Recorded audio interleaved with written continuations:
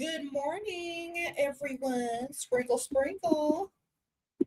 How are y'all today? Good morning. I'm in my office. I know y'all haven't seen me here for a while, but I figure since I'm paying for it, I might as well come up over here sometimes. How are y'all? Yes. Okay, so what are we talking about today? You claim him, but he does not claim you. Oh, how harsh. How terrible. Y'all are claiming these dudes that won't even claim you. Good morning, y'all. So, welcome to the live. Stop claiming dudes that don't claim you in every way. You hear me? They don't share you, you don't share them. They're not posting you, you don't post them. They're not claiming you, you don't claim them. Period. You can claim some, but never claim one unless they're claiming you as the only one. You hear me? But some of y'all are in situationships or in relationships and claiming some person that will not even mention you in a conversation, that will claim to be single in every aspect of their social life. And why? Because that's how they see themselves. They don't see you as anyone serious or to take serious. And you should start doing the exact same thing, ladies. Take your power back. Okay, so many women want to claim some dusty man, and them dusties don't even want to claim y'all, even though they need y'all's money to survive. They don't even want to claim you while doing it. So let me tell y'all, just stop doing it. Y'all look dumb. Okay. I don't care how unattractive you are, how much your self esteem is lowered each day that you stay with that man. Just don't do it anyway. Okay. Just your future self is going to tell you don't do it. What to do? He's scared of being with me because of my younger and beautiful and leaving him. So he should be scared. That's why he need to give you the most money, ma'am. The best way to ensure you staying longer is for him to give you money. So if he's that scared, he need to invest more. Sprinkle, sprinkle. All right. If I bet you if he was dropping lots of money, he wouldn't be scared. He's scared because he ain't got that much left. Probably does he have a lot of money in his bank account to give you? He should be scared if he don't got no money. All right. Men with money ain't scared to lose because they got another one lined up right after because they got the money. Does he have money? Why is he so scared? Exactly. So make sure his account is unfearful. Okay. Make sure his bank account is fearless. Only reason he's scared is because he's going to invest all he has and he doesn't have any. Where is there any more where the money is coming from? Does he have several streams of income that are continuously flowing, or is he scared to lose his life savings on it? Which one is it? So if it were me, I'll be investigating that financial side of that because he shouldn't be scared. You think Elon Musk was scared? No.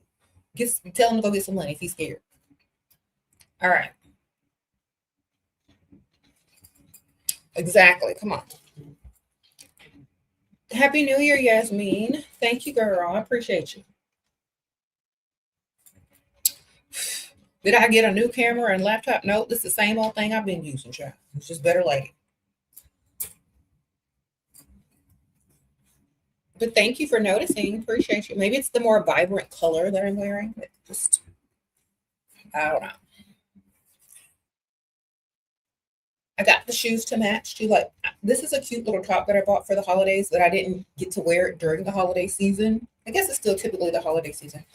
And so I have on like a pair of cute little wide leg Levi jeans and then my little heels that match.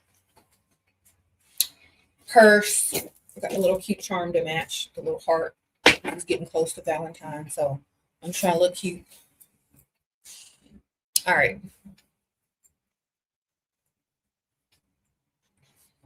Mm-hmm. You seen Summer Walker mention me? Oh, okay, thank you. When today or was that a while back? I'm curious. I love Summer Walker. Hey girl, sprinkle, sprinkle.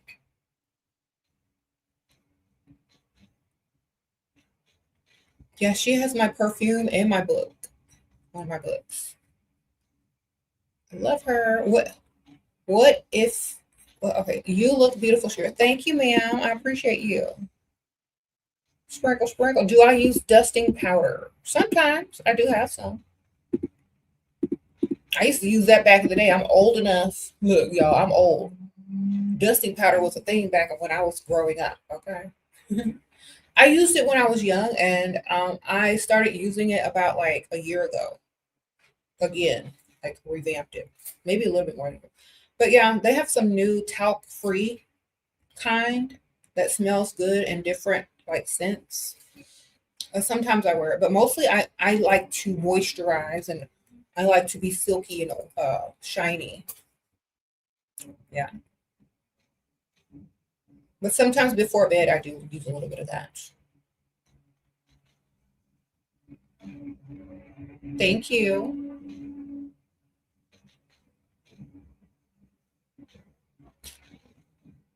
So let's get back to the subject, shall we? That man is not claiming you, and y'all are trying to claim him. Okay, I'm so glad that a lot of y'all have woke up and stopped asking the question, how can I get him to commit? I'm so glad y'all have stopped asking the question, how can I get a man or how can I get my man to commit? Because that is the wrong question, okay? That is the absolute wrong question. Just by asking that question, you know that man don't want to commit to you or like you. Okay. Just by you having to ask that question lets me know everything I need to know about that relationship. You understand what I'm telling y'all? So y'all need to ask yourselves that question. Why am I asking why a man that's supposed to like me won't commit to me? You need to ask yourselves that question. You know why? The answer is right there in the question. The answer is right there in the question. He don't want you. He don't want to claim you either. The only way a man wants to claim you is if somebody else is claiming you or about to claim you, or you about to be claimed by a man with way more money. When they feel like they're losing, that's when they'll start claiming. Okay. If you're too available, if you're too, I want you to commit to me. If you're too begging him to commit to you, he don't want you. Why would he want something that has to beg him to be with them? I mean, something is wrong with you, obviously. He just hasn't figured it out yet, but he's working on it. You know what I'm saying? So when you are sitting there begging for a man for commitment to commit to you, when you're sitting there claiming him and he ain't claiming you, when you're sitting there doing way too much, he's trying to figure out what type of craziness that you are on because you are doing too much. All right. So remember that. Hi, Shira. I'm with your boyfriend for 3 years. He provides, but he don't believe in marriage. He's talking all the time about future together. Any advice? Well, start talking about your future husband, man. It's like, oh, when I get married, my man is going to take me here and there. He don't believe in marriage, but you do. Okay, you are with a boyfriend, a temporary friend that is a boy. He can talk about your future together with you, but you could talk about your future together with a whole other man and see what happens. Sprinkle, sprinkle.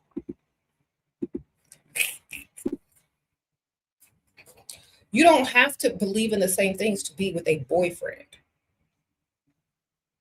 But don't let your boyfriend stand in the way of finding you your husband if that's what you want. If you don't believe in marriage, then great, wonderful. Everybody's on the same page. But if you do believe in marriage or you want marriage, don't let your boyfriend keep you from your husband. Sprinkle, sprinkle. It's like, okay, well, I'm going here on my honeymoon. I want to go to this place on my honeymoon. Well, I don't believe in marriage. Well, I didn't say it's going to be with you. Sprinkle, sprinkle. You ain't going to get me to believe what you believe unless it's beneficial to me. And is it beneficial? Do you believe in direct deposit, bank account? Do you believe in giving me a lump sum since you want me to convert to non-believing in marriage? All right. Well, this is how much it's going to cost. Give him a lump sum of how much it's going to cost for you not to marry and for you to stay in his life. And make sure you get it today or tomorrow. Ensure my future presence by giving me some money. Your favorite channel is on. Thank you. Thank you, Siren. Sprinkle, sprinkle. Make him pay you to change your belief, okay? And make sure that stays in your account. And then he can't get it, especially y'all ain't married. Mm-hmm.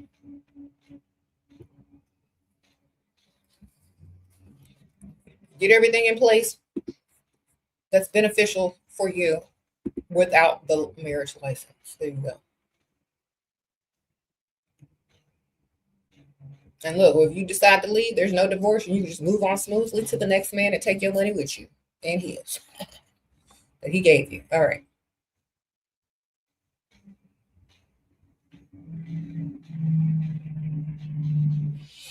Well, some people believe in marriage and some people don't. Some people believe in it for financial reasons. Some people believe in it for, you don't have a kid, you want them to grow up with a daddy and a mommy and a daddy and in a marriage. I don't know. Some people believe in different things.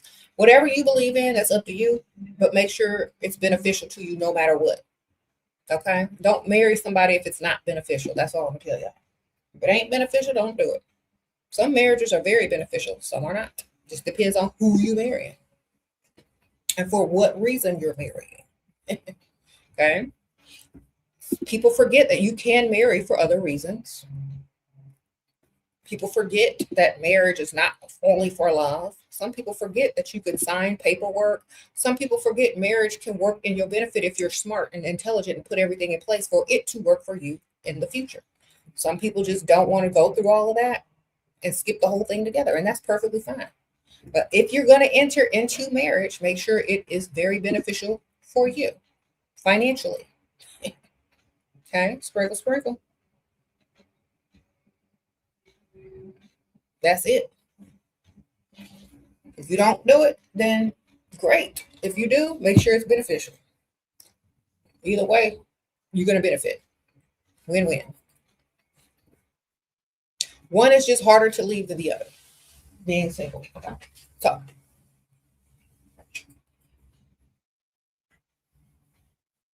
some people marry for tax benefits, medical, insurance purposes, all of that, whatever.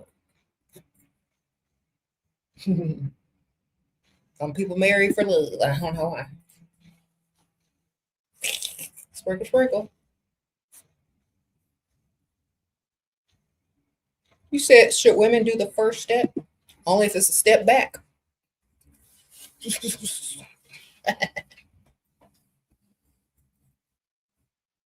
Girl, don't chase no man. Don't approach no man. Okay, sprinkle, sprinkle. Some dating coaches, which I am not, will tell you to approach a man. I am not a dating coach. I'm about how to benefit and get this money coach while dating. All right. Make a man chase because that means he actually wants you. How should I gain confidence and overcome shyness? Talk to everybody you see in the real world. Okay. Go outside. Talk to everybody at the grocery store. Talk to everybody at the bank. Talk to everybody while you're running your errands. Get in the habit of talking to people. Okay. Get familiar with talking to people. Grow your confidence with talking to other people. And then when a man approaches you, you're not going to be as shy and you're going to be able to hold a conversation without looking crazy. Okay. So just talk to everybody you see. Talk to the old lady. Talk to that lady. Talk to that housewife. Talk to that gay dude. I don't care. Talk to anybody until you are confident enough to hold a conversation with people without feeling shy or awkward. Okay? Make it a practice. Go out and purposely talk to people. And make sure you're looking good. That's one thing. When you look good, you have more confidence within yourself. Okay? Get up and get dressed every day.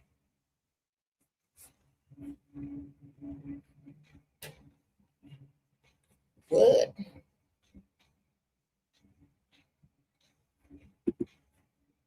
How should you go about meeting providers at networking events? Look good and feminine. They'll come up to you. They'll come see what you look. They'll come to see what you're representing or what you're about.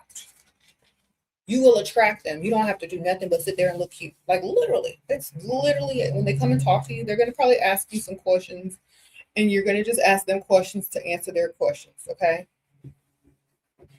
Distract them. And like if you don't have anything to do with finance or that networking, event and you're just there to socialize, just revert the question back to them. Oh my gosh, how are you? I love that tie.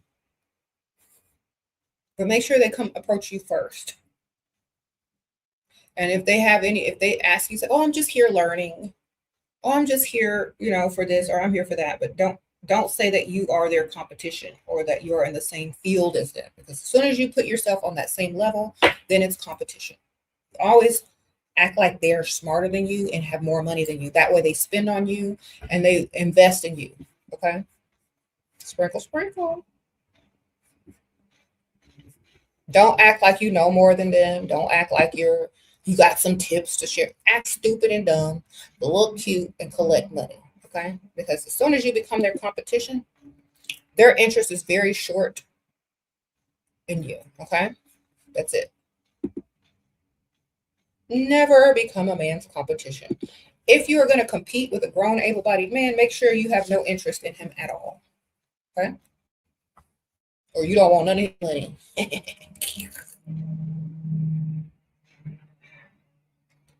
All right. You got an office siren skirt. Can't wait to wear it. Okay. Leveling up your outfit by adding this. Okay, ma'am. Yeah. Look cute, girl. Sprinkle, sprinkle. You said men are literally leaving their home country to get women.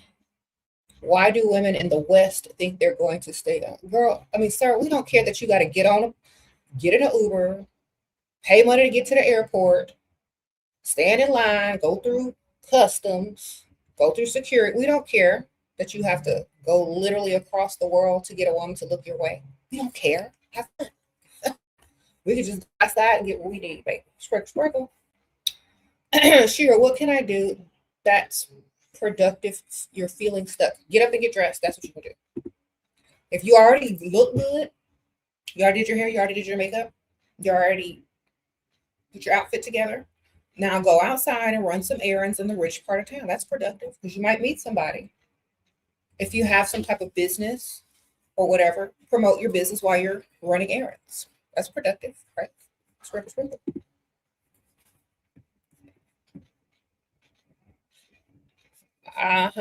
Or post up on social media and post your business there. Or post a business link or just post up.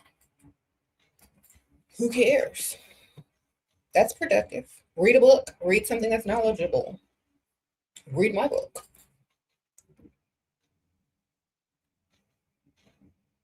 What to say when older rich man talks about getting married?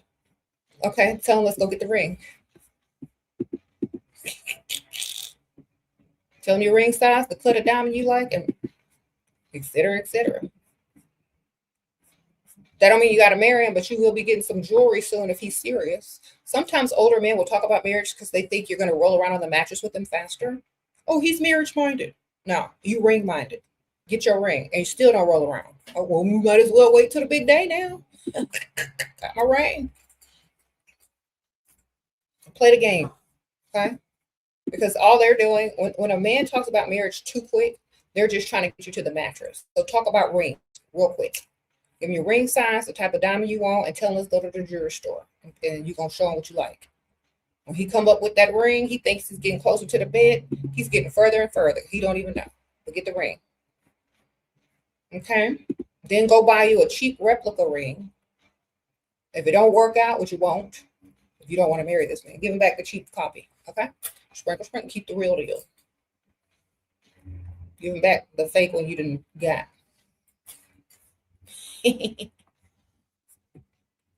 All right. Y'all seen that movie Hustlers with Anne Hathaway and what's her name? Amy? Rebel. Rebel. Girl, that lady collected so many engagement rings.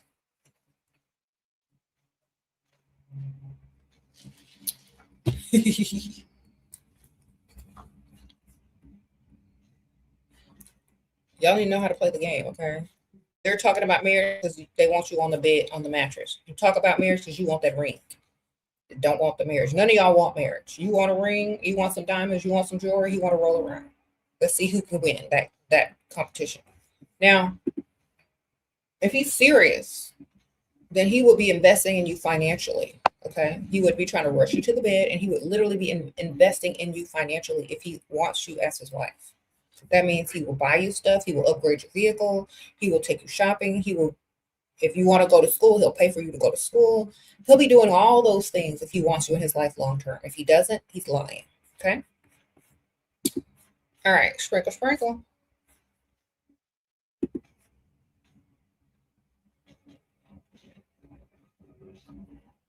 Sprinkle, sprinkle. Yes. You said men, that's a simp. You know what a simp is? It's a straight man who actually likes women and don't need them at a discount because they got money.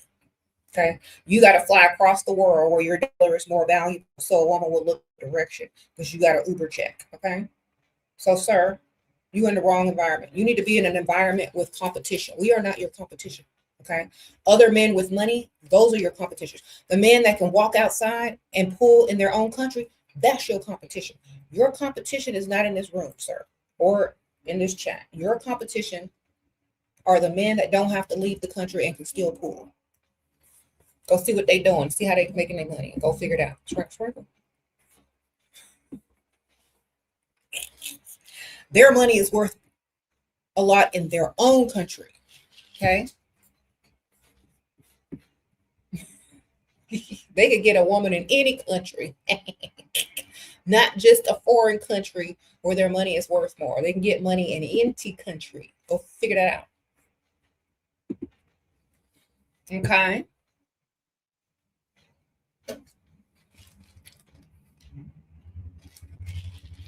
All right. And most of the time, if y'all bring them women back to this country, they're going to level up on y'all just the same. Go get them a man with real money. Exactly. You said you hoes are Jezebels. I'm trying to save y'all, dumbass. Go save your mama, sir. We don't need saving. You need to save some money. That's what your only thing you need to be saving. Some money. So you don't have to be in here. Okay. Go to work. Yes. Remember when men used to work, go to war, fix cars? Now they up in women's businesses trying to gossip with their legs crossed. Guys see me but don't approach. Only Dusty's come. Go to the rich side of town, baby. You're in the wrong area. Level up and get to the rich side of town. Sprinkle, sprinkle. You want to ask a question, but it keeps telling me to edit. Try again. That's because you're using the wrong vocabulary. Try to ask it with different vocabulary. Okay. Thank you, girl. Reword it. Use your synonyms. Okay. If the word may be negative, you may need to find a positive synonym for it, okay? Because sometimes there's filters on here. All in a woman's chat room at early in the morning when he need to be clocked in somewhere.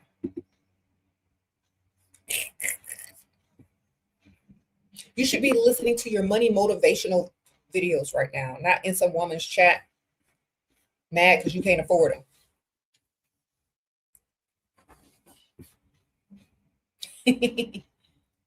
Okay. These dudes be telling on themselves. We know your bank account is negative. It's because you in here. Okay. Negative bank account crew in the house. Hey, Dust. You can't even cash your check if you had one because they'll take the negative.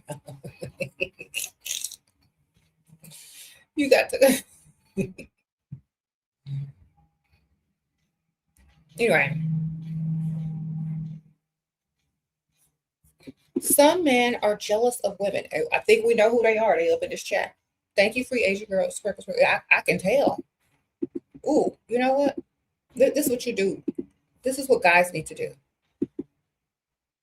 You need to manifest being reincarnated as a woman, or you need to transition into one. Because this, okay, y'all got options now. Sprinkle, sprinkle.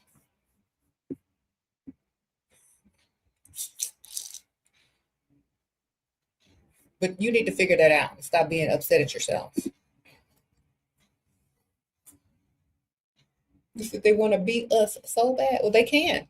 They can definitely beat us if they try. They can get close. You know, they could join the team. I don't know. You want some lipstick? You want to learn how to do lip liner? Let's go.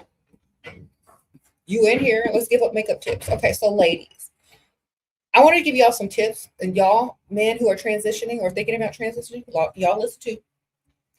So the night before, because y'all wouldn't be in here if y'all was masculine, unless y'all putting some money up in here and getting back to work and saying, yes, ma'am, providers only.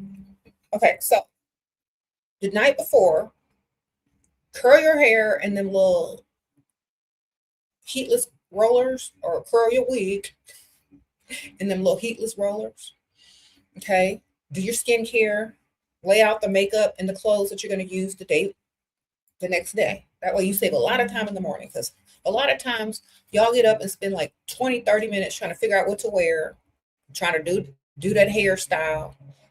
Do that the night before, you know. That'll save you a lot of time. It'll save like 20-30 minutes in the morning. Okay. Dusties, y'all got that?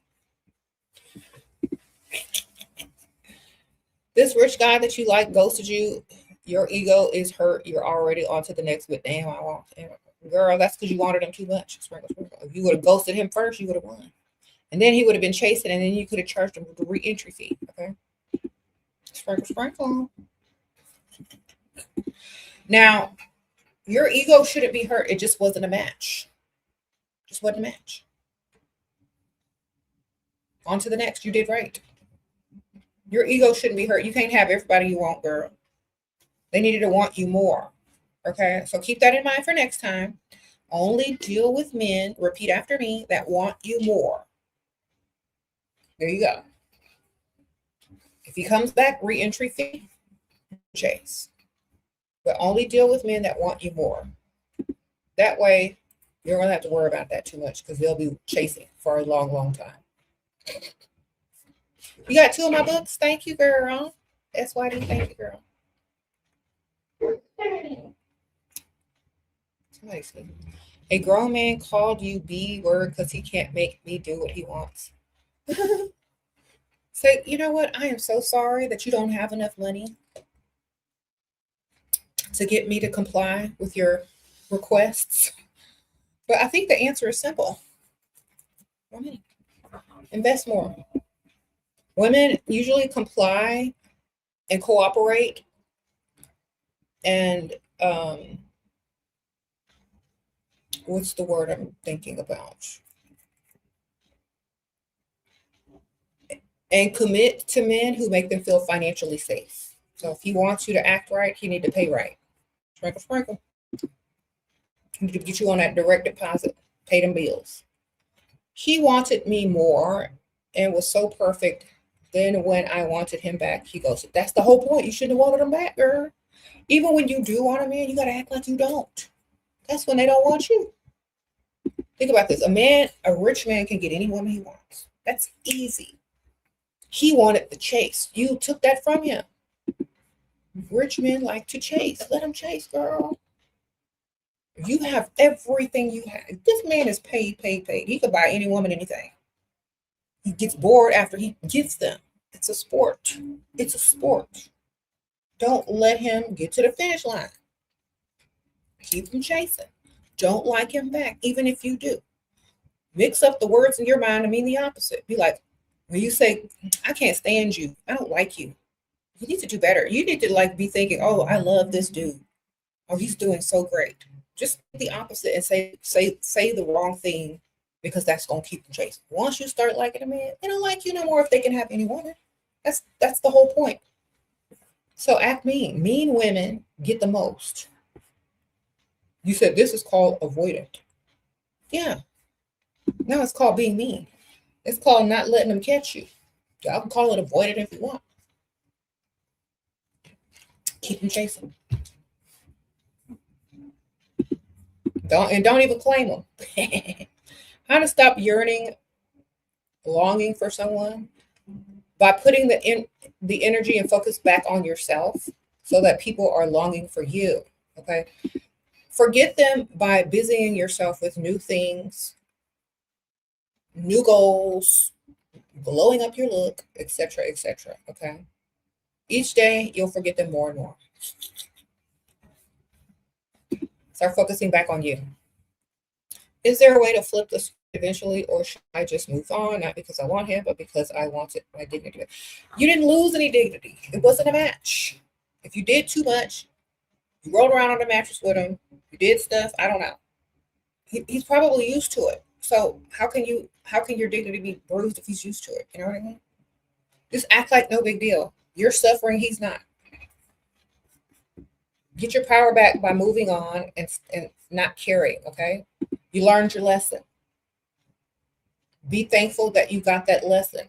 Okay. Your lesson was rich men can have anybody they want. Once they catch you and you're all googly over them or whatever, they don't want you no more. They've accomplished what they needed to accomplish. Okay. So I've talked about in every other video, always never be satisfied, always want more, never really claim them, and keep them chasing. That's it. It's the combination. Even when you're married. Even when you're married. Even when you're married. Your granny says I need to focus on college and I don't have time to date right now. She is the only woman in my family married 27 years. Pop paid the mortgage. Okay. So you can, okay. So if you don't think you could get or find a man after you graduate school, because some people, you know, they multitask. Some people wait. Some people can only focus on one thing at a time, and that's perfectly normal. Some people are multitaskers. Some people can't do that. So if you're a multitasker, you can do many things at the same time. If you don't have the attention span to do so, then focus on one thing at a time. Some women will go to school, meet a man, get that man to pay for school, save their money, start a business, and get married. Okay. Some people can do it all. But if you have a profession that you're going to school for that requires your full attention, like if you want to be a doctor, a lawyer, surgeon, whatever, then yeah, you need to focus on that if that's what you really want. But if you're going to school for something that AI is getting ready to take over, girl, you better multitask and get this money from this man too, and get them to pay for your education that you won't be using in a few years from now. You know what I'm saying? Some people just go to school to meet men. If you're going to a good college, if you're going to an Ivy League, if you're going to, whatever, top college or whatever, you need to be there meeting some guys, getting your education on, whatever. But if your education is not going to be relevant in 5 years from now, you need to multitask. Okay? Sprinkle. You said, why can't you date on the weekend? Exactly, girl. Some of y'all in school right now ain't gonna have no job when y'all get out. AI gonna take it. And make sure you're in school for something real. Sure, I'm 22. I got asked out by a 52-year-old. I'm so nervous. Can you give tips and advice? You can. Get his money, girl. Ask him to do shopping. The only way he can pressure you is money. Okay, that man know he owe. He know he about to spend. So, just start talking about stuff you want. You're young. He owe. He know the deal. There is no confusion right there.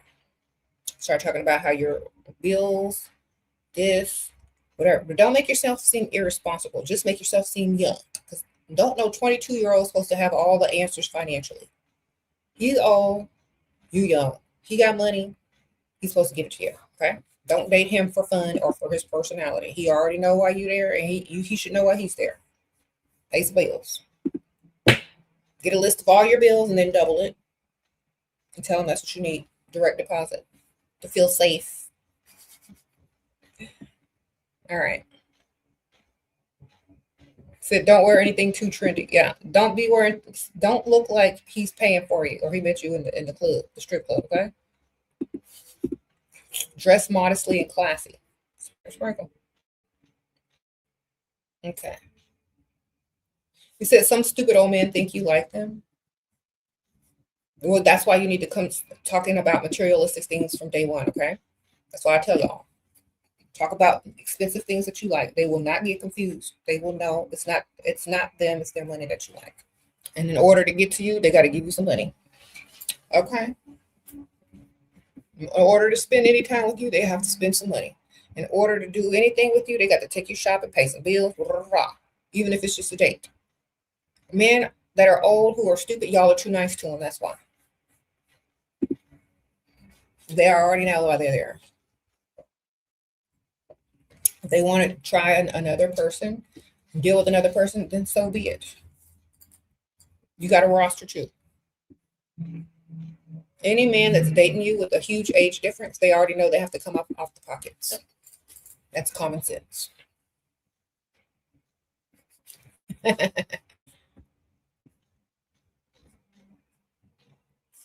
Usually, if an old man approaches you, you can be very sarcastic, but very serious at the same time. Especially if you don't want to deal with them and you know they broke, you just want to get them out the way. Just like, you don't only date providers, right? Yeah, full providers. That'll dismiss them or they'll start spending. Don't be afraid to lose what you don't have, but you can only gain. Listen, when you start off like that, you can only gain. You can only gain because they're going to try to impress you by spending. I only date providers. That means dismiss yourself or pay this tab, pay this bill, buy the drinks, da, da, da, whatever. If they come back with a stupid line, well, I only provide for the woman I'm going to be married to. I'm so glad that you're waiting on her. Dot dot dot. That means get out of my face. You have nothing left to talk about. Don't be afraid to lose what you don't got. I'm serious, because y'all will waste the whole conversation while some guy might have been a provider checking you out over there, and you sit over here wasting your time with a non-provider. Dismiss them quickly. They know what they want. They know if they can afford it or not. Okay. Sprinkle, sprinkle.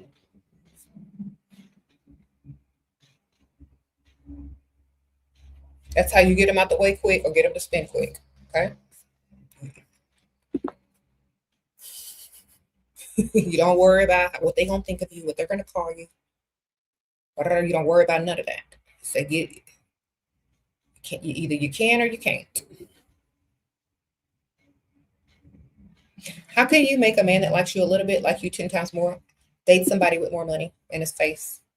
Start talking about another man that has a crush on you, okay? And actually have a roster. Men always want what they can't have. Have a roster. Be busy. Stay booked and busy, baby.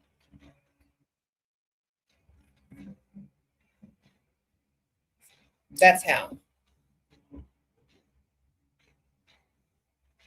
It's the truth. The more you act like you don't want them, the more they want you more. If women are not willing to be traditional for men, then men are not obligated to give traditional treatment to women. See how that works. That's fair. Okay. If you think that the world is fair, you dumb, sir. The world is not fair. Okay. Either you can be a provider or get out the way. And women don't have to be traditional anymore. You can hire services for that if you have money. So women aren't trying to be traditional. They're trying to find providers who don't need a traditional wife, that they can pay for cleaning services or do some of the stuff themselves. They're not, see, this is where y'all are dumb and stupid and confused, men.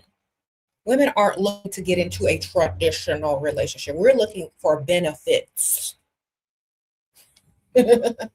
So you got it all wrong. We don't want to be traditional. We want to have our cake and eat it too, just like y'all do. All right. So if you can't afford it, bypass.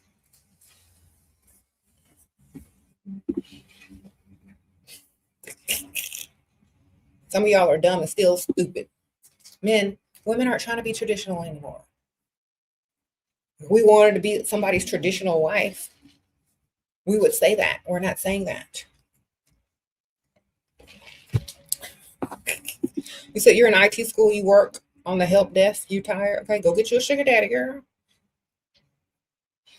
Find the one that got the most money in the building. Start giving them eye contact. See what happens, girl. Sparkle, sparkle.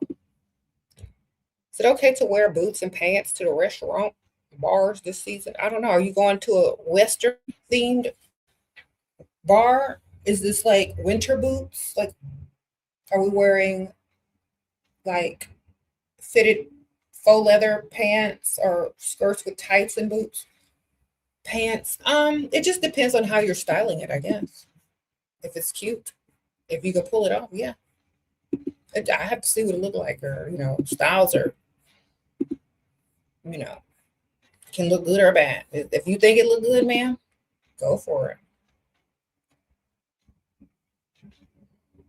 it. Mm-hmm.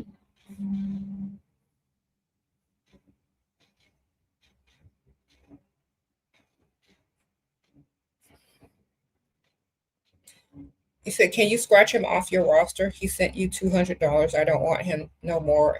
You're save him under gas money and snacks. If you call back, collect still. You don't have to block him, but don't take him seriously anymore. Like, put him at the bottom of the roster, okay? And save his contact number under gas money or snacks, okay? Or water bill, whatever. If it's all he's going to do is give you that much, keep him on the low part of the roster for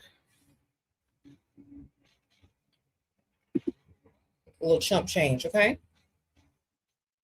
Sprinkle, sprinkle.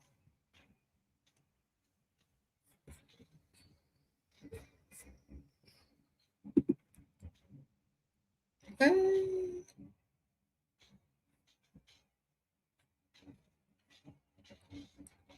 Thank you. But yeah, don't claim a man that's not ever going to claim you, okay? And when they claim you, I mean financially claim you. When they financially claim you, when they say, "Babe, I got it. How much do you need? Give me that number so I can deposit." That is what I'm talking about. Don't claim a man who ain't claiming you financially. Thank you, admin queen Sprinkle Sprinkle. All right. Don't claim these dudes out here. They just go rotate it on the roster right to the bottom, the less they can do, and they might rotate off if they stop doing anything. You know what I'm saying?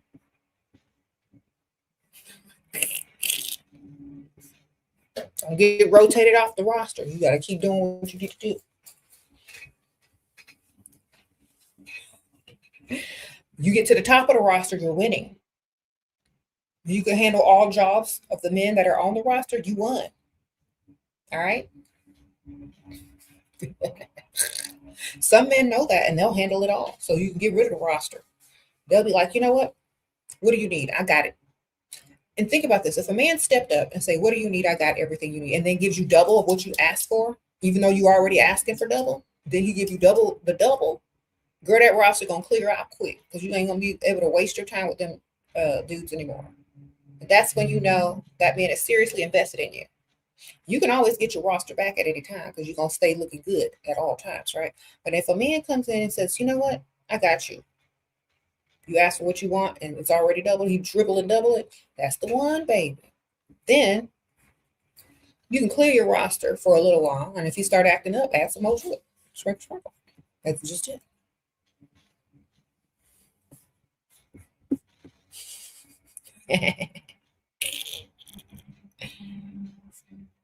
Okay, ladies, some of y'all are young and got that itch.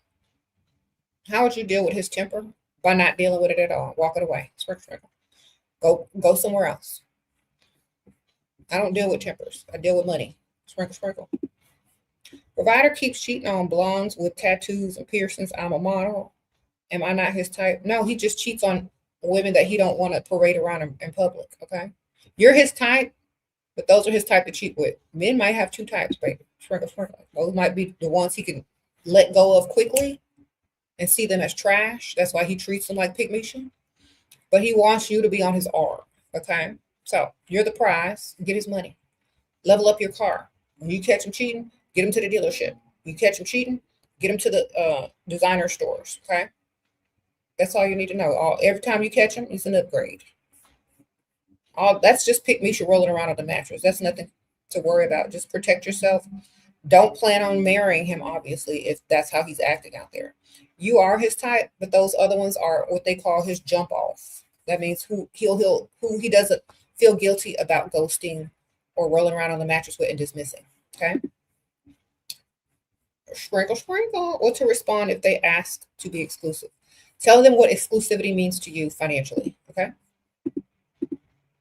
Oh my gosh, you want to pay my bills? I can't wait to quit my job. Thank you so much. You want to be exclusive? You're going to be exclusively my provider? Call him a provider. Oh my gosh, you want to be my exclusive provider? I can't wait to quit. I've been, you know what I'm saying? But really, you're going to start your own business and while collecting his money. But you're not going to be working, 9 to 5. You're going to either go back to school, start a business, collect his money, live your soft life. When he says he wants to be exclusive, that means he wants to exclusively pay the bills. So you get all his money, but he is attention goes to them trashy tattoo women. Thank you. Okay, well, let his attention go to the trashy tattoo women and get his money, because they're not. Sprinkle, sprinkle. What's more important, his attention or his money? What's more important? Let's ask a smart, intelligent question here.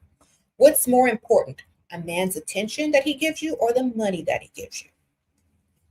Now think. Because just like he's seeing trashy tattoo women, you could be seeing men richer than him. All right? What's more important? That man is going to cheat on any woman he's with. Okay? It ain't you, baby. It's not you. Any woman he get with, he going to cheat on. Get his money and do the same. Sprinkle, sprinkle. Hi, Shira. I don't want to be a SW no more. How can you transition to one provider? Go find you the oldest one that's shaking. Okay? Look him in his eye. Tell him what he need to hear. Okay? Then when he croaks, you get all his money and start your life over. Or you need to go find somebody a little older than you. Then he doesn't have to be shaken, but he need to be old enough to be able to provide for you. Okay? And don't worry about his looks, because that's not why you're there. You're there for his money. Sprinkle, sprinkle. Your friend is 22. You just announced she's pregnant with her Dusty, who is in and out of jail. She working while her Dusty jail bird is jobless. I am disgusted with my friend. Thoughts? Okay. Well, dang, your friend is doing Dusty stuff, Pick Misha stuff. Okay, your friend is contributing to the poverty cycle and the poverty mind. It's a mindset. Okay, it's a mindset. She's in it for emotions and she's in it for love. She's not thinking clearly. She's not trying to better her life. She's not trying to better the life of her offspring. She's just dealing with what's put in front of her, and she's making poor decisions and poor choices based on stupidity. So hopefully she keeps herself looking good enough so that when she wakes up, she can break up with that Dusty and go do better in life.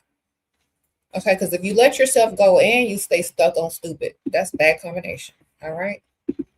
So hopefully her child being born will help her realize she needs to make better choices in life. Hopefully. Let's just hope for the best. Some women wake up when they're pregnant and they go a whole nother direction. Yeah. So let's hope that's her. Sprinkle, sprinkle.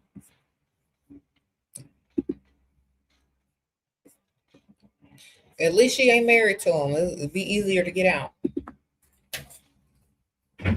Okay. Sprinkle, sprinkle. So, yeah. And tell her don't claim him. Because he ain't claiming them finances. Don't claim no job is done. Don't tell her not to tell nobody she got a man. That way she's still single in the eyes of everybody else. And maybe somebody better will approach her. Maybe she won't be so stupidly committed to someone that's not beneficial to her. Mm-hmm.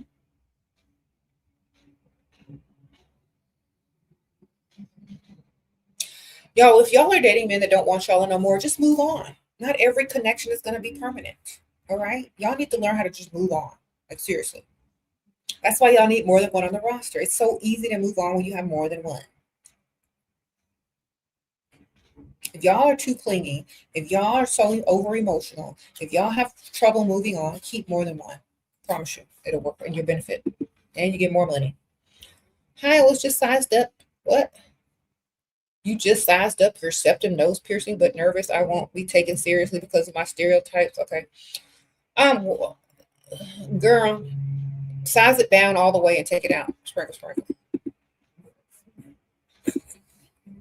Go the opposite direction and take that stuff out your nose. What you doing?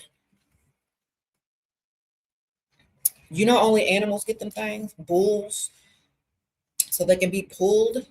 Why are you animalizing yourself? Take that crap out your face. Why are you trying to be so different?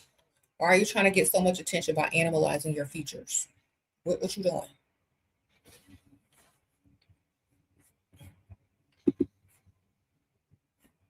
You don't think you're pretty enough to look good without all that crap in your face?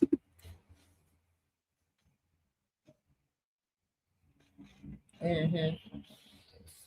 Boost your self-esteem up. Take all that crap out and work on your self-esteem. Because nobody want that.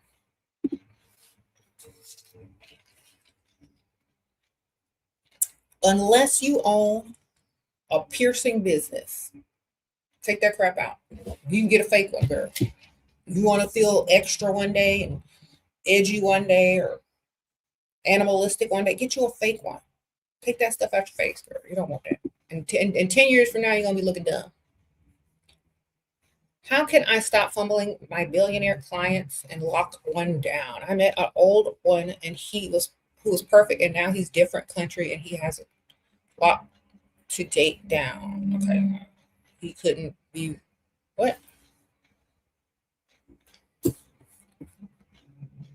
Okay. Well, billionaires already know that y'all are in it for the money. So you got to talk to him about another billionaire that you're dating. Sprinkle, sprinkle, make them up. I don't care. Billionaires don't want nobody. No other billionaire don't want. Tell them you're already dating a billionaire. Sprinkle, sprinkle. So, can I ask you some questions? Okay, well, this guy is. Don't tell him you're really dating him. Say, this guy is really interested in me. He's also a billionaire, so I need some tips.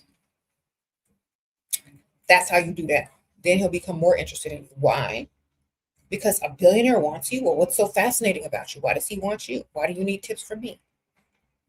Maybe I will. Maybe I want you. You know, that's how he's going to start thinking. It took you 3 months of listening and applying how to control a controller, and I bring nothing to the table. You seem harsh at first, but my income has tripled. Okay, Miss Ma'am, I told y'all. Pretty baby babe, I told y'all I'm here to get y'all this money. Sprinkle, sprinkle. Congratulations, ma'am. Yes, it's harsh, but that's what men need and that's what they like. So that's how you gonna get your billionaire. Tell him you dating another billionaire and you need tips.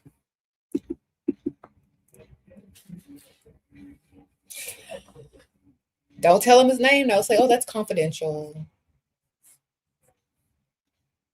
It's confidential. I can't tell you, but I need some help.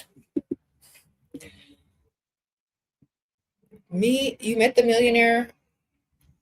Okay.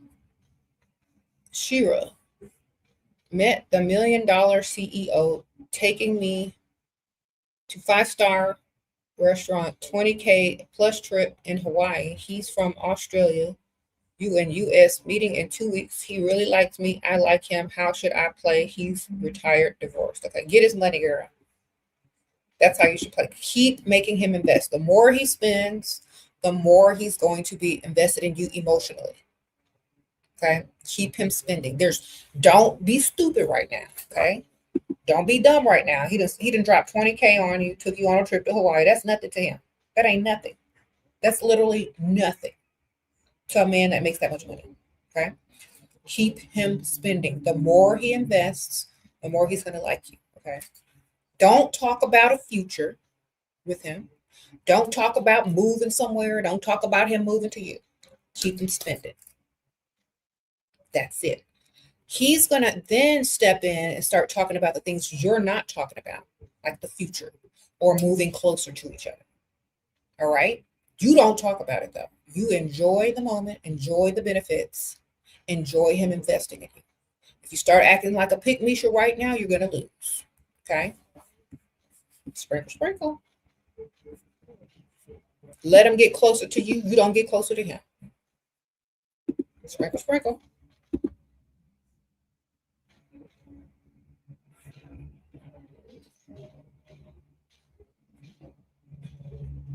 Let him inch forward. You don't inch 1 inch. Stay where you at. Okay. You on all that game? Mother, may I? and them kids at the back of the room, and every time they ask to take a step, you got to give them permission to. They come to you. You don't go to them. Okay, so make them keep spinning and make them keep talking about the future with you. You don't talk about no future with them. You don't talk about moving. You don't talk about moving anywhere. You don't talk about none of that. They're the only ones that can talk about it, and they're the only ones that can inch towards you financially. Mm-hmm. What do you do when men in Europe are dusties? Date older ones. Sparkle, sparkle. Y'all are telling me there's these old men in Europe with money that don't want a younger woman and is willing to provide? Date older. If there's no older men that have money that want to provide in Europe, well then date foreign. All right. And from different cultures, I guess.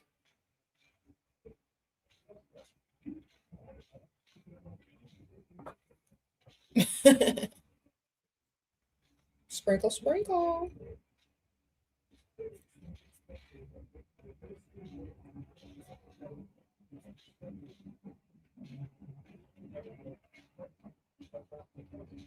So only act like a pick-me-shit if you want to get rid of them. Exactly. But they want S, and we don't want to sleep with them. Okay, Aunt Ethel. Pretend like you do and see how much you can get. Oh, you know what? Book a room for Friday. In the meantime, I'm going to go shopping for lingerie. You're going to buy it. I'm going to go shopping for this. I'm going to go shopping for that. Guess what happened Thursday? Thursday, Aunt Ethel is going to take a turn for the worse in her health.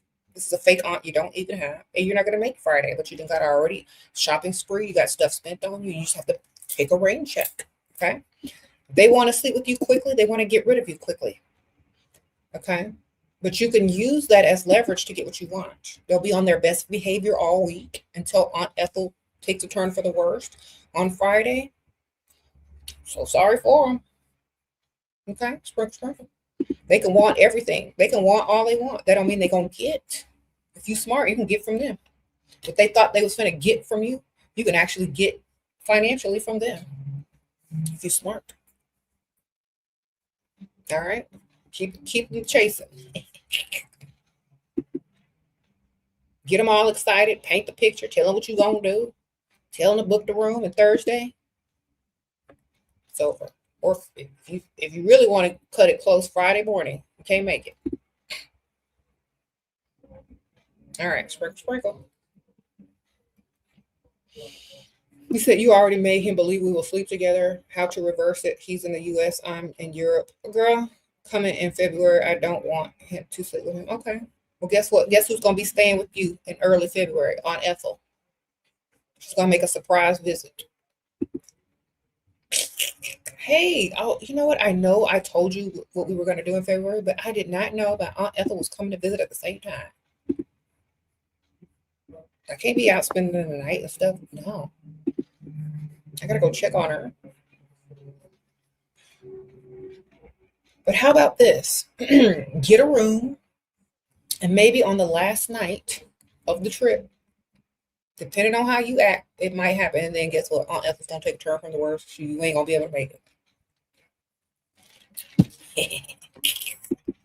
Remember, you can change your mind at any minute as a woman. You can say you might want to do something, and then in 1 second, you can change your mind. There's nothing wrong with that. All right? They just have false hope. There's nothing wrong with false hope. There's nothing wrong with hope at all. Sprinkle, sprinkle.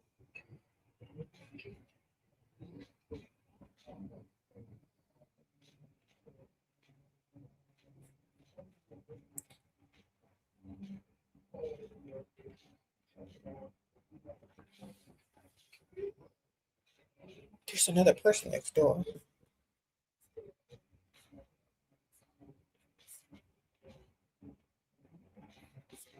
Okay. You know how all those men promise to take y'all shopping and to pay y'all bills and then ghost you or don't talk to you or don't pay nothing? Y'all do the same thing. except with S, and you can get their money in the meantime.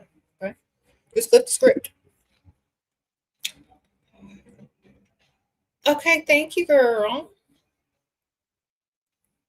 Sure, you've been trying to follow your advice on going to rich side of town, but you're scared that no one will approach you, so I don't go. Okay, your attitude needs to change. Thank you for the sprinkle, but your attitude needs to change. Why are you scared to go run errands on another side of town? Your goal is not to get approached. Your goal is to acclimate yourself on the rich side of town, to start to fit in and to start to become a regular over there.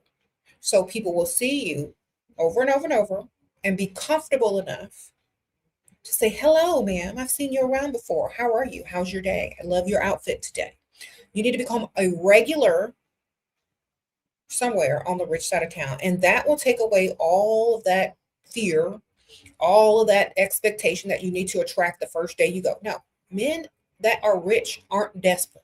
They're not approaching like dust. Okay. They may see you 2 or 3 times before they even say hello to you or introduce themselves to you. They're not in a hurry. They're not in a rush to seal the deal so they can hurry up and discard you. When they see someone that they like, they're going to observe for a little while. You're going to see how you move, how you walk, how you talk, who you interact with, how often they see you. And then eventually, oh, I've seen you here so many times before. Da-da-da. Okay. You don't need to, when you go to the rich side of town, you're not trying to attract no dust. So you got to act like it. You're trying to acclimate yourself on the rich side of town, get comfortable, be seen, become a regular somewhere. So people are comfortable to approach you. You know what I mean? So do that. It's a lifestyle. It's not a task. It's a lifestyle change, not a task. Okay. You go out to any dusty place, any dusty bar, dusties are going to swarm you because they're desperate and they're trying to get in and get out before you realize they broke. All right. Rich men, however, they're looking to invest. And when you're getting ready to invest in someone, you're going to pay attention to what they do, who they hang out with, how they handle themselves, how they carry themselves. You're gonna pay attention. You're going to observe. So get to the rich side of town, get acclimated, become a regular somewhere, know your value, treat yourself like the prize, and everything else will fall in place. Okay. You go to the broke side of town, dusties will swarm you to get in and get out. Okay. It's not the same on the rich side of town. Y'all have to understand that. So don't be afraid. Just go. It's like dipping your toe in a pool and then slowly getting in and swimming. Okay. That's all you got to do. I promise you. Get over there.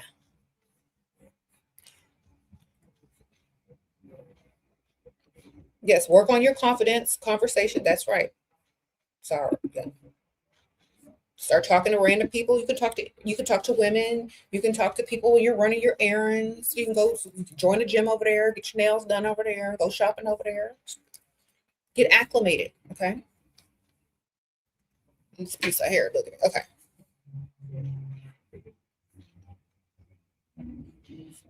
Sprinkle, sprinkle. You said I should do a group chat where we connect like-minded friends. I have a Patreon, and once a month I go live in like a group meeting with like a few women that are very like-minded. So if you want to join my Patreon, it is linked in the description bar below, or I can link it here real quick.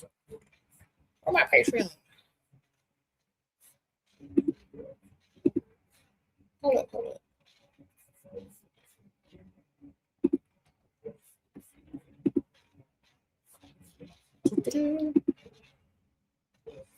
Oh, hold on. I need to get the link. And also, I have posts there, journaling prompts for those that journal, and more. If you sign up for the highest tier, which is the VIP tier, the VIP mail out tier, that's the ones who are invited to the group every month. You have to be in the highest tier. Okay. And You're invited once a month to the virtual meet and greet. All right. There you go. Click on that. Sprinkle, sprinkle. The book list is your fave. Thank you, ma'am. Okay. Shout out to all the Patreon members. Miss Divine. All right. Thank you for the super sticker. So yeah, I'm going to probably announce the next virtual meet and greet next week on the Patreon. And I'm only announcing it to the mail out VIP tier. So if you're not part of that, you're not going to get the announcement. Because I like to keep the group small and get more attention. And we're going to do like face to face where we can talk back and forth to each other about anything, whatever. Thoughts on colored hair? Want to get pink highlight? Girl, why? Are you a teenager? You work in a tattoo shop? You work at Starbucks? Why you need that? Sprinkle, sprinkle.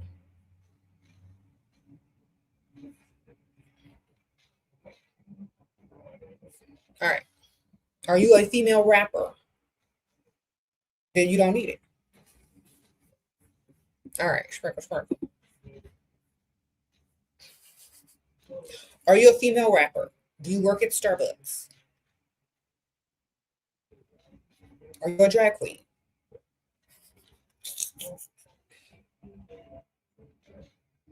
Are you a teenager looking to rebel? Then you don't need it.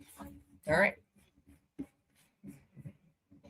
Why would a grown, able-bodied woman who's looking for a man with money need that? That's my question. What you need that for? Let me tell you what to do. If you really want to do that, get you some clip-ins that are pink. Clip them in only when you're hanging out with your friends and you're not trying to attract anybody. All right. Girls' night. There you go. When you're not trying to attract any high caliber men. Okay. There you go. But I would not suggest it as a permanent situation.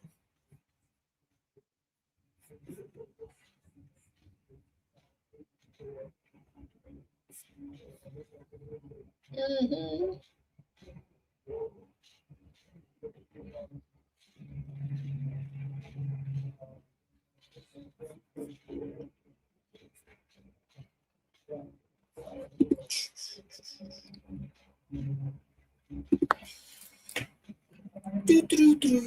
Honestly,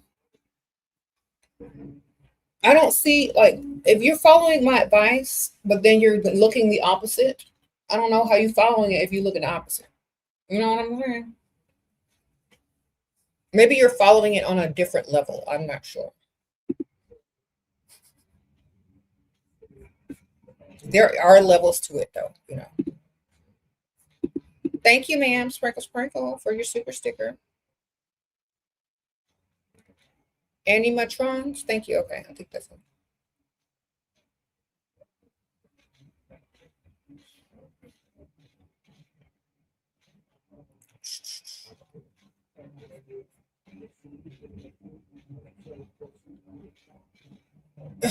Y'all read some of these comments. Y'all are funny.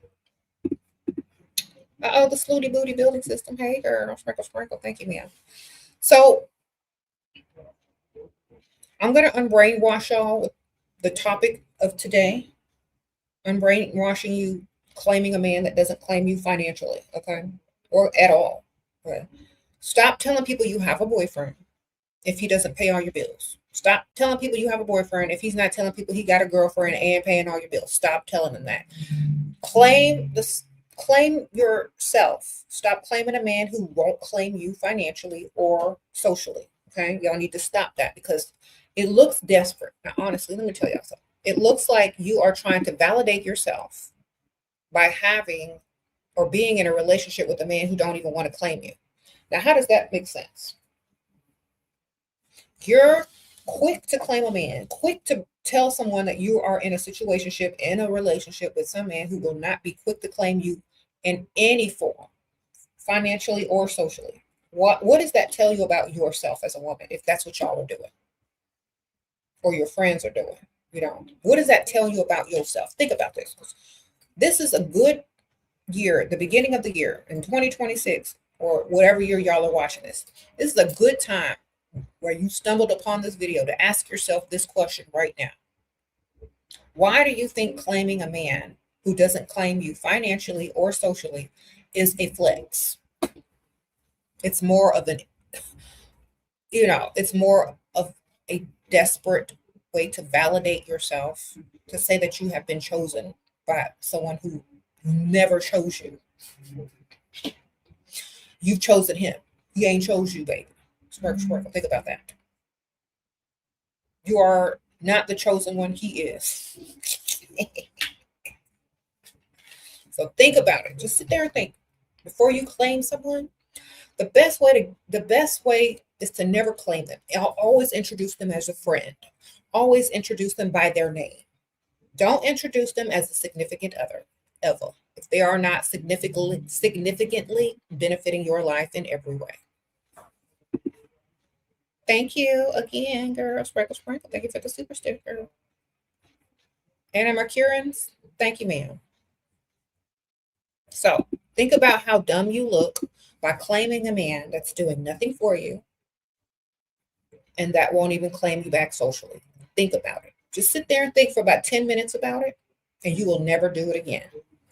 I promise you.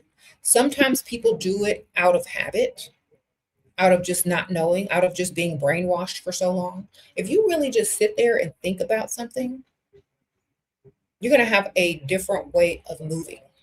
Okay?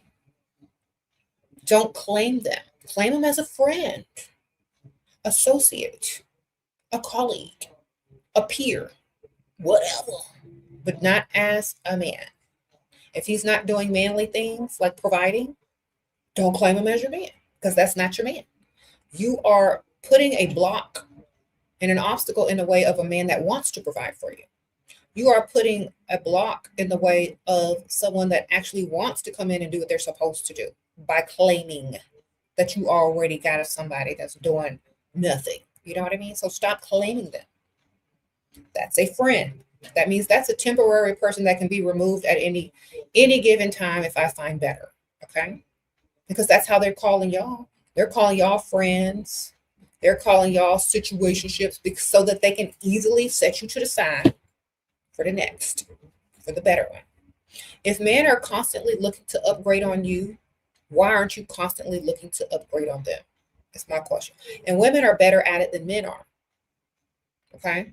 That's why y'all don't need to be in these situations that y'all are in. Y'all need to stop claiming these dusties. Stop claiming these men that don't claim you financially or socially, and see how much your life opens up and improves financially.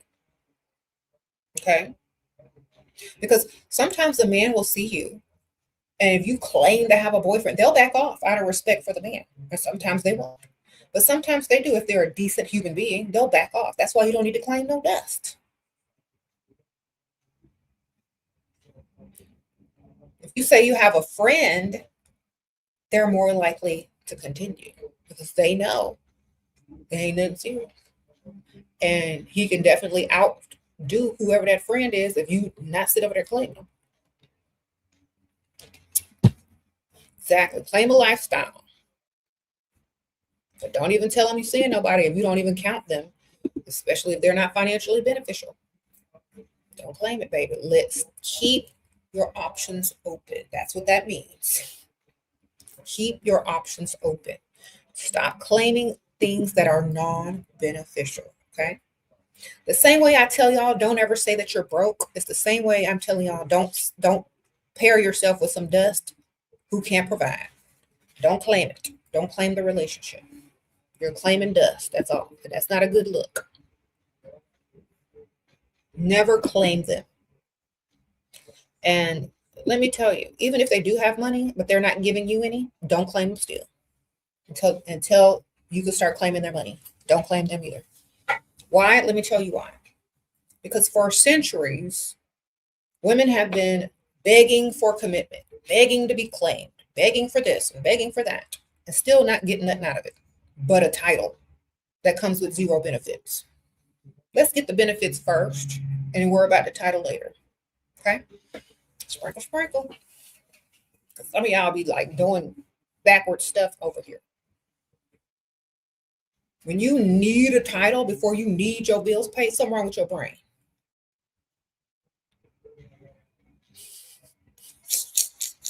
When you give a man a title before he gives you bill money, something wrong with your brain.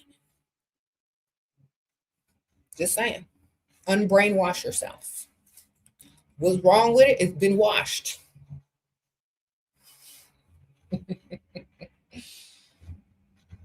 Okay. Unbrainwash yourself. Okay. Do better. Just sit and think, and you'll unbrainwash your own self. You just sit and think for a moment.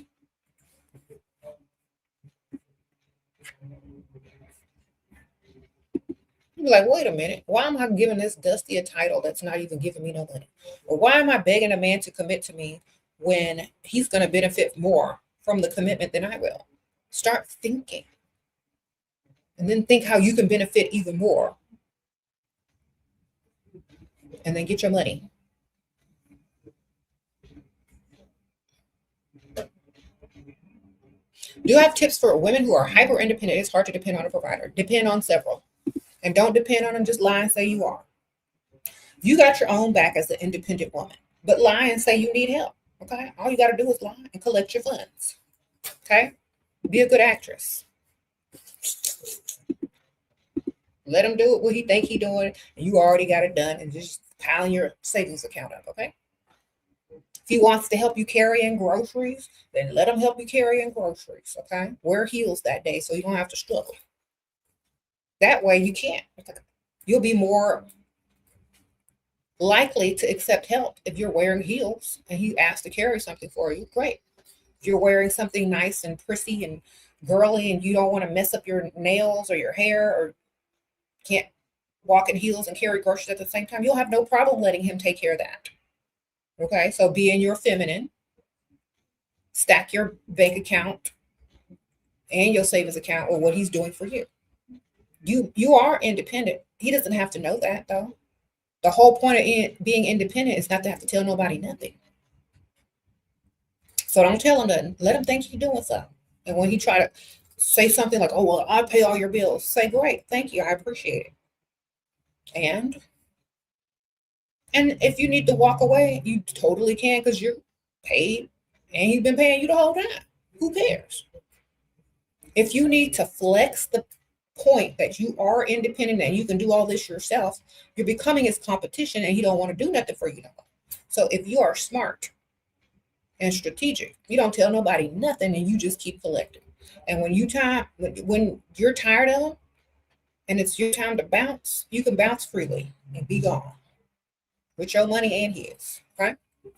All the money he's invested and all the money you saved. That's how a real independent woman who's going to deal with any type of man in her life should roll. That's how you should navigate that situation, okay? Let him think he's doing something. And the whole time you've been doing it and he's just been stacking your savings. You know how stupid he going to feel if stuff don't work out? You going to leave him scratching his head while you counting your cash, baby. That's how you do it. We over here playing chess, not checkers.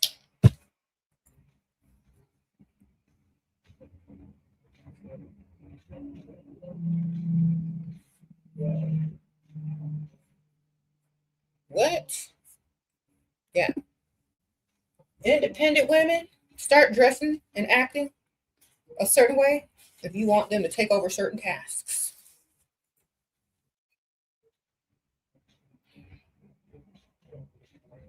Like, okay, so let me tell y'all something. There is this, I love to see this. Okay. There's this place that I shop and it's owned by a woman and all her employees are women, right? And they're always dressed up really cute, heels, whatever, jewelry, hair, makeup. And sometimes they have to bring in like bags or inventory or boxes. And I love to see all of their men or all of their husbands carrying all these things for them into the store. They walk in cute, heels, whatever. And you see a man behind them following them with boxes. And it's their husband. Now, I'm not saying all women need a man, but if you're a hyper independent woman, if you are dressed for your soft life, it's only logical to let that man carry the stuff or do stuff for you because you don't want to fall and break your ankle trying to carry a box of heels, right? You don't want to have to worry about paying bills when you need to be worried about, how to look good. They need to pay your bills and you just stack all your money that you used to pay your bills with. Invest it back into yourself or into your business. Okay? That's being hyper independent in a different way. And if a man is going to be in your life, let him be useful. Okay? That's how you just rethink it, reorganize it in your mind to work in your favor. You don't depend on him, you just get extra from him. That's literally it. And you get him to do stuff you don't want to do. And if you don't do it, you can always pay someone else to do it, but give him the option to do it first. And the less he does, the less he needs to be there. That's it.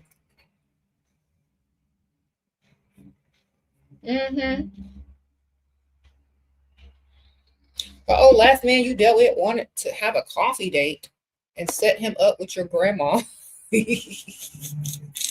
Girl, hey, girl, Ethel showed up to the date. I know he was surprised. Girl, did you tell your grandma, was she in on it?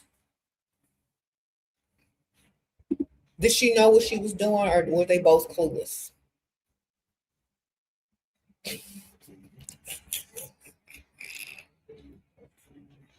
Y'all are silly, but that's funny.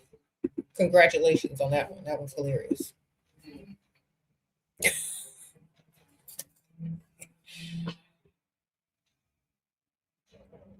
How to put the fear?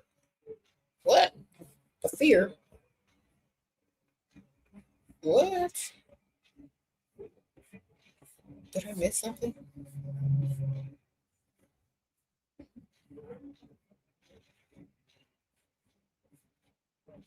I didn't see that question. It was passed by too quick. All right. Y'all, I have to take a little break. So I'm going to play something for you guys. It's going to be like a long haul from the boutique I was talking about that I love to go to. And I'll be right back, y'all. Hey, y'all. Sprinkle, sprinkle. I have a haul for you guys from one of my favorite stores. Okay. So, one of my favorite stores that I love to shop at, Love Always Boutique. Oh my gosh. Yes. This is where I get so many of my great pieces. So I just wanted to share with y'all. And yes, before you ask, they do have an online store. Okay. So, shall we dive in? Oh, you like my necklace? Oh my gosh, I got it there. I got all three of these necklaces there. And if you're asking, yes, they sell the brand Melinda Maria, if you are familiar. So you can also shop Melinda Maria online as well as Love Always Boutique in the same place. So I'm going to have all those links below. Make sure y'all check it out. All right, so let's get into the clothing haul, shall we? First thing I got was this beautiful dress. This is called Tribeca Nights dress. And it is a cute dress, and it's very long. It goes all the way down to your ankle. It's fitted, but it's not too snug. It has a zip up back, and it's stretch. This is what it looks like on the inside. So this is a cute little piece that you could just wear out to brunch or to dinner, girls' night out, or just casually, doing whatever you do. So this is nice. You can dress it up or dress it down. The pattern on it is kind of like French, giving French vibes, Parisian vibes. So yes, love this dress. And the next thing I got was this really cute pants suit. It's like it zips up in the back, and it's giving like Versace-esque. And it's like long, and it has the pants like this. You could belt it. It also has a tie belt that you can Use with this cute little buckle, like a D buckle. So this is cute. This would be cute with some little heels. You could even dress it down and do it kind of like, with some nice black slides. This is very nice. So that's another casual piece that is kind of bougie and a little bit extra when you want to be comfortable, but you got to dress up. That's perfect. Okay. The next thing, okay, so this is my daughter's. So she also shops there. So this is her little dress. She has a homecoming coming up. And so this is the dress that she chose. It's really cute. It's long. It has like this long mesh piece at the bottom. So it goes down pretty low. And this is her dress. It's this really pretty hot pink color. And it has like this cute little trendy design on the front, and on the back it's like ruche. So it's really pretty. This is what she wanted for homecoming. So I got it for her, and she can also wear this many other places for many years to come. So we're happy about that. Yeah. Okay, so the next thing I got, she also got some shoes. And she has really thin, skinny feet. So she had to find something with a strap and a pointy heel. So she got these little clear shoes to go with her dress for homecoming. She tried them on and they fit perfectly. So, okay, the next outfit. Okay, yes. Look at that. Oh, and wait till you see what I got to go with it.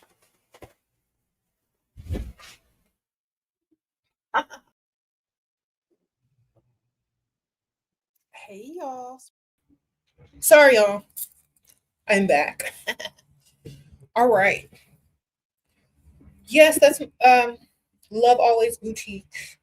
That's some really cute clothes. All right, let me see what I missed. Did I miss some? Okay. Single Man 59 was providing heavily on me, promised me money for my business, reminded him 3 times, and got ghosted. He knew the amount I need. Okay, you did everything wrong. Okay, before you started seeing that man, he should have already known that his oldness meant giving you money. Okay, a man is never supposed to promise you anything. They're supposed to deliver upon speaking it, especially an older man. So the same day that he mentioned giving you money, you should have sent him a link to send it, or you should have took him to the ATM or to the bank. We don't let no days pass. If a man has promised you something, you ghost them until they bring it to you. Okay, that's where you messed up, baby. You're supposed to ghost them if they haven't delivered. The same day, not 2 weeks from now, not a month from now, the same day. That man old enough to have some stashed money that he can afford to help you with. You get sent like $2K a week. You don't work, but I don't know what business to start. Save money until you figure it out, baby. It'll come to you. One day it'll just hit you and you'll be like, oh my God, that's what I'm going to do. And you'll have the money to do it.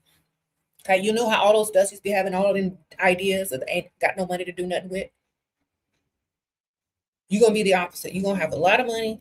And finally, when you get the idea, it's going to hit and you're going to have the money. So just keep looking into things that you're interested in, that you're passionate about, and figure out how to get money off the stuff that you really like to do. Okay. There you go. It'll be easy. You'll figure it out. Just keep collecting the money until you do. You collect enough money, it'll hit you. You'll know what you can afford to do. Okay.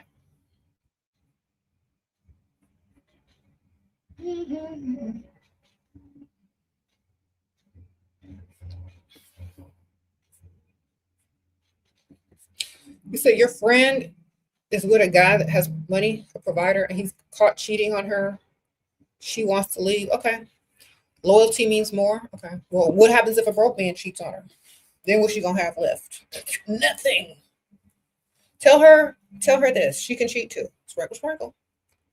Say, ma'am, you can cheat too, right? Since loyalty is no longer a part of that marriage, then you are no longer obligated to stay loyal. But you can still collect that money.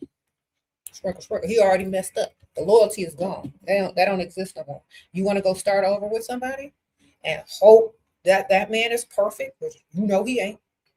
Then have all the fun you gonna have. Looking stupid. All right. You can go from marriage to marriage, husband to husband, man to man. Eventually they're all gonna mess up and you're gonna look dumb. So you might as well collect their money and cheat that. Sprinkle, sprinkle.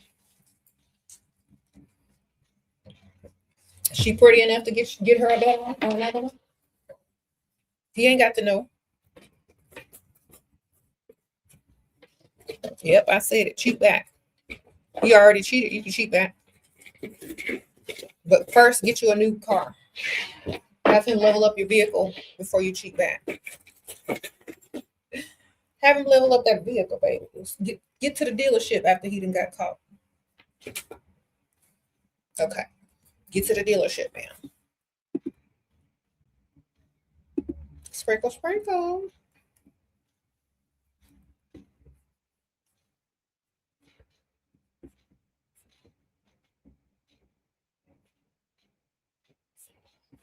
Thank you. You like my earrings? Thank you, girl. They're like little flowers. Okay. You don't gotta know, ma'am. The sanctity of that marriage as far as being faithful is gone. So you don't have to keep your end of the bargain up no more. You done broke it, so guess what? Y'all got an open marriage now. And guess what? Tell your friend she can cheat too, and she can cheat Richard. And if she finds his replacement, smooth transition. Okay? Sprinkle, sprinkle.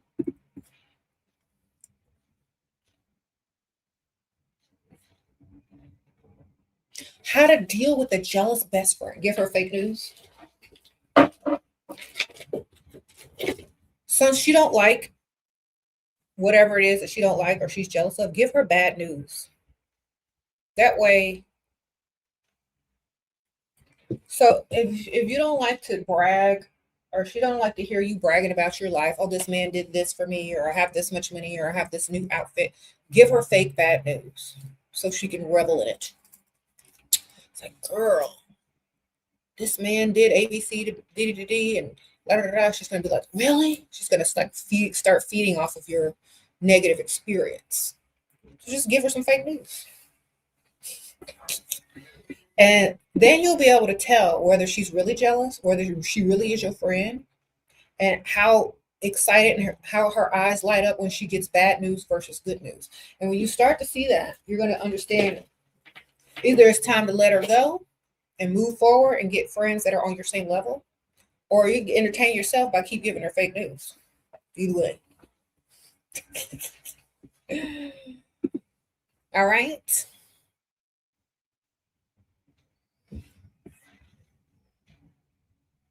I give them fake news all day, every day.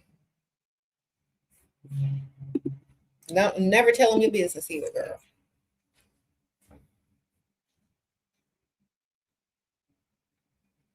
You said, what if in the divorce he tries to give you less because you cheated? Tell him he cheated first, and never get caught and don't tell him. How he gonna know if you don't get caught and don't tell him? They got to be able to prove it. If you got proof, your word is, and your proof is going to be all the court needs. Where's your proof? He ain't got no proof. He can't prove it. There's nothing to prove. You could just say, oh, he's just lying because he's mad. You ain't got no proof. Don't get caught though. Sprinkle, sprinkle. Mm-hmm.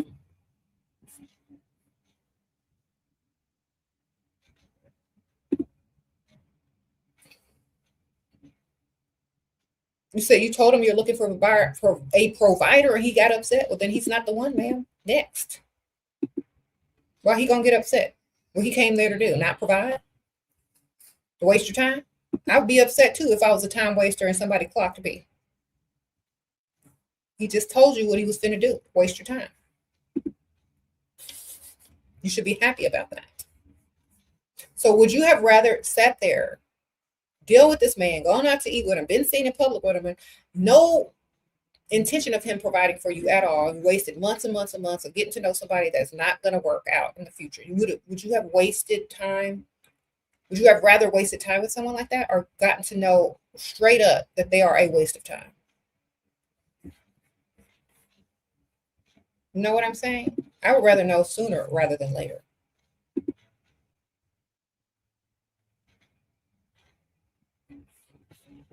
Like some women here are dating men that are married and they don't know that they're even married. Okay. Some of y'all are in situationships or married, I mean, or dating a man who's married right now. Wouldn't you have rather known that sooner rather than later? It's the same thing. Would you say I'm only gonna date a provider and they get mad and storm off? It's better to know sooner rather than later because you wasting your time. Now, if that man was gonna become a provider, great, wonderful, but obviously he's not. Let me know straight up if you can provide or not, because that's the first questions I'm asking. Are you qualified?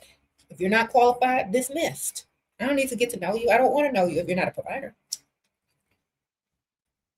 Why do you want to get to know a man who's not no provider, girl? Free food? Okay, you're just there to eat. Gas money? Okay, you only talk to him every time you need gas. Wonderful. But you don't need to get to know a man if he's not even going to provide for you. What's the point? What's the point? He's going to be wasting your time, literally. He claimed to be a traditional man. Well, he claimed a lie. Okay. When you get to a certain age and a certain level of confidence and you don't need a man,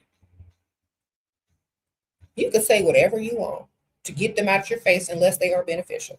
Okay. Sometimes, even if you are young, you can still say that if you got plenty options in a roster.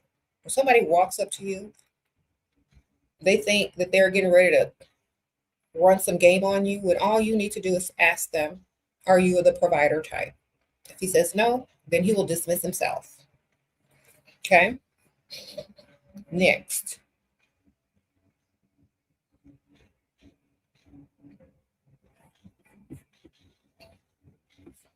Y'all are so scared to lose something you don't have or to look a certain way. All you're going to lose is your time. All you're going to lose is your time. And you can't get that back. Or you're going to block someone else that could have had the provisions that you were seeking. All right. That's why you don't deal with something that's not beneficial at all. Sprinkle, sprinkle. You deal with a broke man, you're blocking the path of a man that has money for you. All right. And that broke man resents you anyway.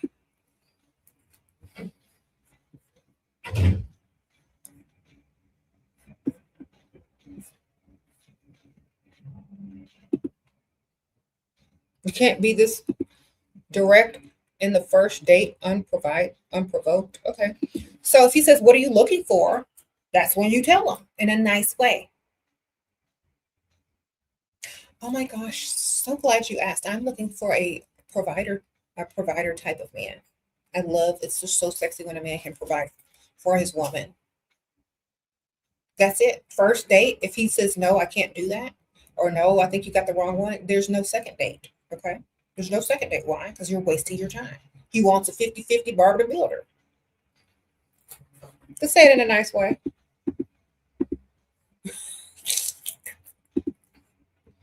At least you know he's not going to ask you to pay.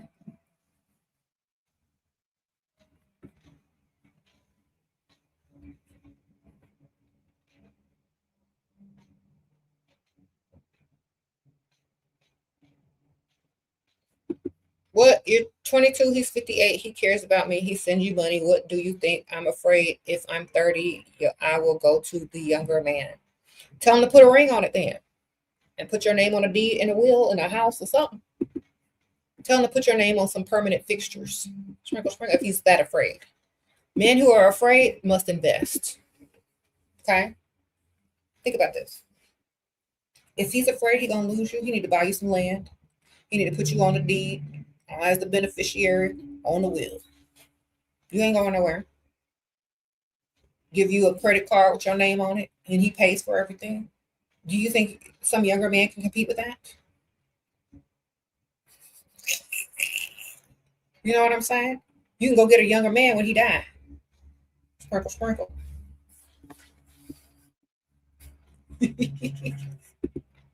All right, have fun. Sprinkle, sprinkle.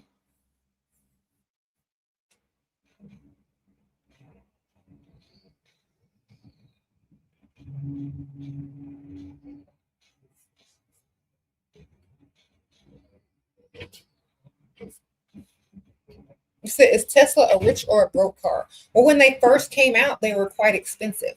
Now everyone has electrical vehicles. So it just depends on what model and if it's paid for or not and how many other cars they got. Sprinkle, sprinkle.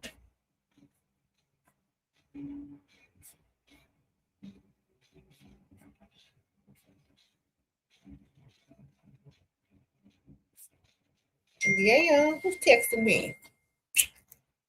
Who this is? It's where I get my nails done. They sent me a coupon. Thank you. I need to get my nails done. Waiting on my daughter though.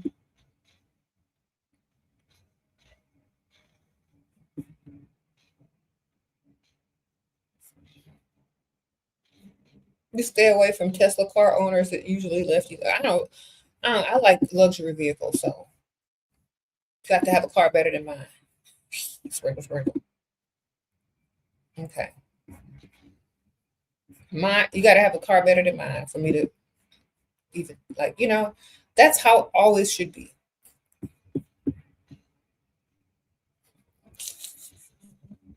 Make sure your car is better than mine, okay? Don't approach. Like a lot of people see people drive up to certain places. They can see out of the window. They can see what you're driving up in and parking in the parking lot with. Make sure that man got a nice vehicle before you even try to even deal with him. Thank you to Snooty Booty Building System. Thank you, girl. That name's hilarious. Okay, so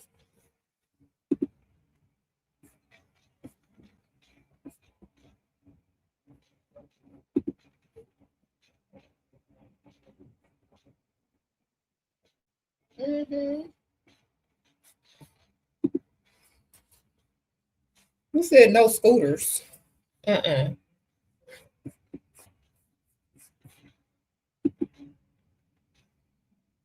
Any advice for someone who's been single for a little while and just starting dating again? Date several. Don't just date one. Date several and date rich.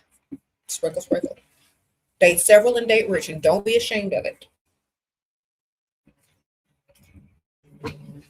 That's how you're going to get something. Do the opposite of dating one and dating four. Date several and date rich. See what happens. Date several and date rich. Look good, girl.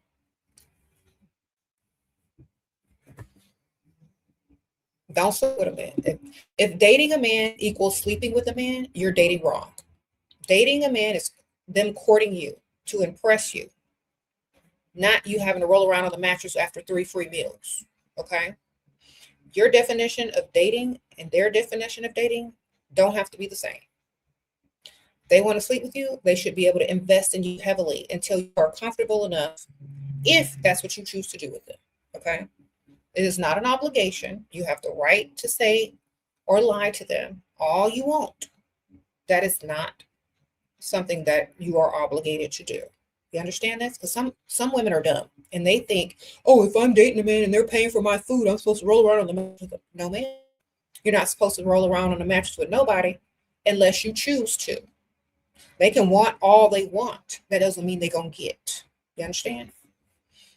They can invest towards it. That doesn't mean it's a guarantee. They can do a lot of things, but that doesn't mean they're going to get it. You can date several guys, and if they want to sleep with you, great, wonderful. They don't mean they are going to. That means they're more eager to please you, more eager to impress you, more eager to spend money on you if that's what they want. Doesn't mean they're going to get it, though. Y'all need to learn how to play the game. Okay?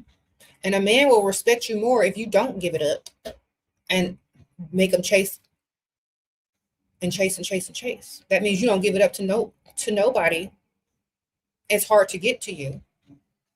And you're going to make a man work for you. That means you're worthy. You're and you're not rolling around with everybody you eating 3 free meals with. Think about it. What you do with one man, you're telling him that that's what you do with all men. That's why it's very important not to do certain things with men, especially men that have money that you actually want. Okay? That's why these men will go and roll around with a pygmisha who don't require a date or a title and will stay with a situationship. And then they will come right back and try to date a woman who has high quality standards, spend money on her, but they'll go roll around with anything because they don't care. And don't you be that anything. All right? Don't you be pygmisha. Don't you be rolling around, get money. Sprinkle, sprinkle. What you do with him, you've done with them. What you do with him, you'll do with more. Remember that. Depending on the type of man you're dating, how you act with him is how he's judging you in your future and in your past. So act accordingly. He might want to do something. He might love bomb you, but he needs to be money bombing you, and you still need to make him chase. Chase till he can't chase no more.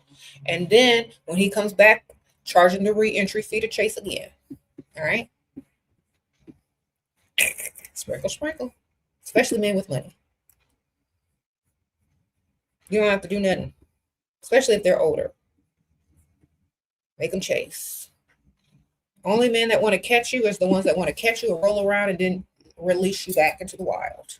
So they can go chase something else. So get your money, get your shopping, get your bills paid, get all of that. You said the sky. What? You found out that you're pregnant, but he don't want the baby. What do I do? Is this man rich? This man got some money?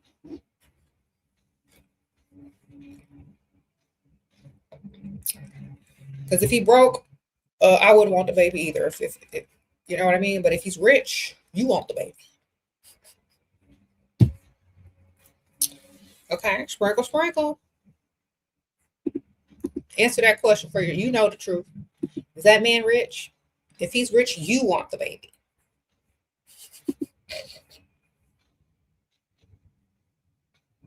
Understand what I'm telling you. If that man rich, you want the baby. Listen to me carefully before you spam anymore. If that man has money, and I'm not talking about chump change. I'm talking about if this man is he might be married. That's why he might not want it. But find out if he's married first. If he's rich, have the baby. Sprinkle, sprinkle. If he's broke, I don't know what to tell you. Do what you want. But if he's rich, definitely have it.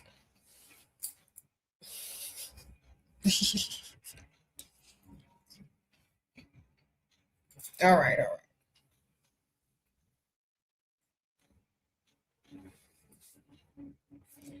How to balance giving them hope and thinking they've conquered you. Say no every second time. Say no to something. Then say yes when they do something right. Okay? Keep them on their toes. Make them still work in the relationship. What if you marry for papers, then divorce after? Good for you, man. That's what a lot of people do. Don't care. As long as you can find something better or you are better. Some women come here and get their money up. Don't. After they divorce their green card husband, or they just go get another one with more money. Wonderful.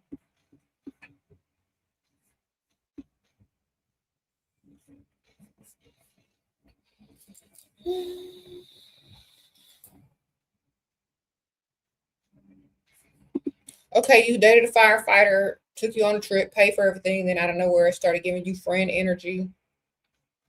I see he posted he has a girlfriend, but she's spending. Okay, well, he's trying to get his money up so he can call you back. All right, sprinkle. Let that pygmisha spin, girl. Let that barber the builder build that man. He'll be back. That's why he's keeping you as a friend and didn't tell you, oh, I can't see you anymore or talk to you anymore because I have a girlfriend. He's keeping you on the back burner. So when he gets his money up from that pygmisha, he can come spend it on you. That's what he's doing. I promise you. Sprinkle, sprinkle. As soon as he started having a problem with her, as soon as she started talking about him not doing nothing for her, guess who he's calling? Guess how much his savings is going to grow so he ain't got to spend no more. That's a barber to building, okay? Meanwhile, date other men, keep him as your friend, and when he's ready to spend, he'll be back, okay? But date other guys. Start calling him friend as well. And when he start having problems with Pygmisha, he'll be back with some money because he's got, his savings up. Sprinkle, sprinkle.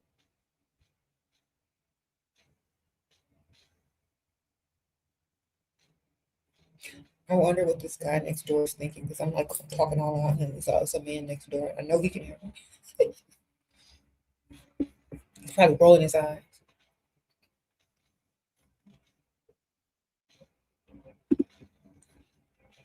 You said you are saying raise alone a baby?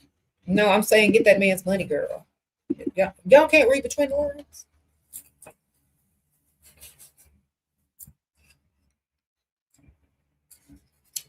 Let me tell y'all a secret. Even if you are with a man, you're going to be raising that baby pretty much alone anyway. If you got that man's money, that's more help than most men are going to give you when you're sitting there married to him. You know what I'm saying? Especially if that man is rich. You can hire a nanny. Okay, with his money, if he's rich. If he's broke, no, don't do it. So think about this. Let's say you marry a man. He's not rich, but you're going to have his baby. You're still going to be doing most of the work. It's going to be like you raising him alone, except for when he comes home, the baby comes like daddy. And then he's going to watch TV, right? But if you have a man with money, the baby can be paid for. He can go to the best schools. You can hire a nanny, whatever. He'll still know his daddy because he's going to be on child support. Sprinkle, sprinkle.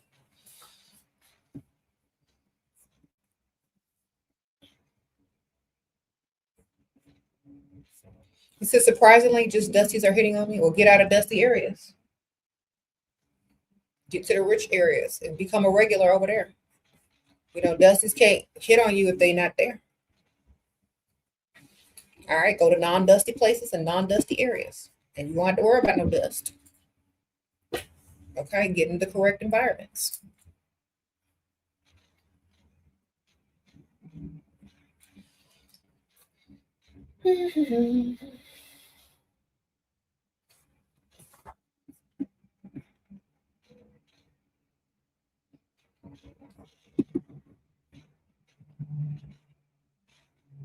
What?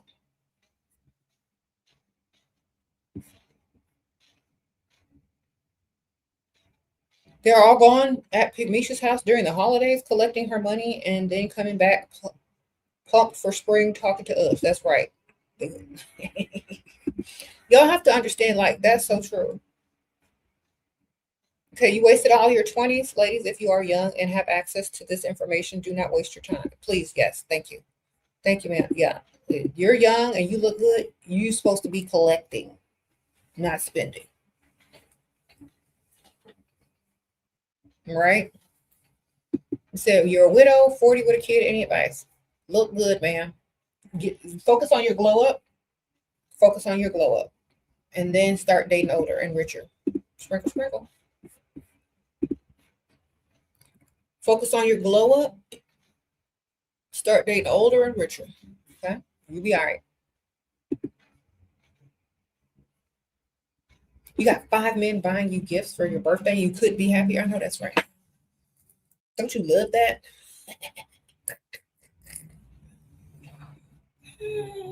And sometimes, you'll get a reality check when your dudes on your roster, the one you didn't think was going to show up and buy you the best gift, buys you a better gift than the one that you thought was going to get you the good gift. Then they have to switch places on the roster. All right.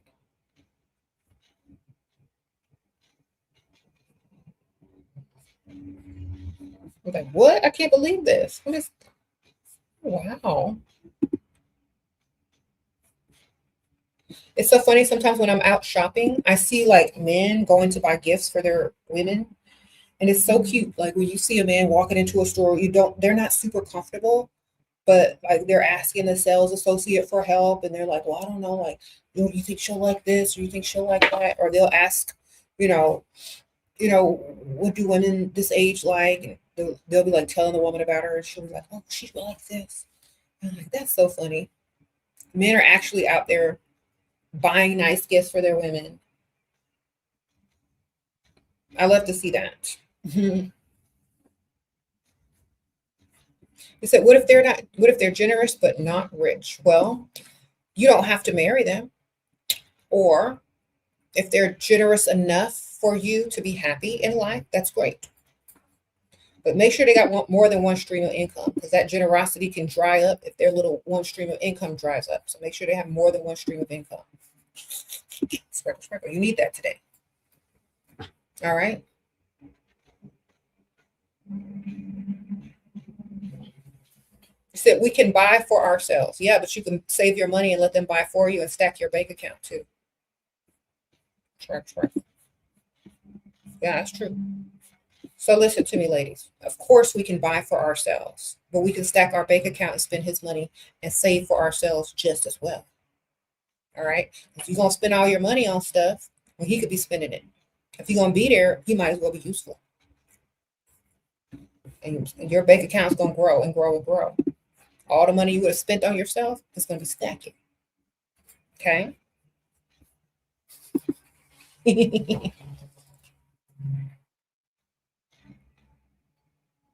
Think smarter. Yeah, we can buy our own stuff. We're gonna do that anyway. Well, if he there, he might as well buy it.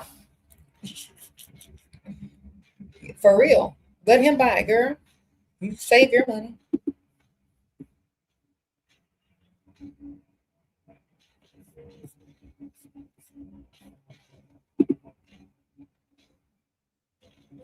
I said more is more. Exactly. It's okay. We already know in this day and age, women are able to do whatever they want to do, right? That's obvious. That's common sense now. We can do whatever we want. We can make money. We can be millionaires and billionaires. But if there's going to be a man in our lives, they need to be doing the most. So we could save ours and keep it growing. And then when they leave, no, nothing lost, but everything gained. See?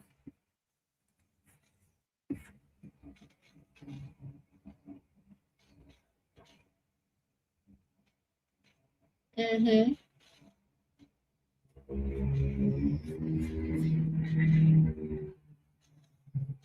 Your new boo wants to post our holiday trip pictures on Facebook. I like that he took the initiative to go public. Okay, man, that's so sweet. Sprinkle, sprinkle.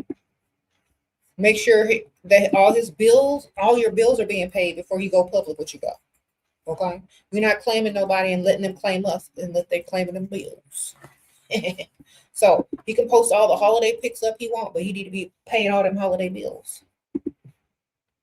You're 27 and you're ending a relationship. What do you advise? Should I live with your parents and save my salary or live alone? I don't have any savings, but I can afford to live on. Okay. Honestly, not sure if you depended on that person while you were in a relationship with them, because I ain't leaving until I'm good and ready and stacked up, unless it's a bad, relationship where you don't feel safe, then leave, of course, and go back to your mom's house. But I ain't leaving nowhere until I'm comfortably ready to go financially. Okay. That's my advice. I I am not leaving nowhere unless I'm comfortably financially ready to go. I'm not getting ready to struggle because someone can't control their emotions. I don't care enough. Okay. If you have the money to leave comfortably, go. If you got to go back to your mom's house and you don't want to go there, then, stay where you are until you get your money way up. So you meet another one with more money, whatever. But I don't ever suggest suffering on account of emotional, being emotional about something. If that man if you're in danger, of course leave. But if you're not, who cares? Stack your money. You don't need to be there for him. Be there for your money for a while. And then go. You're 28. How do you get a provider man You are past your prime. 28 is not past your prime. And a provider man can be old. Okay? You can go get somebody in his 50s. Girl, get all your bills paid for, get a new wardrobe, get a new car. Sprinkle. She says she passed her prime. Well, if that's what you look like, ma'am, you need to get your glow up on. If you look like you're past your prime, you better focus on your glow up. Go pull you an old man, get you some money, girl. Okay. If you look like you passed, then you better get your glow up together. I said there is no prime. Maybe she didn't let herself go. We don't know. Get yourself back up there, ma'am. All right.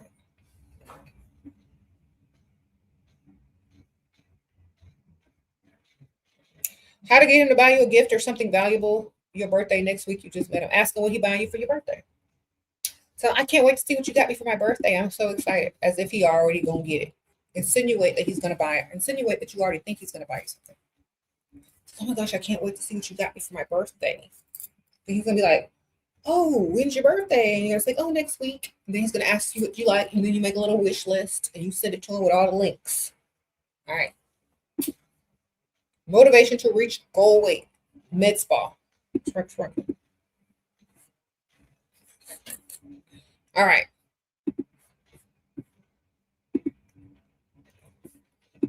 They got the answers nowadays. Okay, just go to the med spa and tell them what you want to do. They'll help you out. Go to the med spa, tell them how much weight you want to lose and how fast you want to lose it, and they'll get you together. Okay. Sprinkle, sprinkle.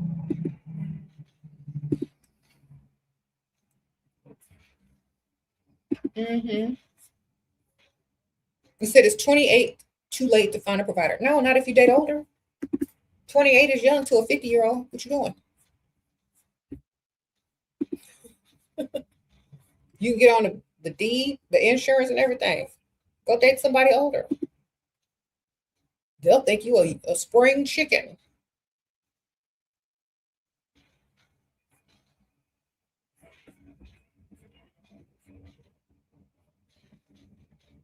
You said, bitch, girl, go to the med spa. It is 2026 and beyond. Y'all don't need to be work smarter, not harder.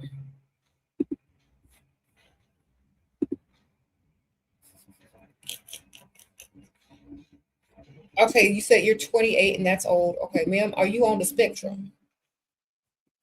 Because I just answered you 3 times and you still blabbering about your 28. Do you look 28 or do you look 48? Because I'm about to be 47. So what you looking like?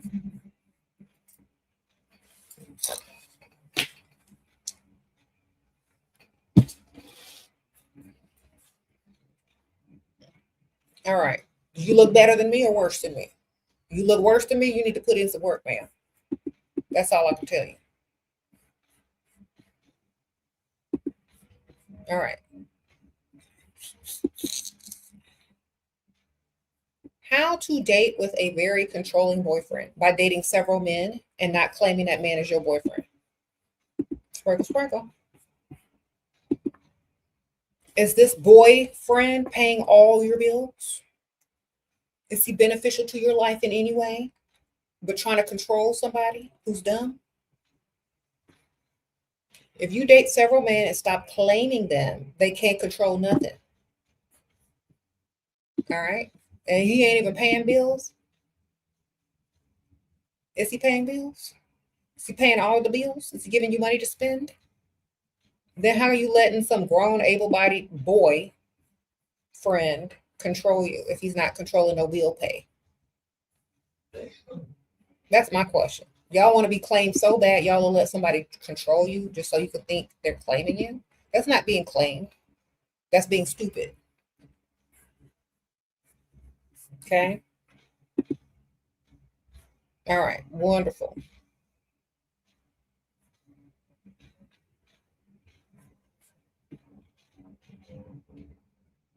Sprinkle, sprinkle. Mm-hmm.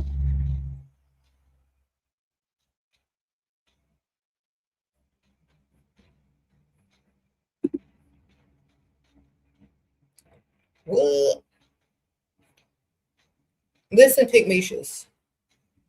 If you have a boyfriend who's controlling and he's not paying no bills, your name is Pygmisha and stupid. All right. It's not a flex to say you have a controlling boyfriend. It's a flex to say you have a provider. Now go fix that.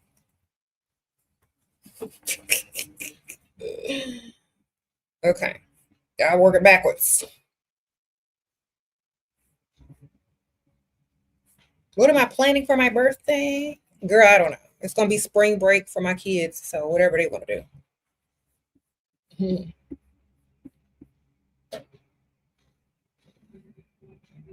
You sent me a super chat. Hold on, let me see what y'all talking about.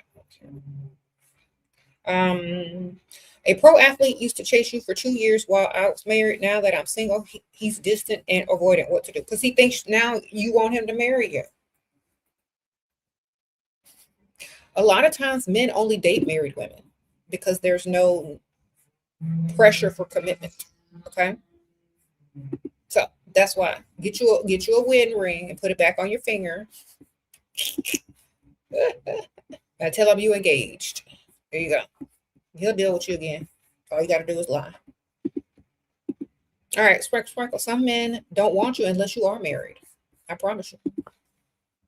Because they don't want you saying, where's this going? Are you going to propose? Well, I need you to do that. They ain't got to worry about all that. Says side dude benefits. Yeah, he wants to be the side dude. So make him think he's the side dude. And keep a roster too. That way you could stay busy and he won't ask you no questions. Does he think you're engaged?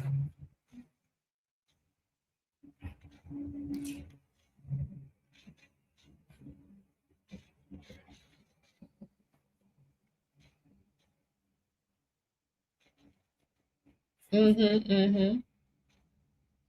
says, stop telling them your status. Exactly. You think that man was waiting on you to leave your husband? No, ma'am. Any man that respects himself wouldn't have dealt with you if you were married. He don't respect marriage. And he don't want you asking about it. That's why he was only dating you because you were married. So y'all gotta think about it.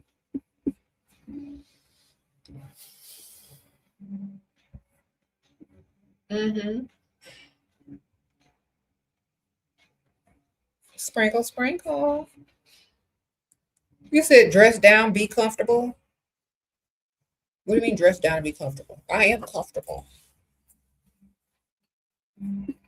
What are you wearing? A t-shirt and some basketball shorts and some slides? You real comfortable, comfortably unemployed. Sprinkle, sprinkle.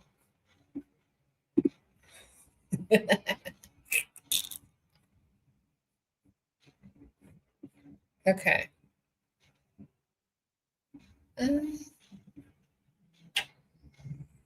Side dude benefits means side dude bill money part 2 collection plate.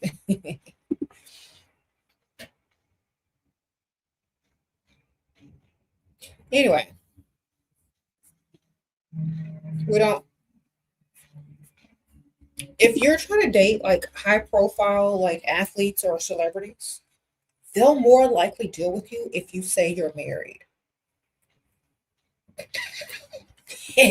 Sprinkle, sprinkle. I'm letting you know. Even if you ain't, just lie and say you are. They'll deal with you more. Promise you. They know you ain't gonna be chasing after them, telling their business, because that's your business too now. You gonna keep it on the low. You know what I'm saying? You get little gifts here and there. You date a celebrity, they'll more likely date you if you're married. Or if you say you're married.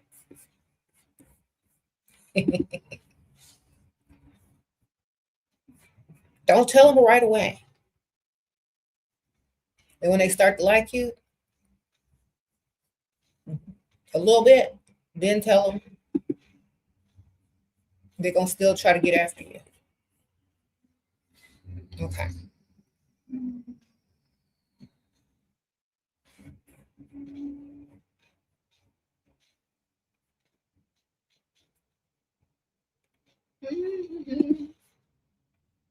You said we have morals, but they don't. So you gonna have all the morals and they gonna have zero morals? What you got morals for? Let me ask y'all a question. Y'all are gonna have all these morals, but deal with somebody that have zero morals. Does that even make sense? Y'all are playing fair in an unfair world. You was in a 50-50 relationship. I live with him, so I don't know whether to move in with my parents or, oh, you was in a 50-50? Live on your own. I earn enough to live alone, but I could save money with my parents. Okay. I like, for me, honestly, I like money. So I'm going where I can keep my money till I got enough money to not have to worry about money. Okay, so I would go back to my parents if I were you and stack that cash. And then when you good and ready to go with no worries whatsoever, if you lost your little stream of income or you have several streams of income, that's when you good and ready and stable. Thank you, Vanity Newton. You said thanks for waking you up. And also, Rayanna, don't leave to go somewhere and struggle because you never know. Leave somewhere and go when you are fully comfortable in your financials. Because you never know.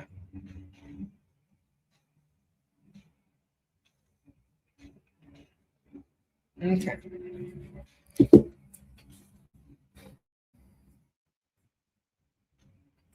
You said they don't have no morals. Yep. So let me tell y'all something, ladies, about morals. You can have every moral that there ever has been, and you can deal with a man that don't care about none of those morals. Where does that leave you? Where does that leave you?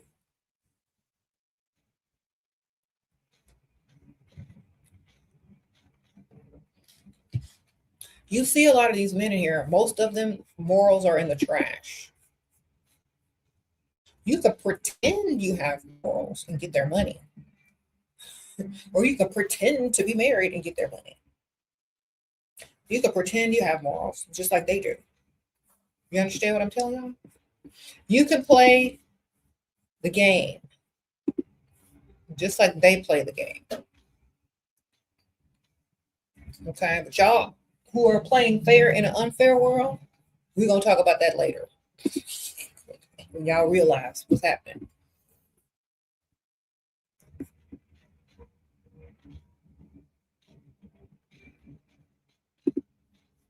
Bad idea to move in with a man who wants to pay all necessities, groceries, mortgage, dinner, Uber, travel, makeup, both, blah, blah, blah, blah, but doesn't want to buy you looks, gifts. I lost my job and I want to buy it. Okay, move in with him and get you another one on the roster that likes to buy you gifts. If you move in with that one and let him pay everything he's already paying for, except for travel and makeup, Uber, he's going to eat. He's going to buy groceries. He's going to pay his mortgage. Take that off, okay? If you're traveling with him, he's going to pay for travel anyway for somebody else. So take that off. Your makeup and bath, I don't know how much it costs to take a bath, but I don't know. Last time I checked, that was on the water bill. So, bath products, okay. So, that's the only thing he's giving you is money for makeup and bath products. All right, because if he were to date another woman, he's got to pay for Uber anyway. If he's going somewhere and taking another chick, he's got to pay that anyway. If he's going to be at home eating and living in the house, he's going to pay mortgage and groceries anyway, and take that off. So all he's paying for is makeup and bath products. All right, and he won't buy you luxury. So get you another one on the roster that can buy you luxury gifts. Sprinkle, sprinkle. All right, or lie and say you need some new tires and buy whatever you need to buy. Wonderful. Lie and say it's for something else and then go buy your own luxury with his money. Then tell him it's fake. All right, lie.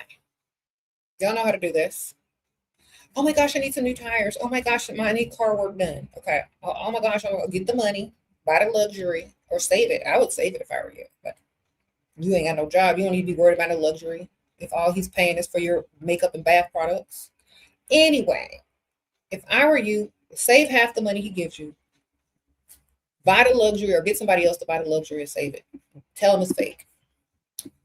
He will freak out if he catches me with another man. Then don't get caught. Okay. To tell the man is gay. He had a discount on some luxury. Okay, so this man is just buying your makeup, skincare. I do that for my own daughters. Okay. That's not a lot. That's nothing to brag on, baby. I mean, that's something, but it's not enough to stay with. You know what I mean? Honestly, not even for the holidays, he won't buy you luxury.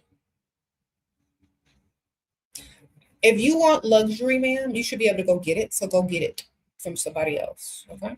Sparkle. And chances are, if you find a man that will buy you luxury, he's more like he's able to also pay for all that other stuff that one dude is paying. Honestly, if you're gonna risk your relationship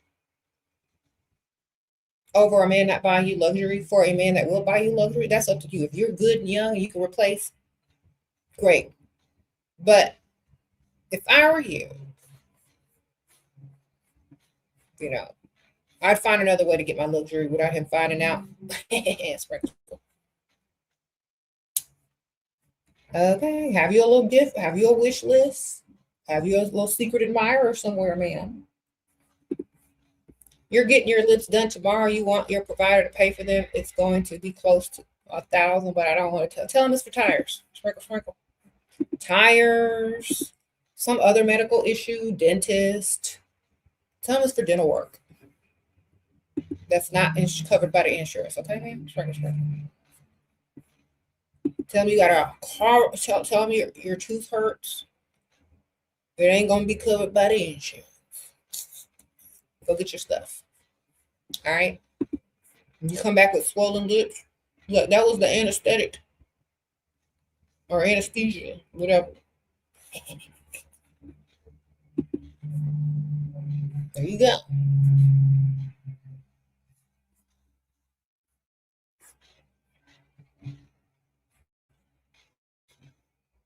Start complaining about a fake toothache for a while. Oh my gosh, I have to go to the dentist, emergency dentist. Start like running around in pain. Oh my God, I gotta make an appointment. I gotta go to the emergency dentist. Then when your appointment for your lips are, that's when you go. Oh my gosh, I need the credit card.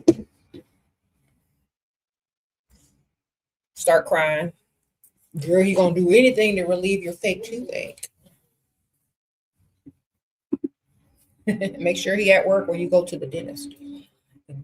All right. You made up a fake financial problem and he gave me 1K. Thanks, you. Oh, man, princess, thank you, girl.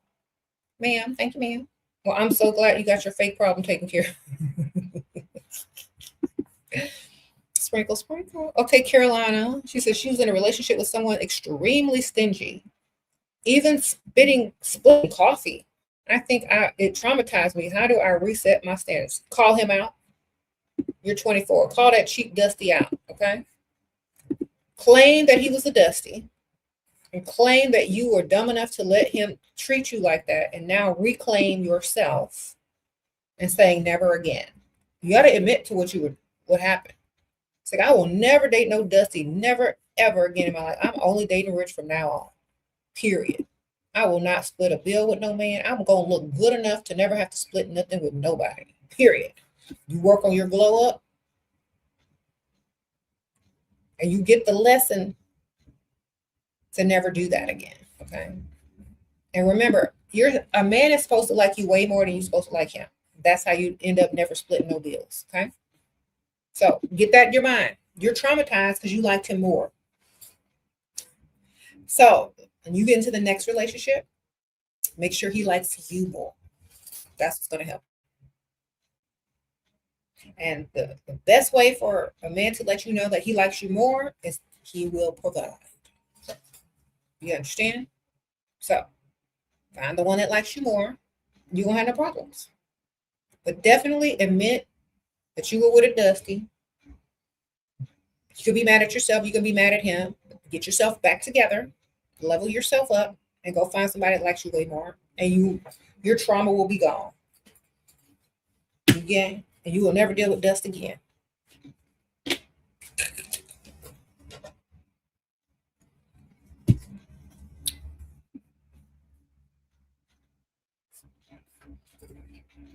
All right.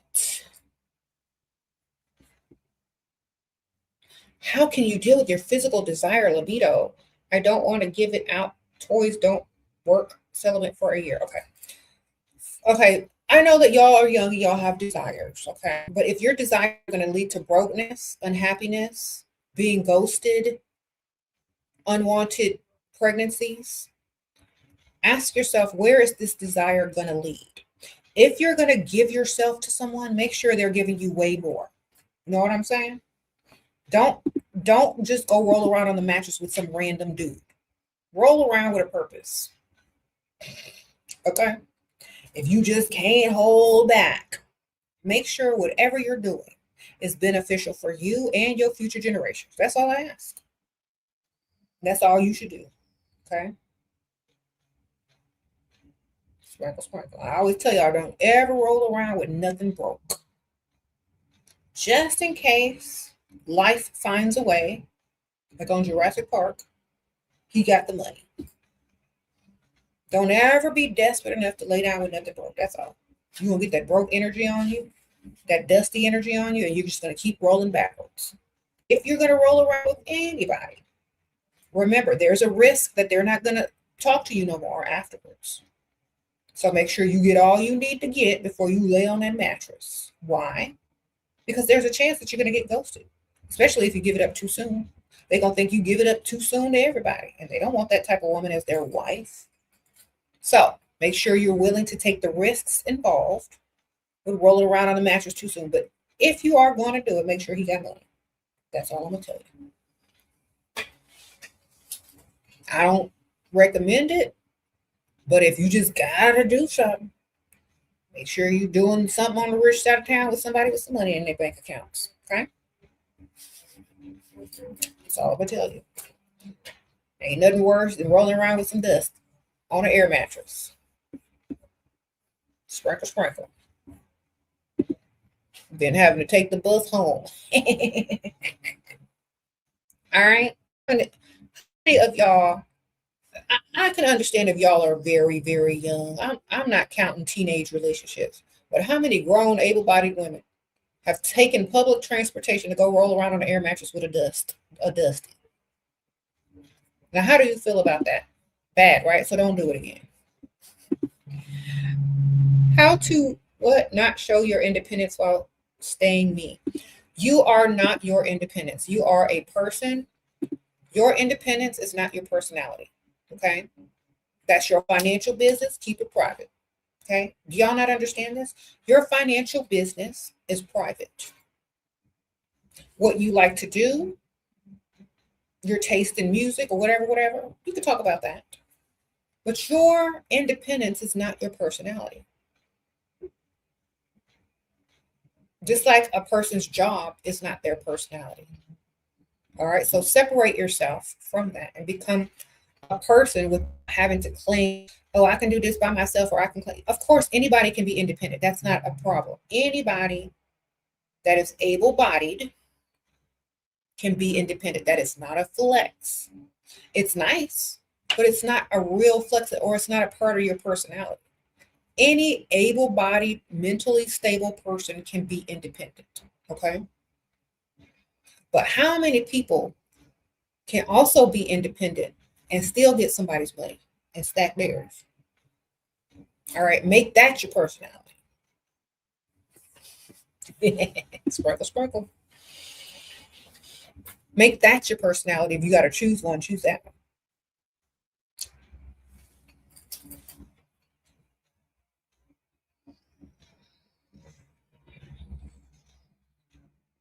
Mm-hmm.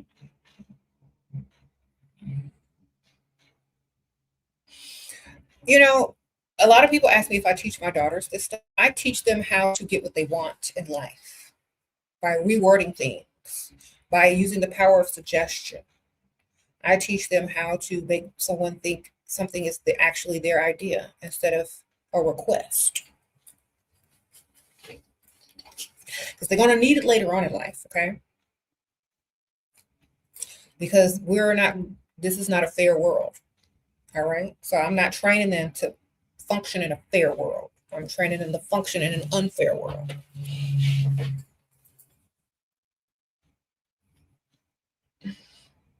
So they're going to have the skills. And they're quite good at it, I must say.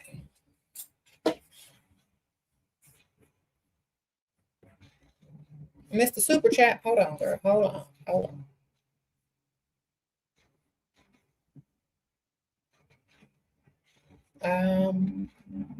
I already read all of these.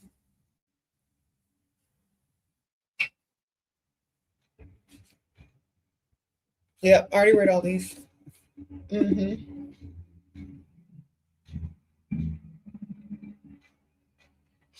If a man says you are intimidating, he's really telling you he's not worthy of you. That's so true. He's telling you right then and there he ain't going to be able to do what you need him to do. And you need to listen. He'll deal with you until you realize it for yourself, even though he done already told you.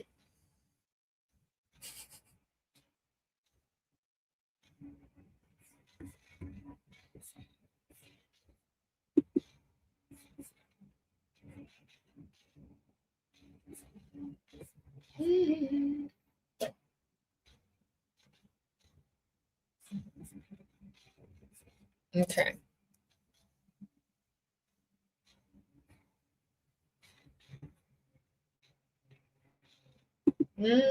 You're 24. He just turned 30. He's been taking me out, gave you money, but I didn't get a Christmas gift. I fell back, canceled our date the past weekend. Now we're not talking. Okay. That dude's too young. Too young. I know you're 24 and he's 30, but a 30-year-old is the same thing as a 24-year-old as far as men are concerned. Okay. Y'all are literally the same age, honestly, in my opinion. If that man liked you, you would have gotten a Christmas gift. If he was taking you seriously, you would have got a Christmas gift. Men will tell you your status by how they treat you.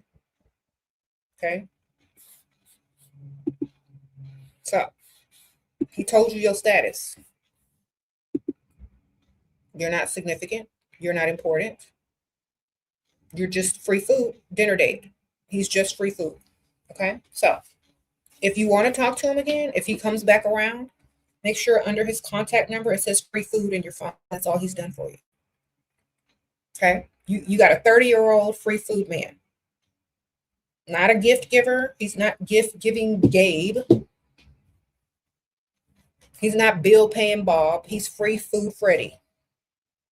Okay? That's who that is. So when y'all are asking me questions about men, before you ask me the questions about them, think about this for a second. What has he done for you? That's all he is. What he's done for you. That's all he is. He's not future husband. He's not future boyfriend. He's not none of that. He is exactly what he's already done to you. He's free food. You understand that? When he wants to be more, he'll graduate himself to the next level of bill paying Bob or gift giving Gabe, or whoever. All right. He wants to stay free food Freddy. Let him stay free food Freddy, and don't take him anything. Don't take him serious except for food. Okay. That's all he can do. Free food Freddy. Y'all got to understand this. All right. When men date y'all, they already know what category you're getting put in. You're not, when a man meets you and takes you on a date, he already put you in a category. Free food. I'm only going to take her out 3 times, but she ain't trying to holler, then I'm next. All right. Free food Freddy. That's who he is. Okay. You're 24. You tried to date older. Congratulations. Wonderful. That's a step in the right direction. He took you out to eat a couple times. Didn't buy you no gift. Ghosted. Okay. Wonderful. Free food Freddy. If he calls you back and you hungry, great. Go out with him. But that's all he is free food. He's not future husband. He's not future boyfriend. Remember that. He showed you who he was. Okay, you're just someone he took to eat out on a couple of dates and talks to on the phone. You are not worthy of gift giving. He told you who you were. Some of y'all are so emotional and so brainwashed that you see a man that only bought you free food 3 times as potential man, partner, husband. That ain't potential partner, man, husband. That's free food. Know the difference. Okay? Sprinkle, sprinkle. So you got to go older. You got to go much older. You want all the bills paid. A 30-year-old can only probably afford 3 nice dinners on his salary. Unless he's, doing it big. But the average 30-year-old, they ain't got that much money extra to spend if they're covering their own expenses. What age do I suggest for a 24-year-old? All right. I suggest either double in age or higher. Why? Because they got double the money. Sprinkle, sprinkle. They're in their career. They probably got stuff stacked up in their bank account and they can spend. Otherwise, why are they wasting their time? They can book trips. They can give you direct deposit in your bank accounts. They can buy you jewelry. They can pay some of them bills without interfering with their bill pay. All right. You got to go higher in age if you want all that money, or richer, much richer and less attractive. Mm-hmm. You said, how much time do you have? How much time do I have for what? Paying your tithes and, oh, thank you, ma'am. Pretty sham. 7. Thank you, girl. Sprinkle, sprinkle. Are you saying to marry a man 40 years old? No, I'm not saying to marry at all. I'm saying to get their money. If you on date, see, what are y'all talking about? Are you dating for money, lifestyle, or love? Which one are you dating for? Y'all got to understand. Are you dating for marriage? Are you dating for lifestyle? Are you dating for money? Are you marrying for marriage? Like, it depends on what you're dating or marrying for. At what age you need to marry. So you just got to ask yourself that question. What are you dating for? Lifestyle?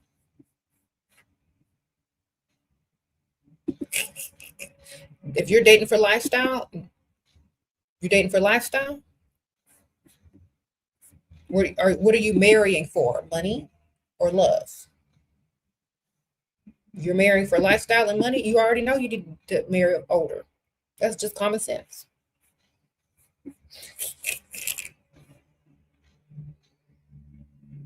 Okay.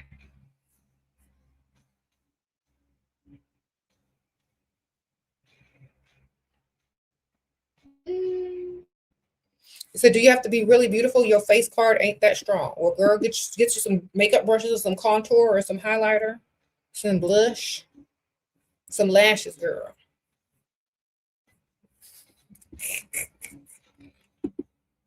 And turn on RuPaul's Drag Race and study the transformations. All right, wonderful.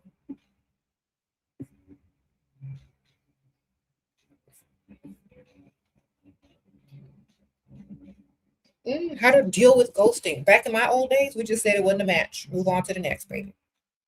If you gave them more than you received, you're probably going to be upset if you're ghosted.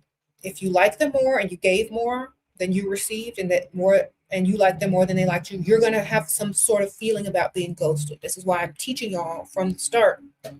Make sure they like you more. Make sure you're benefiting. When you get ghosted, you still win. Because when they come back, there's going to be a re-entry fee, or you can leave with more than you came in with and on to the next. You understand what I'm telling you? So remember that before you start talking to any man. Does this man like me way more than I like him? Am I going to benefit in this relationship? If not, am I going to benefit during this dating era, whatever you're doing? If not, don't do it. That's it. And then if you somehow get ghosted by a man that's paid for everything, paid some bills, giving you some money, blah, blah, blah, blah, likes you way more. Basically, that relationship just came to an end because he has to go figure out how he can get some more money for you. And he'll be back and you can charge the reentry fee. Okay. Or he got tired of unethical shenanigans and now you can start over with someone else because you wasn't taking him seriously anyway. He liked you way more. Stay unbothered. Yeah. Y'all are putting too much emotional attachment to these guys. Y'all are trying to make something out of nothing. Okay. Some of y'all thinking your next husband is going to be free food Freddy when all he can afford is food.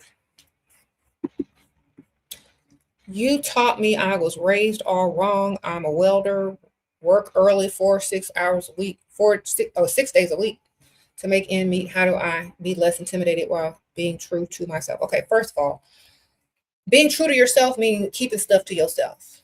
All right. No man has to know any of that, especially if you're just dating them. Okay, you can go out on a date, you can go to dinner. The man don't need to know nothing about all of that. You can be true to yourself by keeping yourself a mystery. Okay? Think about it. Be true to yourself by not telling all your business. Because as soon as you tell all that to a man, he's going to be like, you know what? You don't even need a man, girl. You are a man. Sprinkle, sprinkle. And I'm not saying that to be mean. That's just what they're going to think. That's how men think. You're more masculine than men. What they going to do?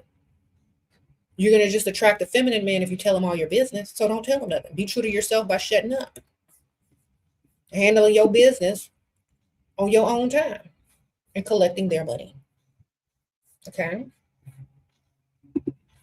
Sprinkle, sprinkle. Being true to yourself means knowing what's best for you. What's best for you? Is it best for you to tell a man straight up that you're more masculine than him? It's not best for you. So being true to yourself, meaning doing what's best for you. Don't play fair in an unfair world. All right. And 9 times out of 10, that man is lying to you too. So move accordingly.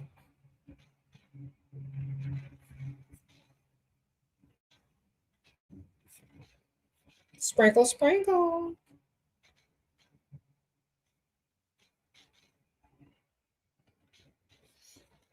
What does it mean when you finally get ready to be intimate with an older provider after a year, but he says he's scared to get you pregnant? Okay, girl, his stuff don't work. He's scared that Viagra gonna get him in the grave. All right. Or it's small.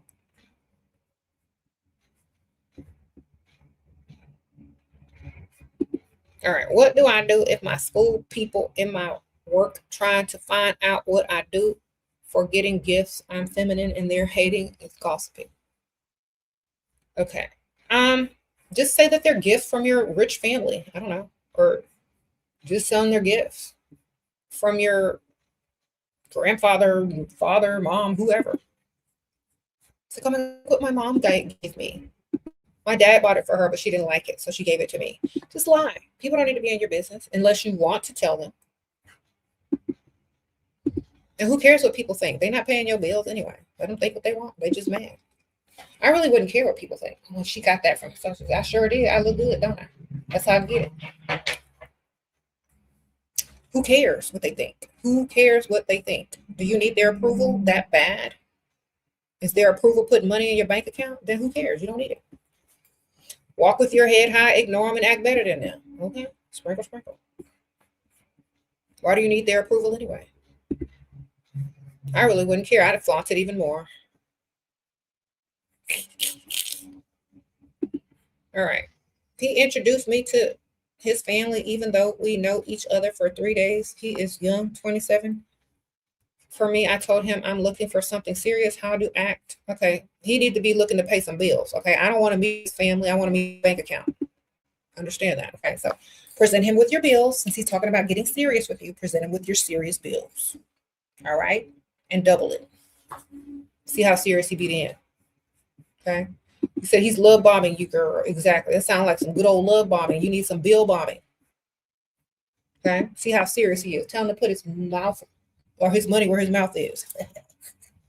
It's like, really? Thank you for letting me meet your family.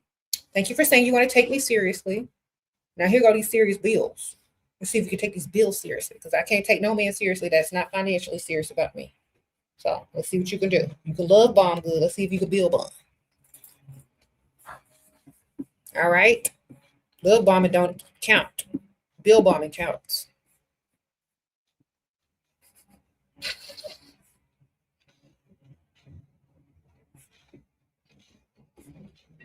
Mm-hmm. Do you know men take women to meet their family all the time? That's not a big deal, especially if they treated you like it was no big deal. They treat you like they didn't met 25 women before you. Clock that, okay? Because a lot of people will be like, "Oh, hi, it's nice to meet you, honey." Then they'll just go on about their business. They're not trying to ask you 1,000,000,000 questions. Their eyes aren't wide and big as if he's never brought a woman home before. If they're used to it, they're not even going to say nothing. Like they're not even going to inquire too much more about you. They're just going to say hi, honey, and move on. They're not even going to bother really getting to know you. You know. So make sure they're bill bombing you, girl. Make them pay them bills. Why do men love bomb women then disappear? Because they think y'all were going to roll around on the mattress with them. And when you didn't, they disappeared, girl. He's threatening to use your nudes against you. Girls, tell him it's AI. It's like, oh, that's fine. There's AI. I'll just tell him it's AI. Can't use them against me. Understand, like tell him this. Well, I know where you work, sir. Use them if you want to. I'll just say it's AI, but I sure know where you work. Tell him you know where you work. Y'all can't be playing fair in this unfair world. If he's fine, I don't care. You can leak that stuff. People are just gonna think it's AI anyway. But I do know where you work. Call his bluff.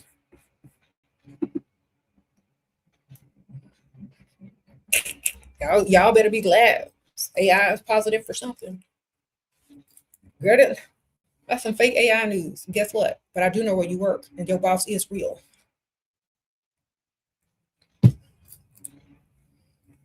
Start threatening them jobs, ma'am.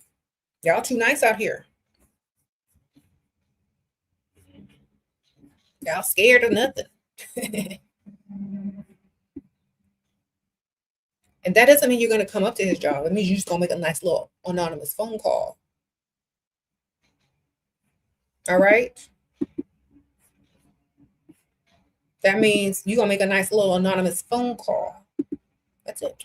And hopefully his boss is a woman.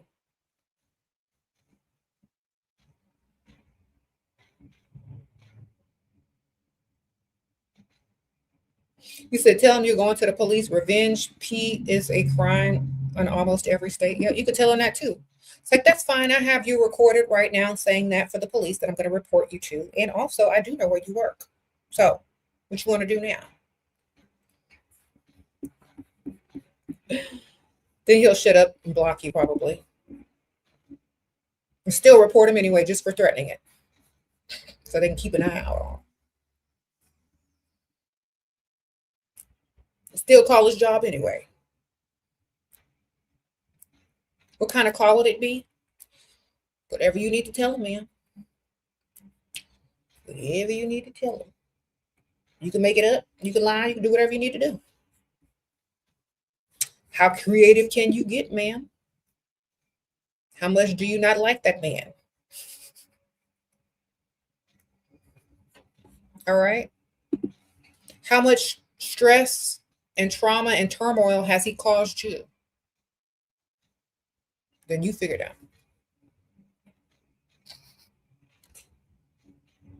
Okay. So especially if they work for the government, girl, you can figure it out, man. You smart.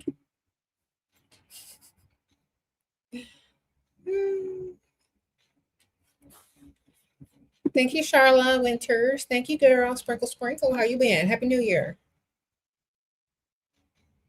How to deal with a dismissive, avoidant man as a fearful, avoidant one. Girl, y'all shouldn't even be dealing with each other.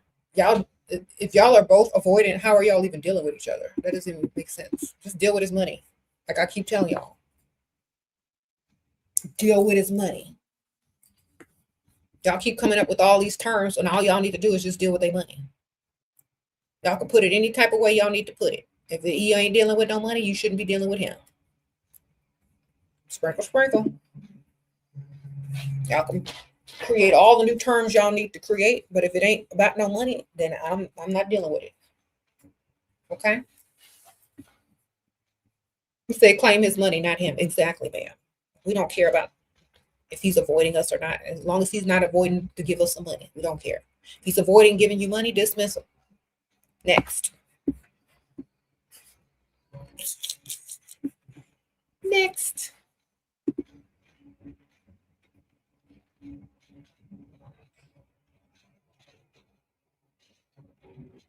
Huh?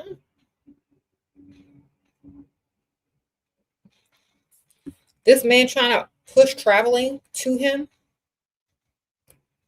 You said you want a Dyson? Okay. Say, I don't travel to men and I don't date men who aren't generous or providers. So if you're going to take yourself out of the game before you even get in the game, that's up to you, sir.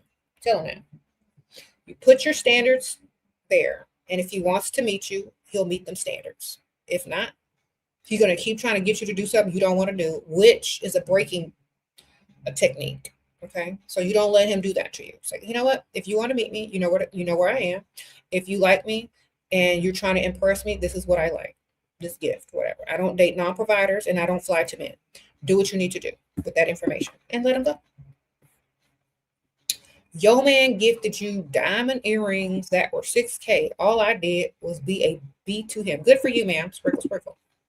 Now he gonna get you the matching necklace. I know that's right, Miss Rose. Okay.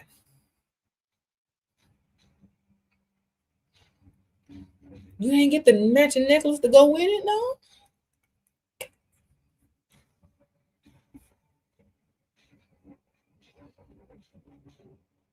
He paid your bills for 3 months. You found out he had another girl. When he realized we knew, he deleted his social media.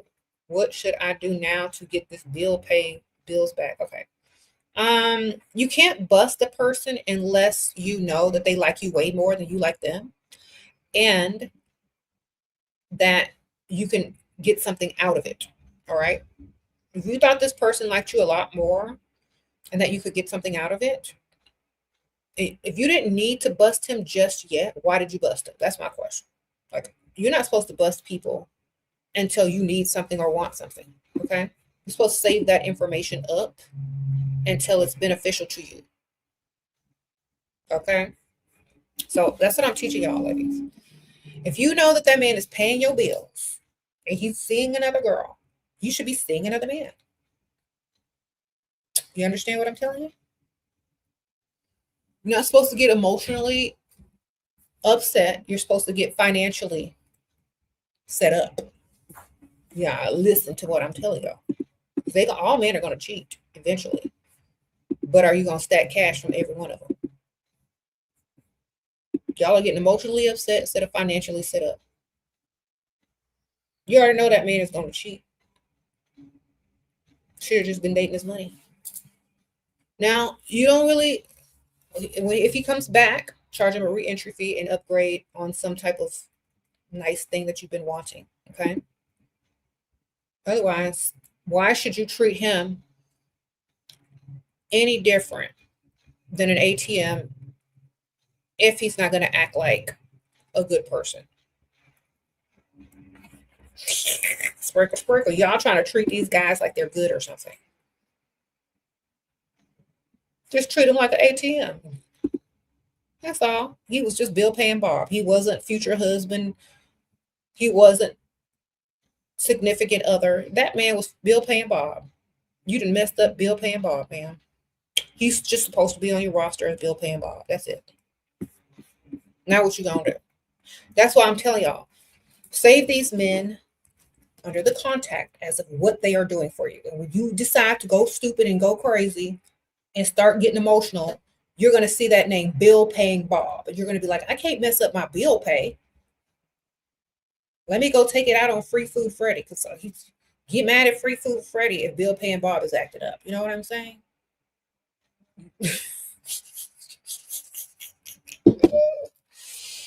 Leave bill paying Bob alone. Don't roll around on the mattress with bill paying Bob, but keep your bills paid. Okay?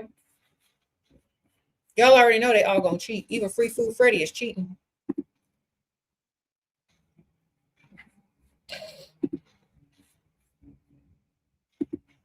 All right, so just get the money, man.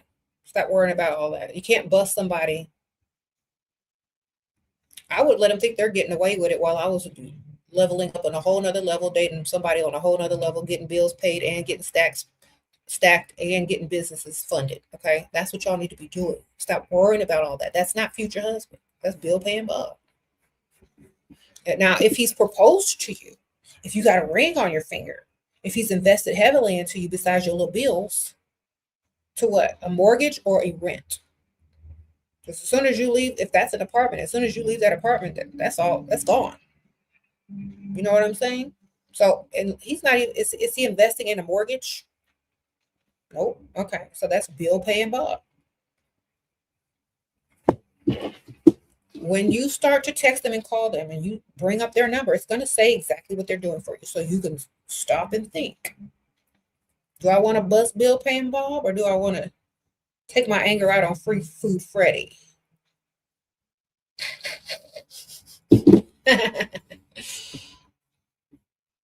You can risk Free Food Freddy, but let bill paying Bob make it and keep them bills paid. Okay, and keep a roster so he's not your only option. Okay.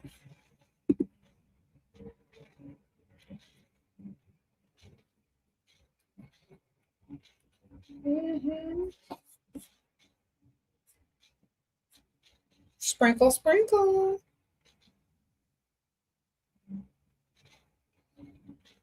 Well, picking at older providers and potents get me more money. No, act like it don't exist.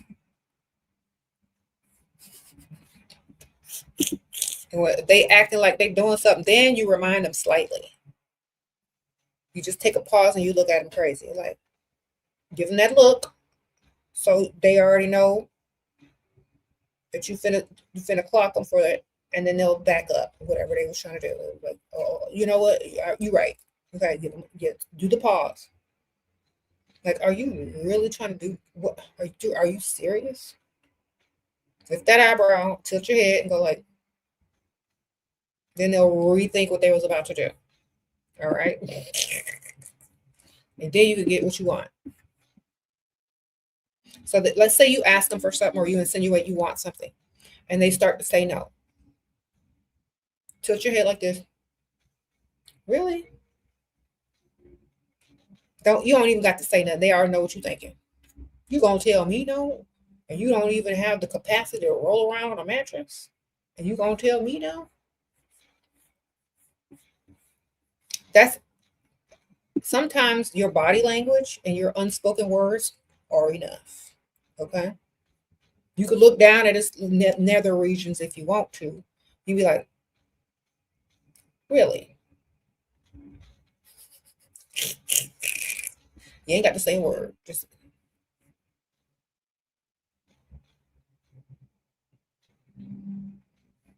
mm-hmm. How to find a husband. Girl, it's easy to find a husband. They all up in the bars. Everybody husband up in the bar. He might not be your husband, but he gonna be somebody's husband. Yeah, most of them married out there looking acting single. See, your wording is incorrect. You're not looking for a husband. You're looking for a provider that's going to invest heavily into you and then eventually possibly become your husband. Y'all are rushing too fast past all the good stuff. And you're going to find somebody else husband because you're using the wrong word. Say provider. They're going to graduate into husband eventually. But if you say, I'm looking for a husband, you're going to find a husband. It might not be your husband, it might be her husband. Then you're going to be looking like, oh, I better reword that. Okay.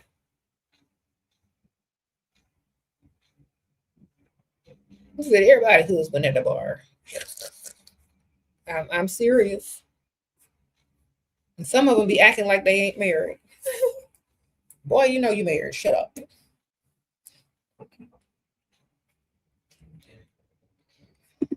Womanizer sugar daddy dated for 2 years. You got everything I need. I want to leave, but scared he will physically attack me when we live together. He always there. Also, he said no using protection. Any okay? So, Aunt Ethel, where are you, Aunt Ethel?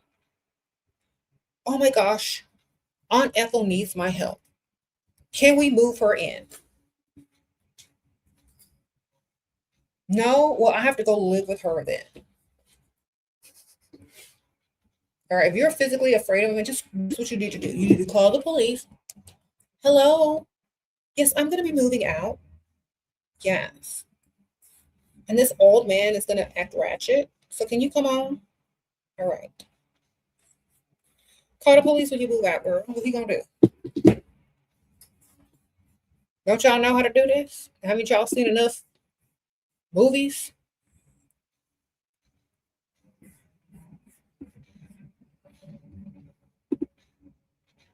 Act like you're donating stuff to the homeless or donating stuff to Goodwill or the thrift store and go put it in your storage. I'm getting rid of some stuff. I'm taking it to charity. Go put it in a storage. And when you get ready to leave, make sure he either sleep or you got them popo. That's all. That's like common knowledge on how to leave a relationship, okay? All right. Yes, I have a Patreon, Flower Girl. Y'all want the Patreon? Okay. If you want to contact me, you have to join tier 2 and up. You'll be able to message me directly.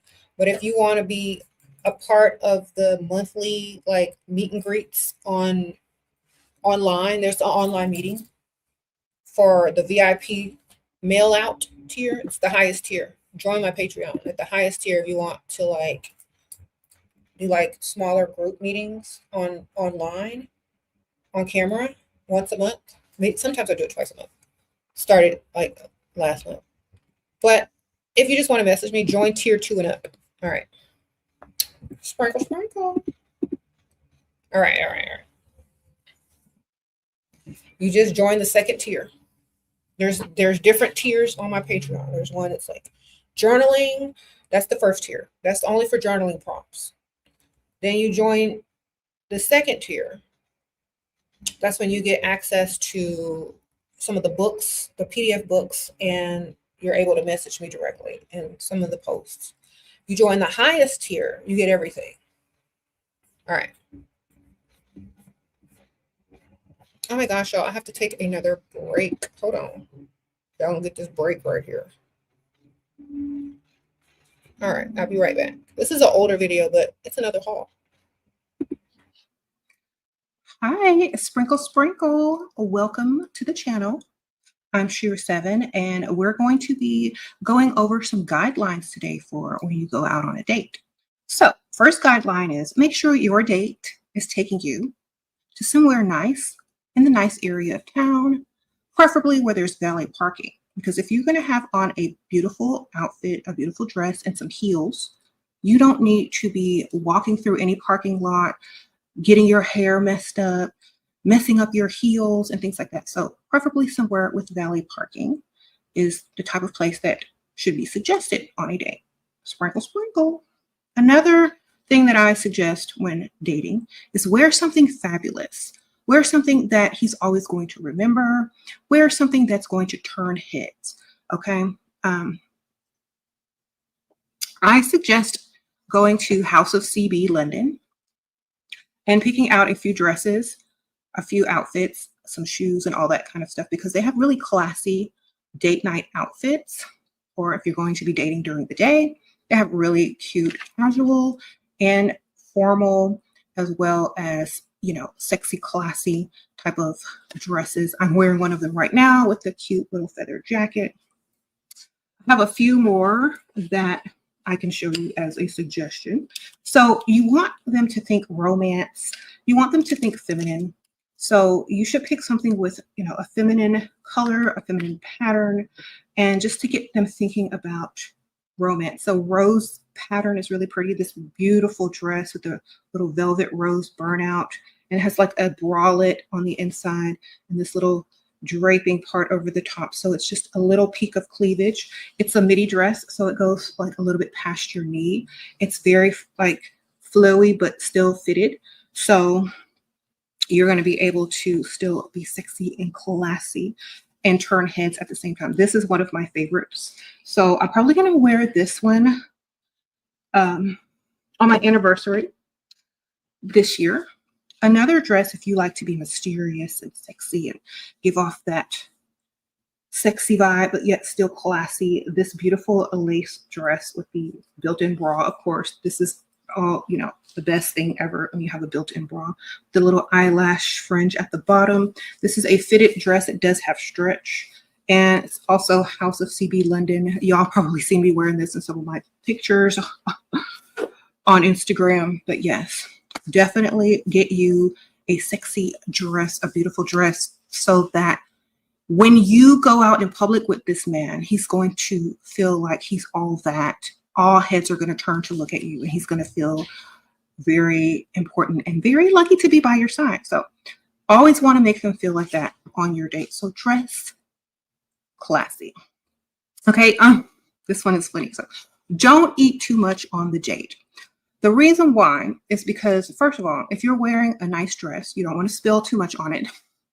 You don't want to, you know, eat so much where you start getting tired and stop paying attention to what he's saying, so that you know how to get his money later. Ladies, you already know that. Okay, so you got to pay close attention to all the things that he's saying, so you know how to get that money later. So you don't want to, you know, get lethargic. Also, you still want to look good in your dress when you get up to walk out. Also, if you have another date that evening, then you also need to make sure that you are not so full that you can't go out to dinner again, or at least go out for some, you know, appetizers or something. You need to be able to breathe in your dress. And also, if you do have another date, because you probably have a roster, as most of the sprinkle ladies do, you need to be able to also get to that next date without being too full. Okay, sprinkle. Make sure you look so good that he asks you to go out again while you're still on the first date. This means you gotta bring it, ladies. Let me show you this other dress. Y'all gotta bring this. Look at this. Ooh, this is giving sexy. Hey y'all. Was y'all getting into it? How are y'all? I'm back. And you know what else y'all need? Y'all need my perfume, okay? First link in the description bar, and I'm also linking it here, and I'm also gonna show you. I need to go ahead and get Sprinkle Love Potion number 7 for your perfume collection, okay? This is so good. So many people have already purchased this. They absolutely love it. I've seen so many good reviews. Vanilla, praline, tonka bean, coffee, white floral, ginger, candy. Yes, pick that up. Put that in your cart. All right, I'm going to link it again. It's also the first link in the description bar, so make sure y'all put this on your wish list or buy it. Love Potion number 7. Thank you guys who have already bought it. I appreciate you guys. So y'all make sure y'all buy it. This is like really good. Everybody who smelled this absolutely loves it. All right. It's wonderful. Yes, Summer Walker has a bottle. A few other people have a bottle. A lot of people bought this already, so thank you guys. I appreciate you so much. A lot of people bought these for Christmas gifts for other people. The Love Potion number 7. I really appreciate you guys. It's still for sale on the shop. Here we go. I'm going to link it here. Y'all pick it up, okay? This is going to get you. I wore this over the Christmas holiday, and everywhere that I went, I got compliments left and right. Even at my own house, okay? I was opening the door for DoorDash. You know, you order your food and stuff. And I just sprayed this on. I was like, oh, the DoorDash is here. So I opened the door and the man says, oh my gosh, you smell so good. Thank you. That's my perfume, baby. That's that Love Potion number 7. Okay. And then like everywhere I went, people like, oh, you smell so good. What is that? So I use that as my, time to promote. Like, you can get it here. My sister, I gave some to my sister, and she gave one to, someone, and they were like, oh my God, I love it. And my friend loves it. Where can I order more? I was like, I gave her the link. So definitely pick some up. You will not regret it. Sparkle, sparkle. From Dust Free Limited. Yes. And when you open it up, there's a little mirror inside. And it says sprinkle, sprinkle right there. Okay. Girl, and he was cute too, the DoorDash driver. I mean, I don't, that's not my style. But, he was an attractive young man, doing his little, side hustle, hopefully. But he did like the perfume. So that's all I like. A lot of guys like that perfume. I've gone many places and I've gotten compliments on my perfume. But I didn't even have to leave my house to get that compliment, which is funny. That's what I was telling y'all.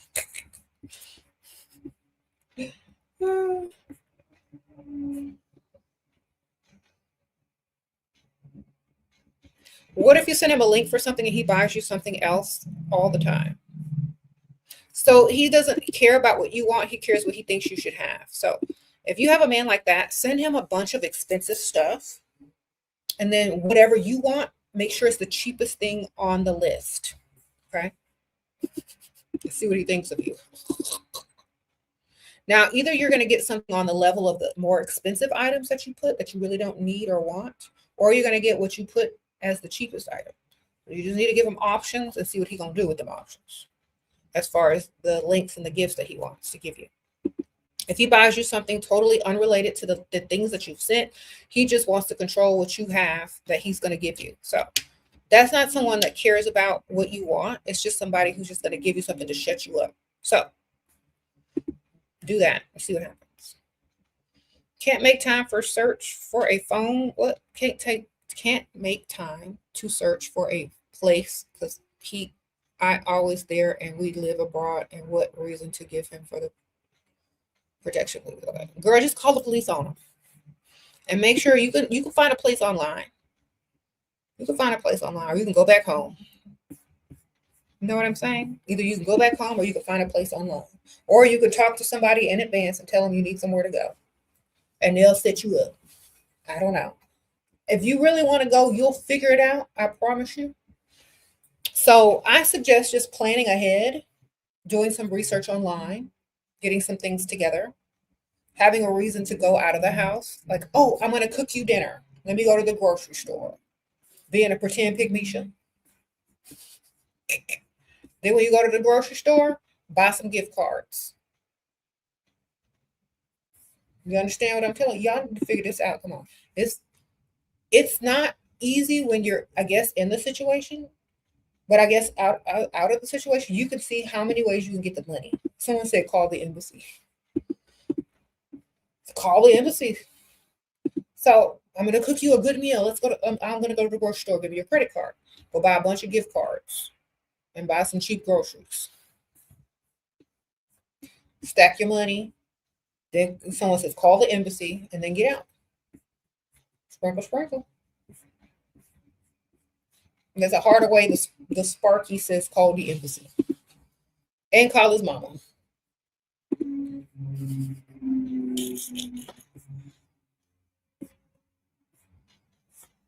All right. How to forgive yourself for past pick-me behavior. Know that you'll never repeat it. The only reason y'all can't forgive yourselves is because y'all know y'all finna repeat it. So why would you forgive yourself if you finna do it right again? Some of y'all find it hard to forgive yourselves because you know you finna go do it right back again. If you knew that you learned your lesson and that you will never do that again, you will be easily able to forgive yourself. You know why? Because that's the old you. That's not who you are today. When you know you getting ready to get right back into another pick-me-shit dusty relationship. It's hard to forgive yourself because you don't think you did nothing wrong. And so in your subconscious mind, you're fighting against what you did, and you're upset and angry because you know you're finna do it again. So once you have finished that era of your life, it's easy to forgive yourself because you're not moving backwards. Okay? That is a whole nother person and a whole nother era. So once you level yourself up to a point where you will never have to be a pygmy again for nobody, it's easy to forgive yourself. Just like when you were a little kid and you peed on yourself, or you peed in the bed, or you were potty training and you had an accident, you forgive yourself once you know how to hold your bladder or use the restroom and the toilet. You don't look back at yourself and say, oh my God, I was such a baby. Oh my gosh, I was so stupid. You're like, oh, well, I learned. Now look at me now. You only feel guilty when you're still in the mix. You only feel like you can't forgive yourself and move forward when you're still in it. So get out of it completely. Mindset and all. Okay? Usually it's hard to forgive yourself when you're still dealing with dusties. And you know you're going to deal with them again in the future. So once you're done with that chapter of your life, you'll easily be able to move forward and forgive yourself and do better. Okay?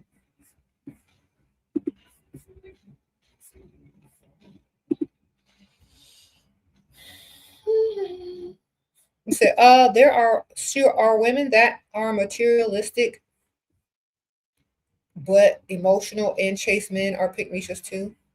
Yeah, because they don't know how to. They may be materialistic, but they're also emotional, and they'll mess up their materials if they act too emotional. You know what I'm saying? They're still learning. If they were truly materialistic, they would be strategic at the same time and know how to control their emotions. Because they will want to get the most out of it. You know what I'm saying? If they were opportunistic and materialistic, that would be an added bonus. If you're just materialistic and still an emotional mess, you're not after the real materials. You're just after what you can get. You're not in it for the long haul. You're not in it for the lifestyle, and you're not strategizing your every move. So you still ain't playing chess. All right. You might be learning how to play chess, but you hadn't mastered the game. So when you are opportunist as well as materialistic, you're going to be less emotional. Okay. And less of a pygmy. How to recover from telling your guy your family problems. Tell him you lied. Just to see what he was going to do. If he knows you ain't lying, if he knows that you didn't lie, then it's like, you know what? You got to reverse psychology here. It's like, you know what? I'm glad that I chose to tell you my family problems because I know you're not going to, and tell him what he shouldn't be doing. I know you're not going to use it against me. I know you're the type of guy that would never do that because if you were, blah, blah, blah, blah, blah, blah. So reverse psychology, because sometimes they'll use everything you told them against you. And then if they choose to, they'll stop themselves once they realize you said, I'm glad you're not the type of guy, because as soon as they do it, they know that you're going to clock them and it's not going to be in their favor. It's not going to be a way to emotionally control you. Okay, because then you'll say, well, you're just like them, or you're just like the rest. And then you'll group him in a category of somebody that you don't deal with no more. And therefore, he's gotten himself into a mess that he has to crawl out of or pay to get out of. Okay, that's how you do that. Flip the script, baby. Reverse psychology them.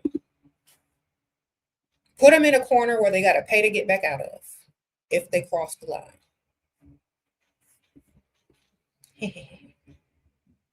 What's wrong about being emotions? Okay, what's wrong with it? It don't give you no money. It allows you to be a victim. It allows you to be vulnerable in front of people that don't have your best interest in mind, especially a man. So let's say you're going to be emotional with a man. Tell him all your business. Tell him all your trauma. Tell him all your. Soon as y'all have a disagreement, what's he going to do? Use it against you, right? Use it to hurt you, right? So why even tell him in the first place? Okay? Sometimes you need to keep some stuff to yourself. What do you think he's going to do? Hold you and rock you about your past trauma? And then when he's done with that, if something isn't going his way, what he going to do? Pull it out of his pocket and use it against you and put you through it all over again, right? Then what? Wonderful. How to control emotions around a man by not liking him that much or growing attached emotionally to him and only being with him for money instead. I'm not a relationship channel. I don't teach y'all how to have a healthy relationship. I teach you how to build your bank account and get his money and date for lifestyle, marry for lifestyle and money. I don't teach y'all how to do that other stuff because in my opinion, if it's not about money, I don't want it. Okay. I liked money before I liked the idea of a relationship, So if it doesn't come with anything valuable, especially if you already know the man is not going to be perfect, if you already know this and you already know that about men in general, I'm not investing in emotionally into something that I know is not going to pay off emotionally. I'm only going to be there to benefit financially because it's not a good, like if you treat your life like a business, like I say, and you know a man is not perfect, you know he's going to mess up, you know this, you know that, blah, blah, blah, blah. You're not going to invest emotionally in that because you're not going to get a good return emotionally. So what you're going to do is you're going to say, okay, well, I don't really like you that much.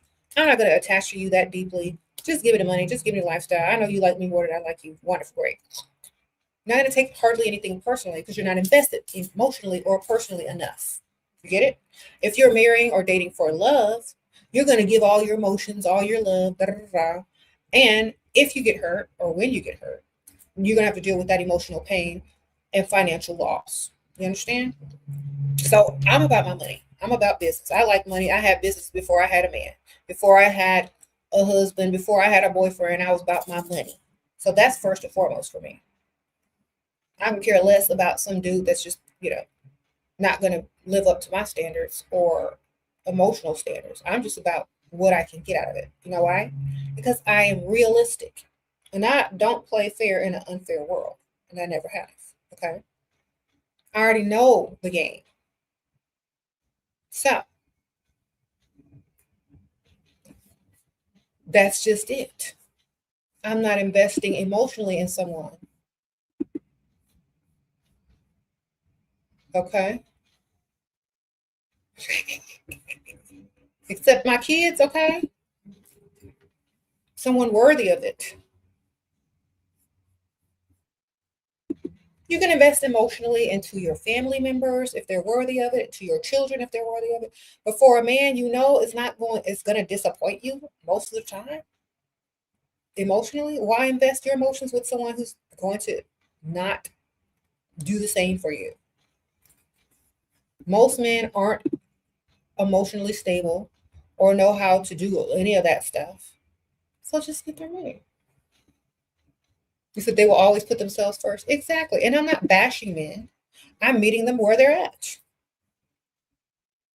It's not bashing men if it's all true. I'm meeting them where they're at. That's just the truth. I'm just not playing fair in an unfair world. I'm not setting myself up for failure. I'm meeting them exactly where they're at.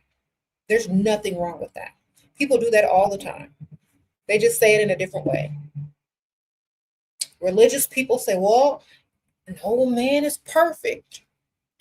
You gotta practice forgiveness. But really what they're saying is get that man money. You know he ain't gonna do right.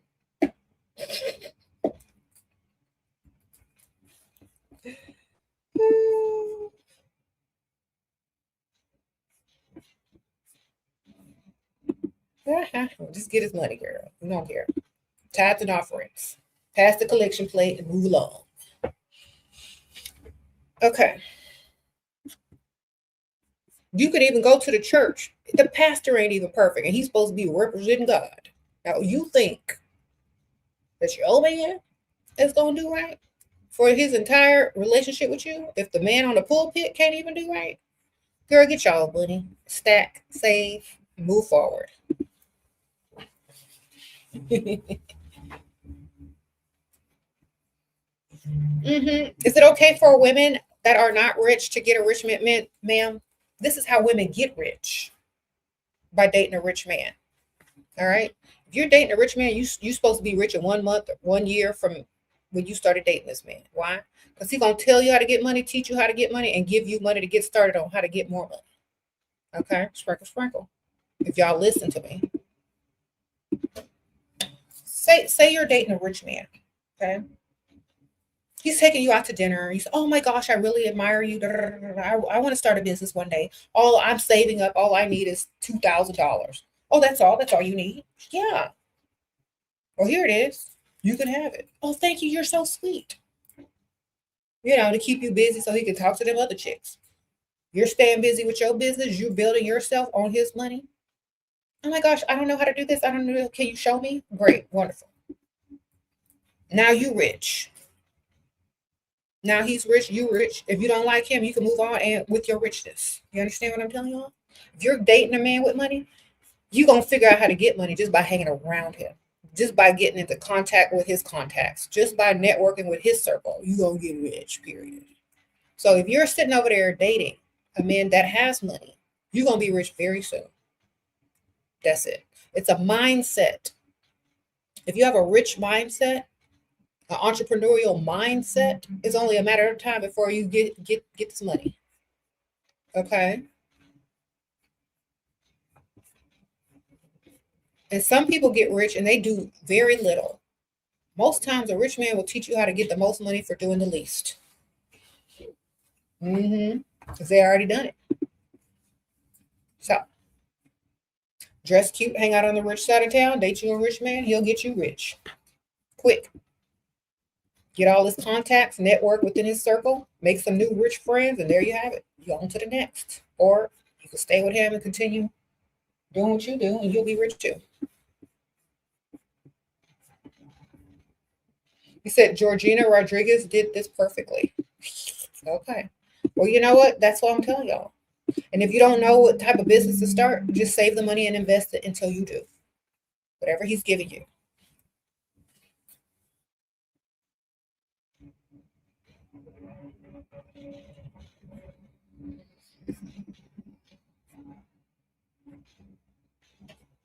He said, exactly. Dating a rich man will teach you so much. Exactly. And they'll show you too, especially if they're trying to brag on themselves. They'll tell you exactly what you need to do, what you need to know, without them even knowing what they're doing.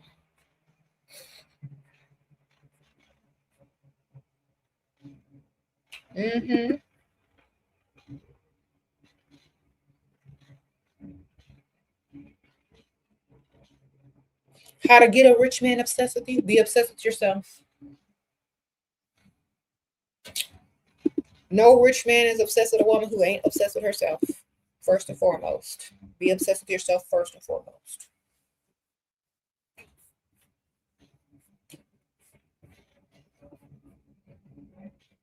A man isn't rich. Your man ain't rich, but everything you ask for, he paid. But I feel guilty because he pays installments on Visa. Girl, he built his credit. Sprinkle.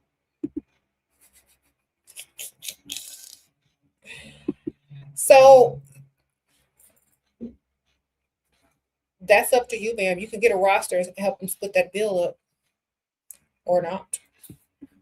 Hopefully he's making them payments on time and building that credit. Otherwise, you need to get another one on the roster to help him out.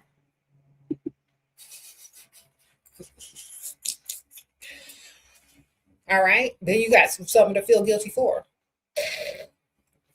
You're already feeling guilty. Might as well add some more to it and get some more money. Sprinkle, sprinkle.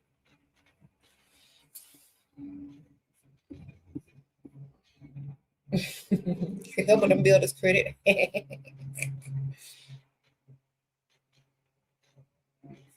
You have a crush on a boy. Okay, so you're very young. But he ignores me and keep thinking of him. I can't let go of this thought. And every time I try to let go of him, I feel like I'm letting go of someone who was meant for me. Okay. I know you young, girl. Okay. Girl, I felt the same way about Michael Jackson. I still haven't met him. Still waiting. Guess it's gonna have to be next lifetime, right? Oh, you got a tattoo. Mm-hmm.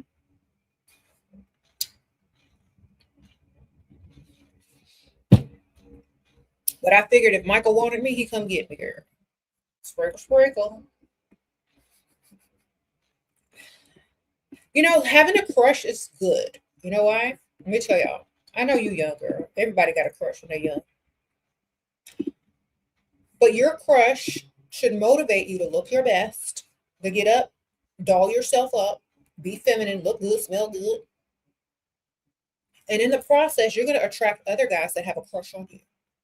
Just by having a crush on that dude. You're going to start to put more effort into your looks, look good, and maybe somebody else that actually likes you and knows that you exist and are alive will start to show you interest. You know what I'm saying? So it could be a good thing if you use it to level up. You say you felt that way about Justin Bieber? All right. Yeah, crushes are like fun. Like honestly, it's good to have a crush on someone because it keeps you leveling up. It keeps you looking your best. It keeps you excited to get up and do what you need to do. Okay. That's the whole reason some people went to school, church, and work. Otherwise, they'd be like, I don't feel like going today. Thank you, Lady Lennon. Lady Lennon. Thank you, girl. Okay. That's all. Only reason I ever stepped inside of a church besides a funeral or a wedding because I had a crush on the dude that went there. Or that's the reason you get up extra early in the morning to look good to go to school because you got a crush in the hallway or in class. Or when you hate your job and now all of a sudden you have a work husband or a work crush, you got to get up and look good. Okay. Sometimes the crush is motivation. Use it as such. Okay. You may not ever get him. You might not ever date that man, but you will level up if you know you're going to see that man every day. And other guys are going to start to notice. And maybe he'll start to notice you once them other guys start noticing you. Okay? Sprinkle, sprinkle. You said gym crush. Uh-huh.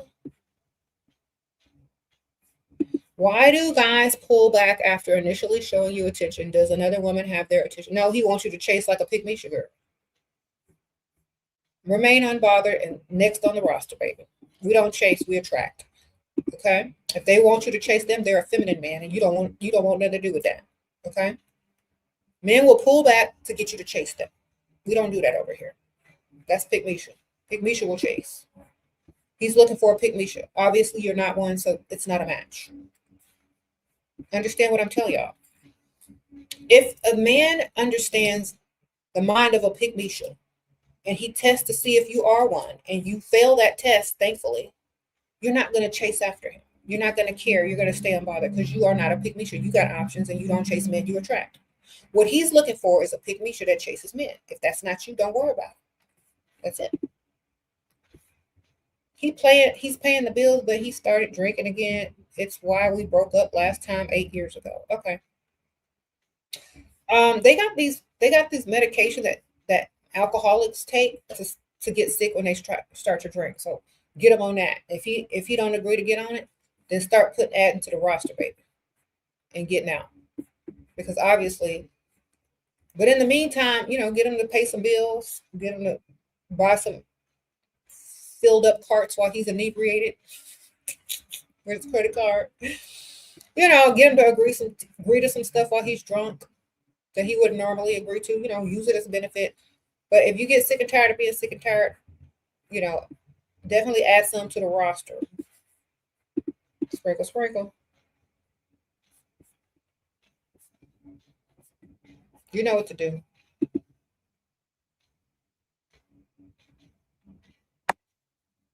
You said let him have a drink and go shop.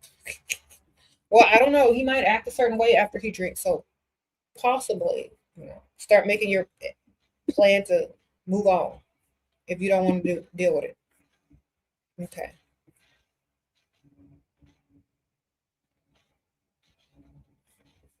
A guy says he needs to sleep with you first and then he can invest in you and you're trying to find a way to reverse that. Okay. Let me tell you something. So you know what? That's oh, I'm so sorry. I'm just not going to be able to do that. So good luck finding what you're looking for. Like, I'm not that type of girl. If that's what you're looking for, then more power to you. But I'm just not that type of girl. I don't do that. Then you're going to feel real stupid. And by saying that, he's going to feel like your standards are too high for him and he can't reach them.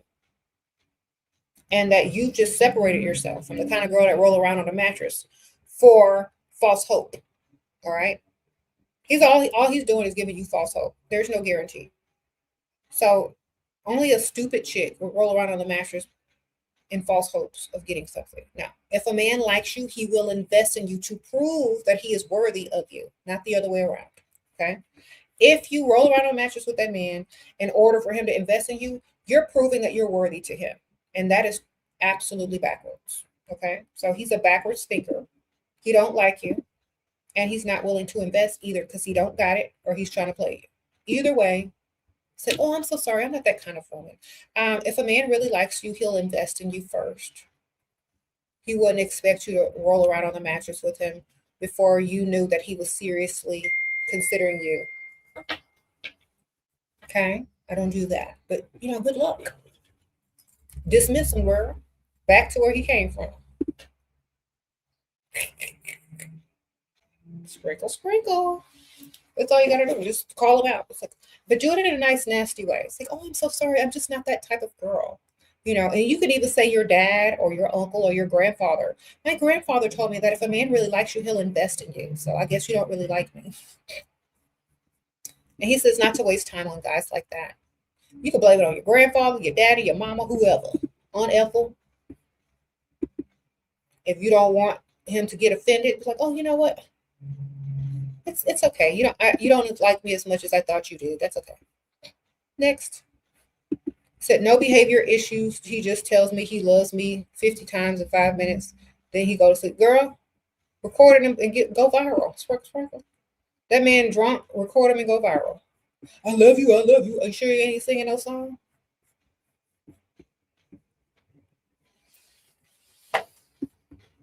Just record him and go viral and get your money and let him go to sleep, girl. I don't know what you complaining about.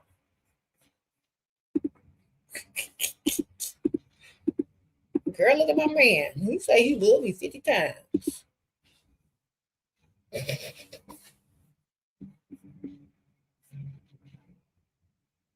Mm-hmm.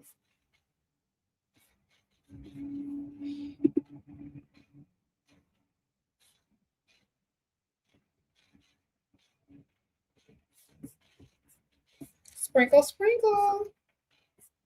And also for the girl that was talking about a man says he got to roll around on the mattress with you before he invests in you. That's not the definition of an investment. Okay. Investment, long-term investment or investment period. You don't get the money before you put the investment in there, baby. That don't make no sense.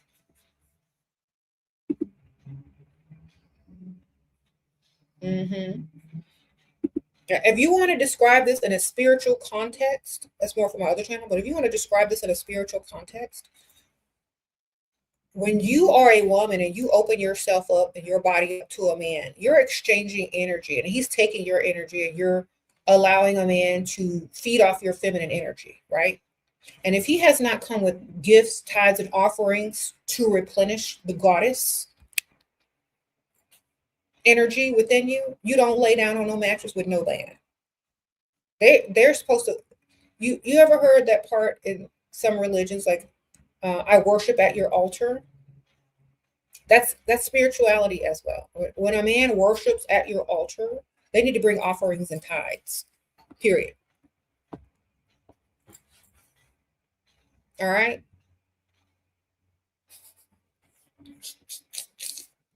Otherwise, they don't get to worship at your altar. Period. You understand what I'm telling you?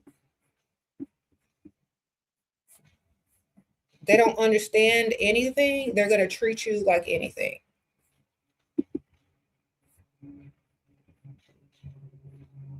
That's why when you give it up to these men without getting anything in return, that's why y'all end up with feminine men, because you're giving them all your feminine energy. And that's why when they turn around and say, oh, she rolled around on the mattress with me, I don't have to give her no money. They sound just like a woman talking about, oh my gosh, she took me shopping, girl, and I didn't even have to sleep with her. You're giving them up. You're giving up your feminine energy to these men. That's why they're walking around trying to be princesses. Because y'all be rolling around on the mattress with them without receiving anything prior. Okay? If you are a goddess of the flesh, act like it. Don't act like a pygmisha. Sprinkle, sprinkle.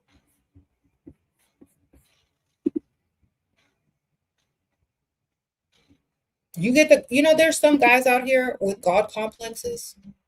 Y'all need to get y'all's goddess complex on. See what happens. Right past queen and princess and go straight to goddess and see what happens. Okay, some of y'all getting princess treatment. Some of y'all getting treated like a queen. Switch that up to goddess and see what happens. Okay.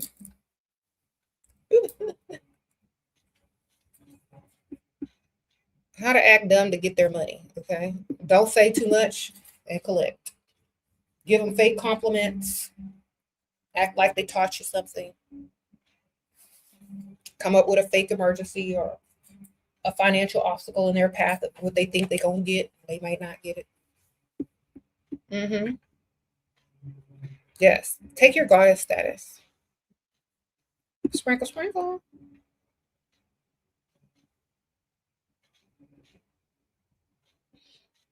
Is this what we should tell them, that we want to take them to the altar? No, you tell them that you are not that type of woman. And if they want to invest into getting to know you and to court you properly, you're there for it. If they just want to rush to rolling around the mattress, they need to go call Pygmisha now. Okay? You can tell them in a different way. You said it's their medication for lying. There's truth serum. I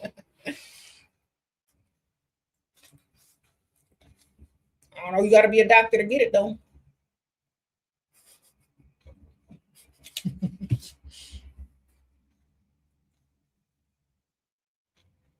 You say guys in your area use shady massage places. How can I stay safe?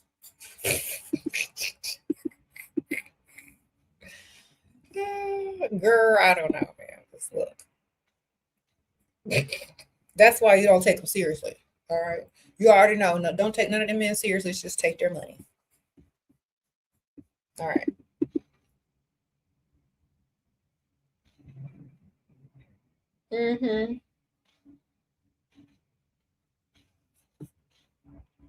Just get their money, man. I don't know why y'all trying to change them. Just get their money. Be in it for the correct reason, not the wrong reason. You said you're already safe if you don't plan on rolling around with them. Just plan on getting their money. You already safe. Safe and paid.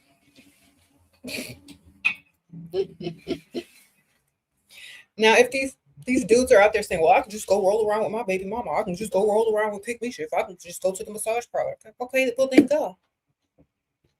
Have fun. Because you ain't getting nothing over here. Bye. Then they'll try to come back when all of that is done. And then you charge them that re-entry fee. And you still don't roll around. Who's my hero? MJ.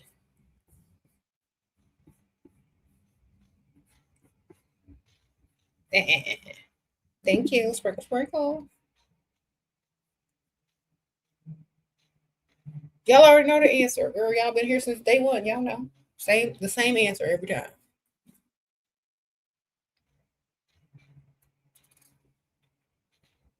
I'm your hero.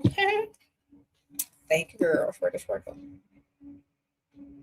Thank you. Big up, sprinkle, sprinkle for being a member. Okay. You may have to reword whatever you're trying to type. If it's not letting you send super chat, you might have to reword it. Use a synonym. Okay. Sometimes negative words aren't allowed, so you have to use a synonym or like space it out or something. Spell it but space it. You know what I mean. You've been listening to you since you were 19, you're 20, and now you have a provider who pays all the bills, spoils you, and takes me on vacation because I'm obsessed with myself. Sprinkle, sprinkle. Thank you, Shira. I know that's right, ma'am. Stay obsessed with yourself, and so will other people. Yes. You know, Mariah Carey even had to make a song about it. Yeah, why are you so obsessed with me? Because she is definitely self-obsessed, which is a good thing.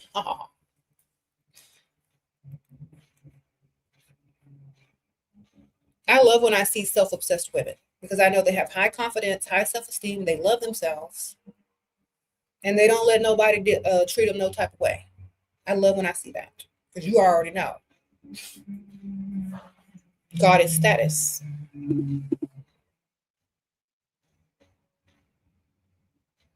Mm-hmm. Can you get your male married coworkers to spend on you? Okay, you trying to get some work husbands? Yeah, they'll spend. They'll buy you some lunch. They'll help you out.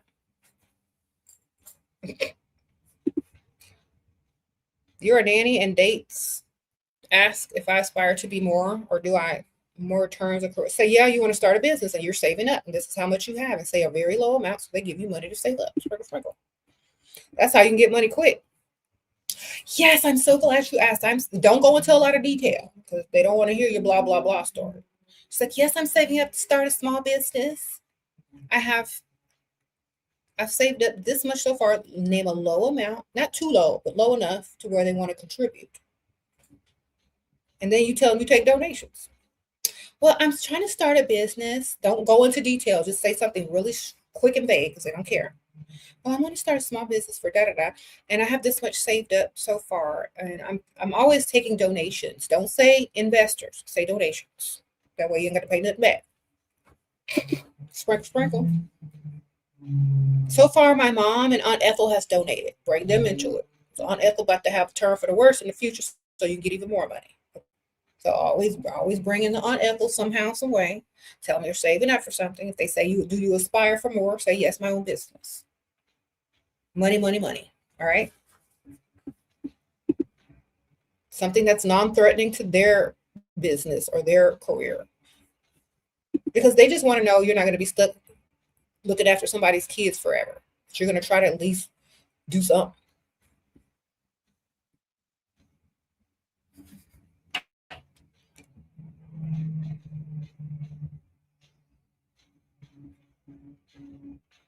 Mm-hmm.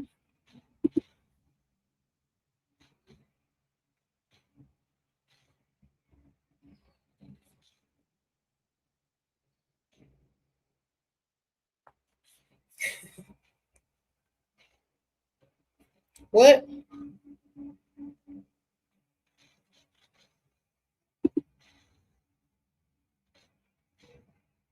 Okay, yeah.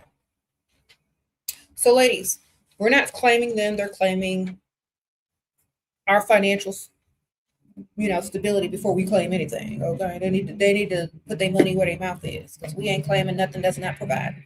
Now, are we?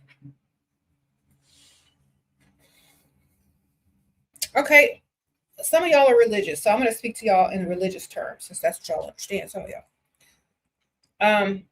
So in certain religions, you have to claim whoever your religion is. You got to claim your God before they claim you, right?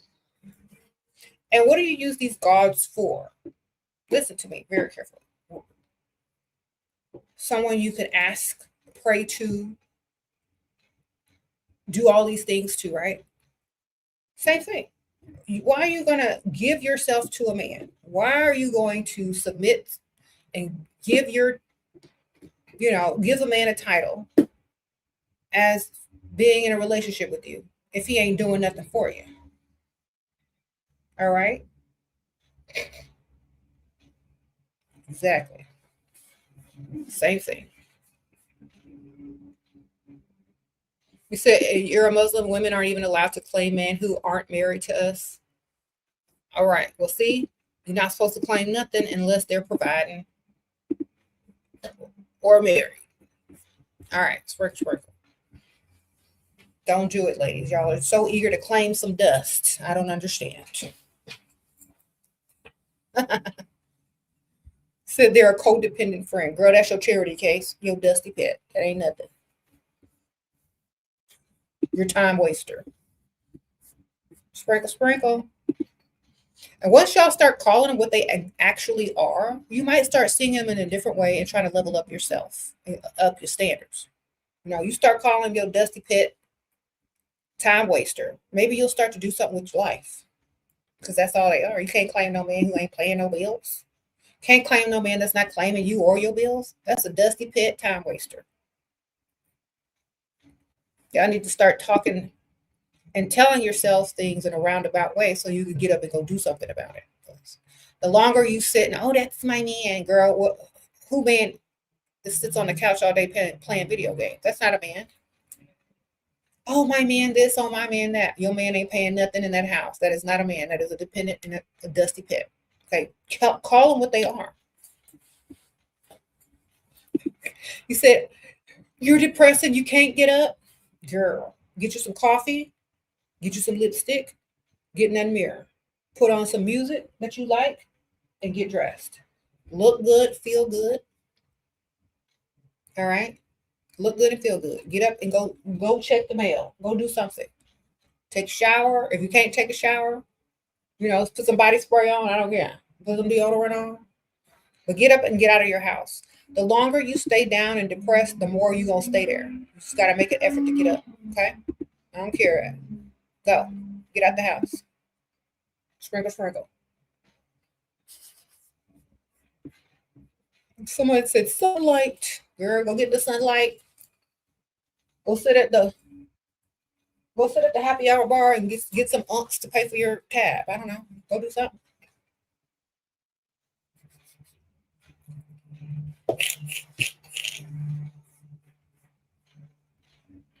Go to karaoke and laugh at all the people who can't sing. And then try to sing yourself and realize you can't sing either. Go do something fun.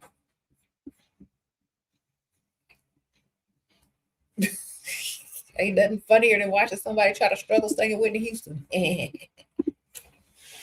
Oh my gosh, I was at karaoke the other day.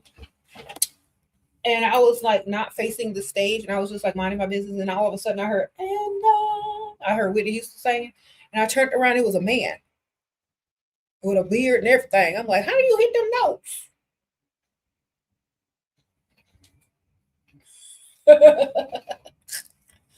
I said, I don't care. He hit them. He hit them notes.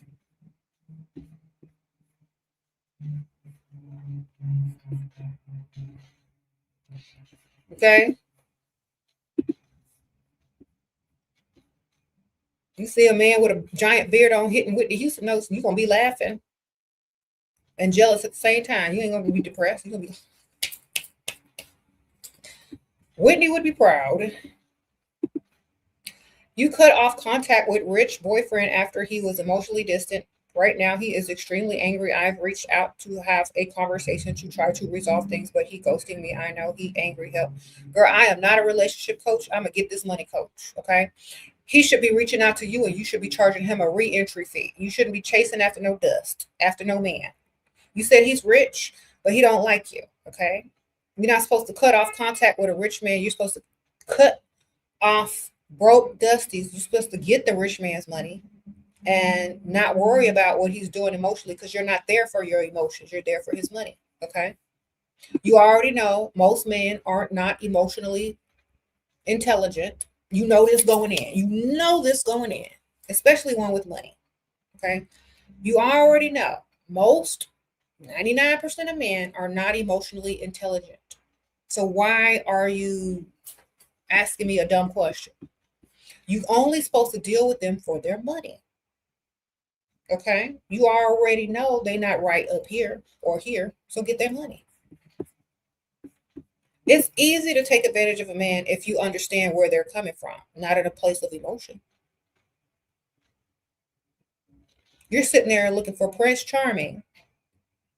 Now, I always tell women, look, the fairy tale princess Y'all are always looking for Prince Charming, Prince Charming. Why not just be the princess and get Prince Charming's money and continue to be the princess? Okay.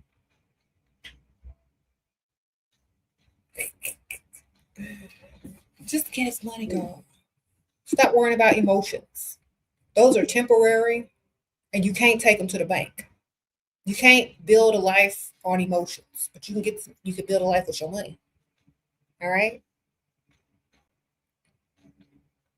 You said someone said fumble the bag. Yes. Them men don't care. Why do you? If you're a good type of gold digger, you wouldn't attach emotionally. You ain't no good gold digger. You need to go to gold digger school or something, because you ain't no good gold digger. You're getting emotionally attached. You just get his money. All right? Be a better gold digger. Attach to yourself. Become self-obsessed. It's all about you. Who cares what he's doing? Get his money. Stack your money. Save your money. Start a business. Sure, a man who is interested just asked me what I do for work. He's 43 and a lawyer. I'm accomplished, but should I just ignore it and move on? Okay, he's 43 and a lawyer. How much do 43-year-old lawyers make? What type of lawyer is he? Okay.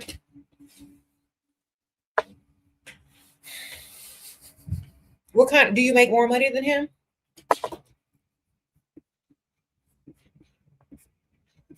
He wants to impress you, so you need to let him impress you.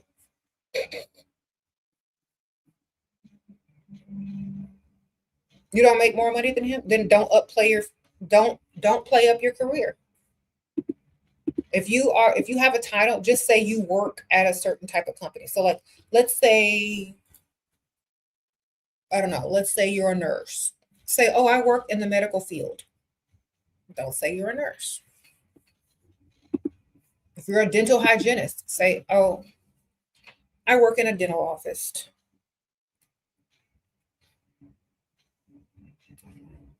They don't know what you do. And you can always throw in that part-time word too. And if you throw in part-time and you don't want to seem like a loser, just say, oh, and I also volunteer to a nonprofit organization. That means you're around rich people still. And he got competition. And you in some circles. And you're probably cultured. All right. So downplay your career. And say, if you do say you have a part-time, say you also volunteer.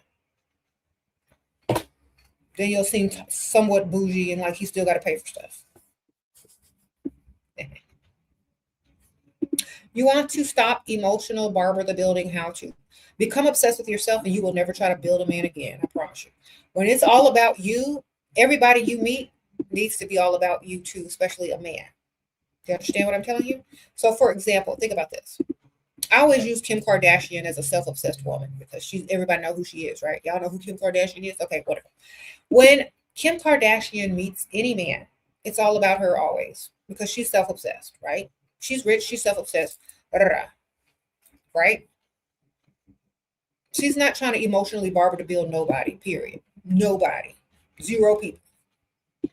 Be like a self-obsessed woman. When they're in your presence, they are there to benefit you. And that's it. If they can't, they are dismissed. You understand? When you stop acting like you owe somebody something or want to help somebody with something or build somebody, then you take the status of a self-obsessed woman or a goddess status. You understand what I'm telling y'all? If you are there to serve, then serve like a good old pygmy and a Barbara the Builder. If you are there to receive, then receive. Why are you there? Act like the reason that you're there. Some of y'all are there to serve. Some of y'all there are to receive. Which one is it? How you start off is how you gonna end up. When you start off serving, you're gonna end serving. Start off receiving, you're gonna keep receiving. Stay obsessed with yourself. Okay? How you go in makes all the difference. Stay receiving. Never be the giver. When you start telling people, oh, I can do this for you, I can do that for you, I'm gonna help you, you Barbara the building, and you're desperate, you're seeking validation, you don't have worthiness, so you're trying to prove your worth. As a woman, you are a natural receiver. Okay, you're a natural goddess. But if you don't understand that about yourself, you're going to keep trying to do the most and receive the least.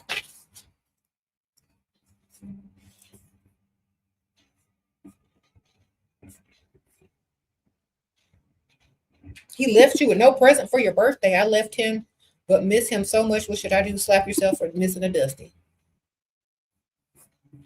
You missed some dust? Really? You missed the man that didn't give you no gift on your birthday? You missed the man that don't even like you? What don't you miss about a man that don't like you? Do you miss him forgetting your birthday? Do you miss him doing the least for you? Do you miss him being your dusty pet? What you miss about him, girl? You sabotaged a rich man, now I regret it. Well, go get another one. If you can get him, you can get them. You can get 3 more. Okay? If you can get one rich man, you can get another one. Believe me. Sprinkle, sprinkle. That's not the only one out there. Go to the rich side of town. Okay? Go get another one, girl. Go get a richer one. Aim higher. You can do it. I promise you. You got to have that confidence, and you got to be self-obsessed in order to go do it, though. You got to be exactly who you think you are.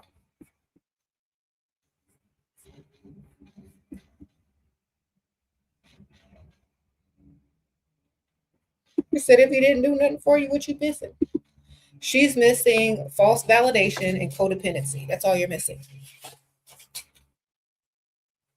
Validation from a dusty. Validation from a man that don't even like you enough to get you a present. That's what you're missing. A man that don't even like you. Now ask yourself, why are you missing such a thing? Why do you miss such a person who don't even like you? You want me to tell you why you miss a person that don't like you?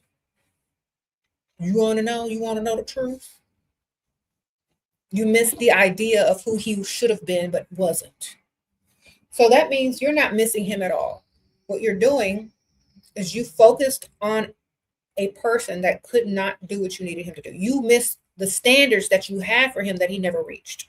So what you need to do is put those standards that you wish he reached, put them up there, and don't do nothing with anybody until they reach them standards that you thought he was going to reach eventually. All right? What you thought he was going to be. Your true love provider man that was going to level up and take you with him and give you the world. Well, that's what you need to have already in place before you even deal with a man. They already need to be where they need to be. They already need to be providing, and they already need to like you way more. Put them standards up where you thought he was going to get eventually and start there. Okay?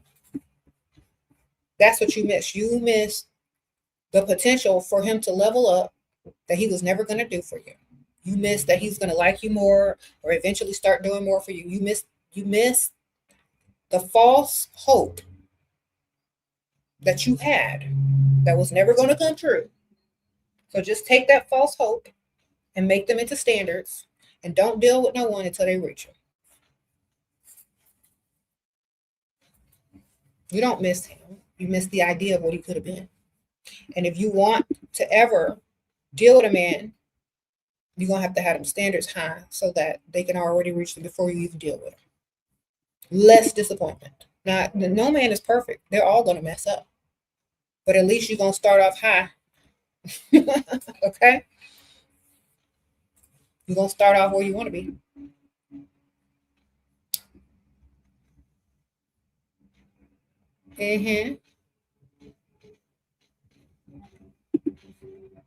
Thank you. Where did I learn all of this? Girl, I don't know. Life.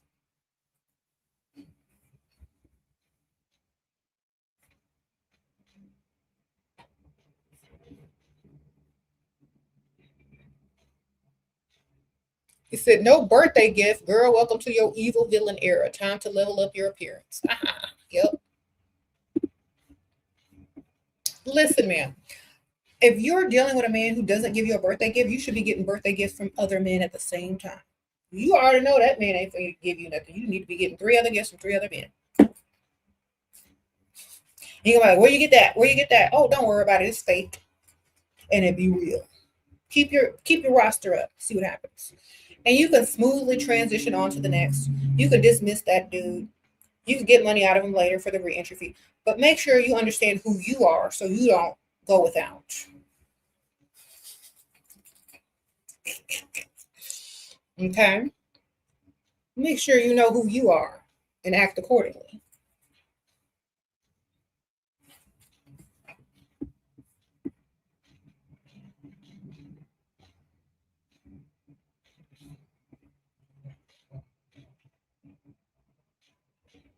You said men can say all the right things, but if their actions don't match, they're supposed to have action first. You're not supposed to believe words, you're supposed to believe actions. Okay? All right? All right, all right.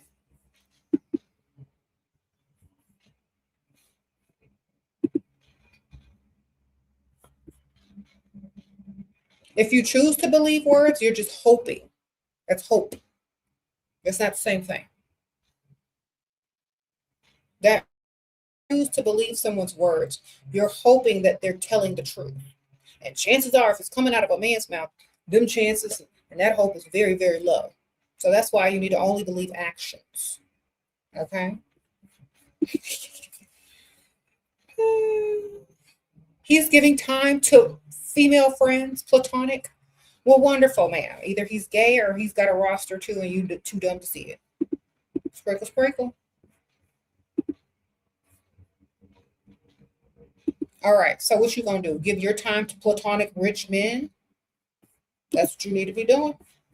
Go find you some platonic male friends at the marina where they have all the yachts. All right? Go find you some platonic rich friends and spend your time there. Okay? Because y'all sitting over here letting people play in your face.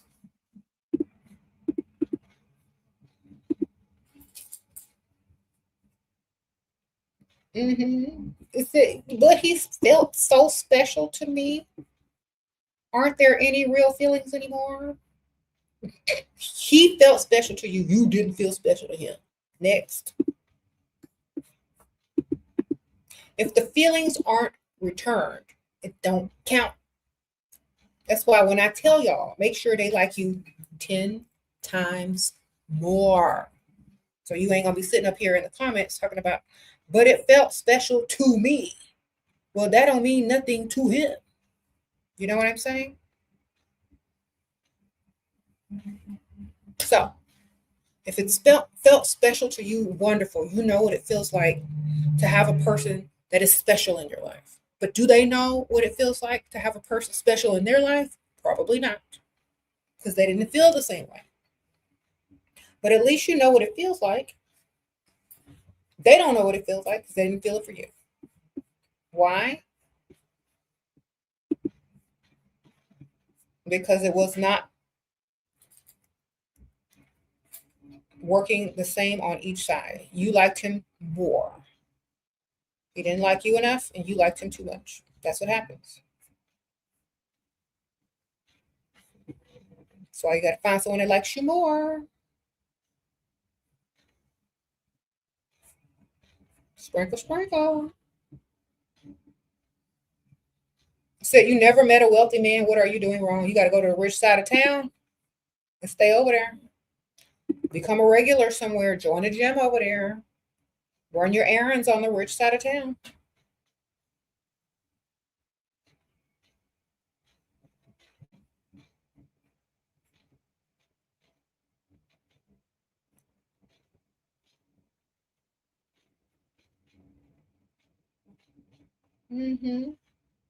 He keeps avoiding you sexually. Girl, is that your man or just some man you haven't rolled around on the mattress with? Is little or he's gay? Sprinkle, sprinkle.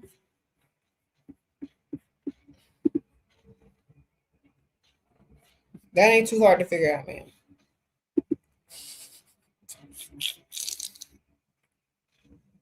Something wrong with it.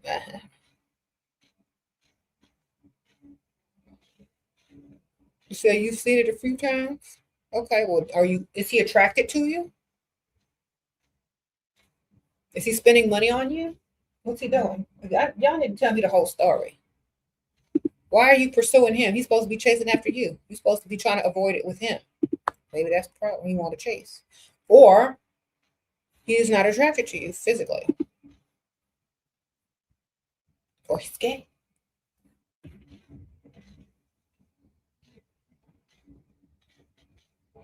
Mm-hmm.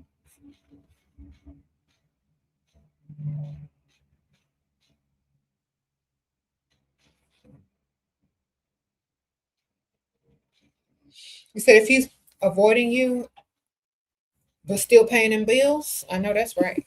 Was he paying bills? You said a lot of these men are doing witchcraft on these women. How do they fight against that? Because of a lot of crusty A women need help with that.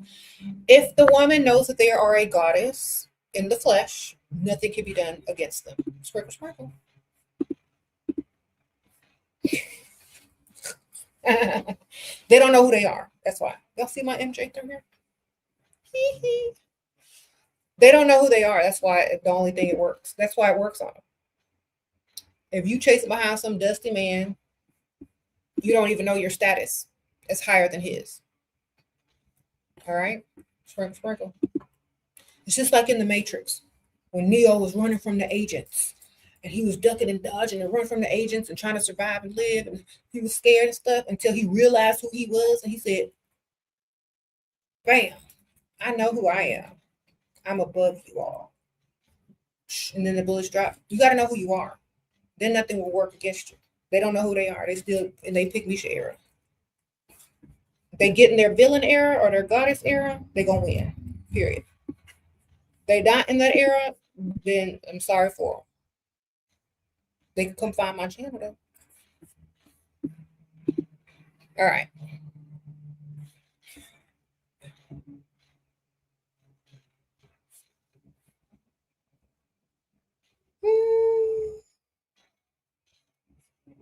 Keep reminding them who you are. Thank you, ma'am. Sprinkle, sprinkle. I had some dude tell me a while back, I would never deal with you. I would never mess with you. You are way too powerful. That's what he told me. I'm like, I'm glad you recognize. Sprinkle, sprinkle.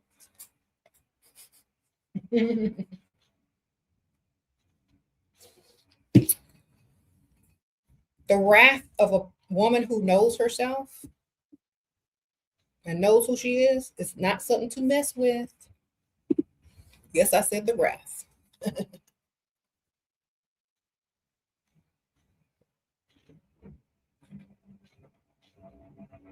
Mm-hmm. Know your value, know your worth.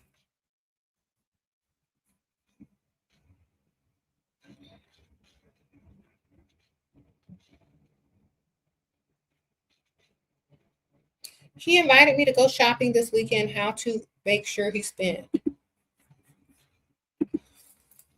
Dragging him into the stores, man. Getting the sales associate involved. Like, oh my gosh, he's gonna buy me, some clothes. Can you help me pick some out? Just tell the sales associate this man's gonna buy you some clothes and you need some help picking stuff out. So now he looks stupid to two women. If you don't. Then you're gonna be like, oh, what's the budget? Then you're gonna look at him. What's my budget?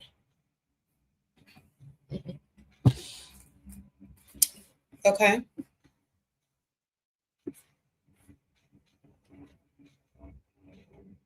He want to go bowling as a date. Okay, how many years you done been with this man as his long-term girlfriend that he wants to take you bowling on a date?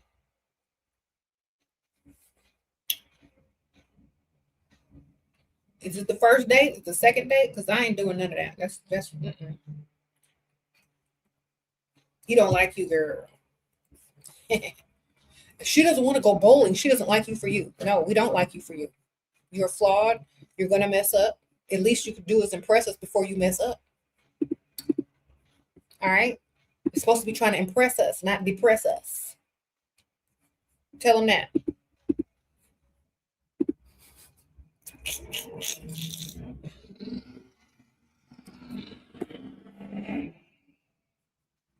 Is he poor? Is he broke? Is he trying to impress you with his bowling skills? What the heck? Wow, you were such a great bowler. I wish you were a better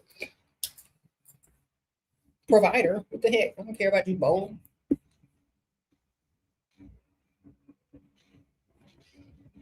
So you could throw balls and hit sticks. Wonderful. I need some money. Take me somewhere and impress me. I can't even save you under free food.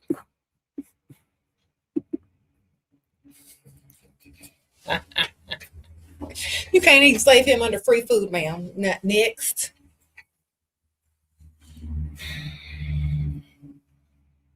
You said 13-year-olds go bowling. Mm-hmm.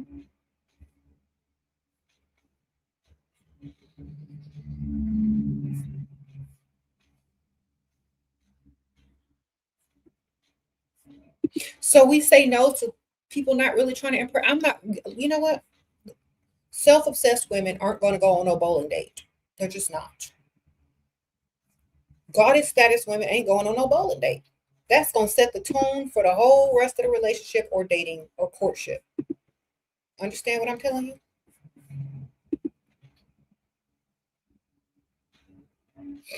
If y'all are teenagers, have fun. If you're a grown, able-bodied woman and he's a grown, able-bodied man, and y'all are out of college and he got a career and stuff, that's a no. You got to put on somebody else's crusty, nasty shoes with toe fungus in it, and then bend over so he can see your booty for free and try to throw a ball at some pins. That don't sound right to me. That's something you do after you already in a relationship. And there ain't nothing else to do because you already did everything else. Now you're trying to find out other stuff to do that you haven't done yet, and bowling is on the list. That's when you go bowling. Okay, we done already did everything. We've seen all the movies. Okay. Oh my gosh, I haven't been bowling in years. Maybe we could do that. That's what you do after you done everything. And you like this man enough for him to see you in some ugly, crusty, nasty bowling shoes. And he done already spent a lot of money. So you just doing this just to get out the house. All right. It's not no bowling.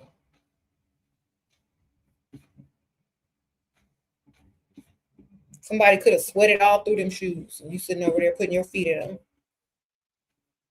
thinking it's cute as a first date.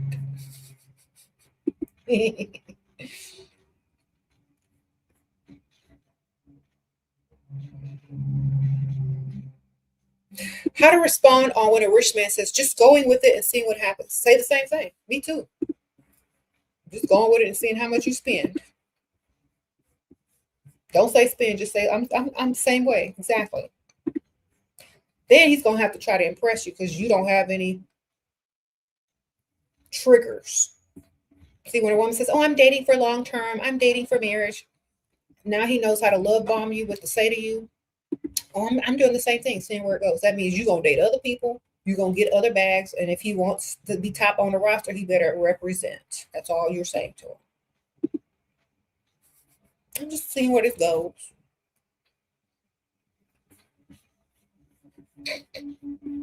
Exactly. A rich man likes me and wanted marriage, but after asking about my family, he pulled back. This happened before with someone else. What should I do? Lie. Always lie. Sprinkle, sprinkle. What about your family? Why didn't you lie about it? If you already know it was a problem, you should have lied. Sprinkle, sprinkle. See, this is what happens when you don't learn from the first time. And this is what happens when you keep trying to play fair in an unfair world. You're going to lose. So next time, lie. Sprinkle, sprinkle. All right.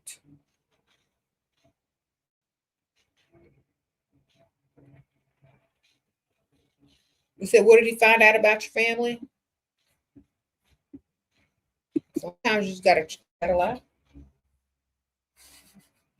said, how do you keep up with the lies? The same way you keep up with all that crap you memorized in school. Be smart. Take notes. He said he come from old money and I don't. Okay. So how did he find out? Did you tell him? Tell him.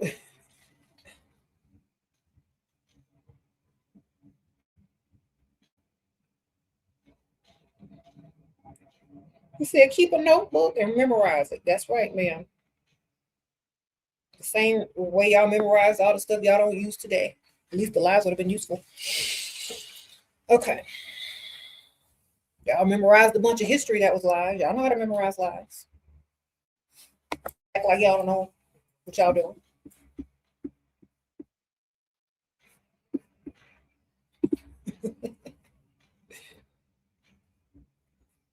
He started a biz, but it's draining me as his girlfriend. What? It's draining you as his girlfriend. How is his business draining you unless you're working for him? Mm-hmm. You need to be, thank you for the donation, but I don't understand that. How's he draining you when he's supposed to be giving you money? What's so draining? Mm-hmm.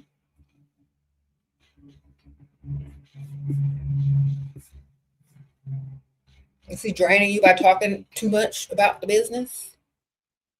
Girl, put on some earbuds and put your wig over it. Put your wig over it and put your earbuds in there and be like, mm-hmm. Okay.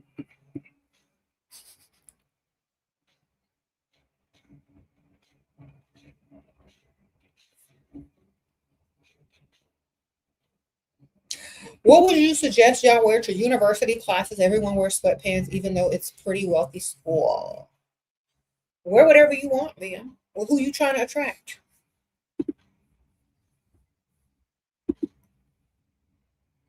I'm gonna dress better than some sweatpants wherever I go. Okay, so that's just a given.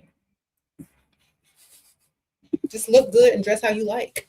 That's how you know you look good. You don't have to dress better than that. Mm-hmm.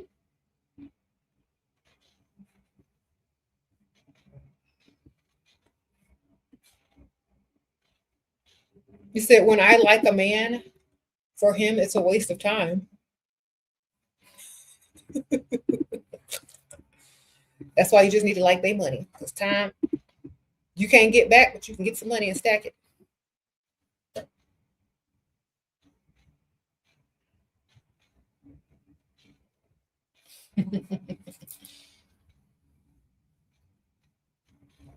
You going book shopping date? Would it be crazy to get a book about how to attract a rich man? Yes, it would be stupid. You need to get a book on how to save money. So he knows you need some money. All right. Sprinkle, sprinkle. You're viewing condo owned by a wealthy man. Tips, please. Sprinkle, sprinkle. Okay, tell me. I love what you've done with the place. Can you tell me more about it? I just love the architecture and the tile. Did you decorate this yourself? Did you have this built yourself now? Well, it's still wonderful. I love it. So how would you feel about having a such and such renter? If I needed help in the middle of the night, would you come or a maintenance person? If he likes you, he's gonna say, "Oh, I'll be there." Then that's how you get him. He's like, "Oh, really? It's gonna be you?" Then do a smirk, girl. That's how you flirt with him. Then have some fake problems.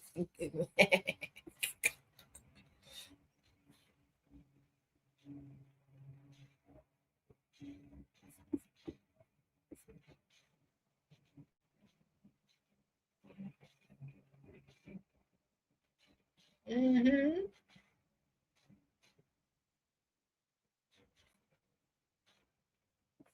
If you're going book shopping, get a book on how to save money. That way, he's gonna give you some. Oh, it's a good book. Or he'll try to start telling you about money, and you're like, "Yeah, I'm trying to get better. I'm trying to save. I'm saving up for," and then you name something that doesn't cost a lot of money, but enough. And then he'll say, "I have this much so far." Then you're gonna give you the rest, girl.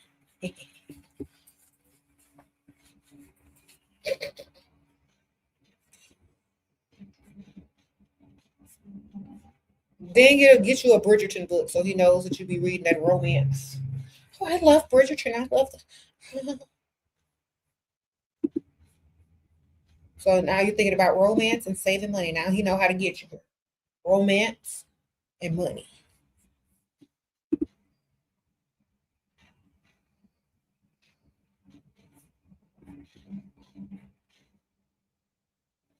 Make sure them books cost money too, girl. Get the good copy, the hardcover.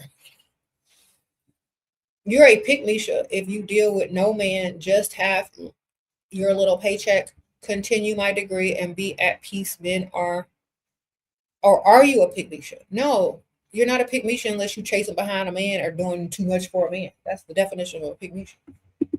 Especially a man that don't want her. You just sound like you're at peace.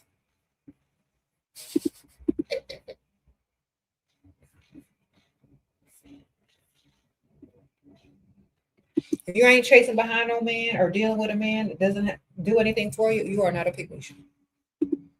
You're just living your best life, obviously.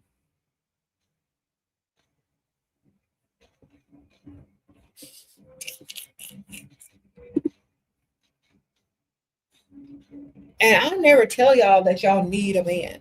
But if they're going to be in your life, make sure they're beneficial. That's what I always tell you.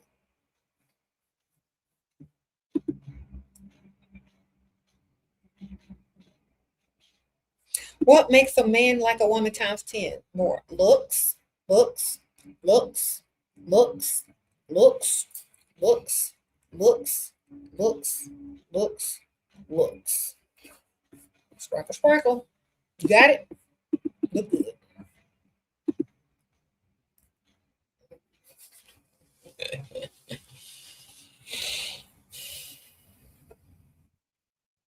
Five % personality. Rest is looks.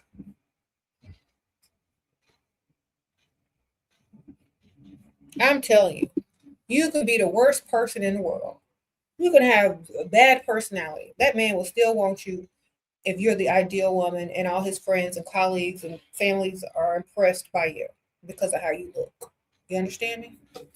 They're going to hold on to that until they can't hold on no more.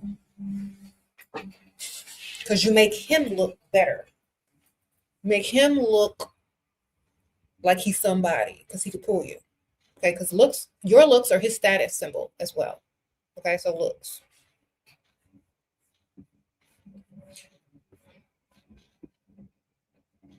You say you disagree? That's because you're not where you need to be financially. When a man is financially where he needs to be, it's about them looks. Okay? Because a broke man will take anybody that'll pay half them bills. As long as they're not making him gag when he look at her. Okay? When you get to a certain level as a man, which you should be if you're trying to deal with a woman anyway, it's mostly about them looks. Because a man will struggle with an ugly chick. A man will go 50-50 with a ugly chick. Okay? But when he's got his money right, he ain't walking around with who did it and why. Okay?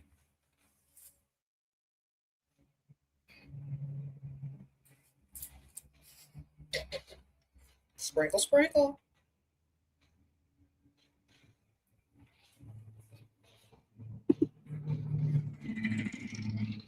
Think about this. If you're a beautiful woman and you're a perfect 10, why would you deal with a dusty? You wouldn't, right? Because they don't go together. Now, if you were a rich man and had several streams of income, why would you deal with some ugly chick? You wouldn't. Exactly. Only people that's going to settle and deal with what they don't want to deal with, especially men, are men who ain't got their money up. Okay. Women are attracted to power and money and lifestyle. So when they know they look good, they know they deserve that. But that's what they're going to deal with. When a man is rich and he has money, he knows he deserves to have a good looking woman on his arm. And that's what he's going for. Period. Now, a broke man will take anything that's going to pay half them bills. All right? Sprinkle, sprinkle.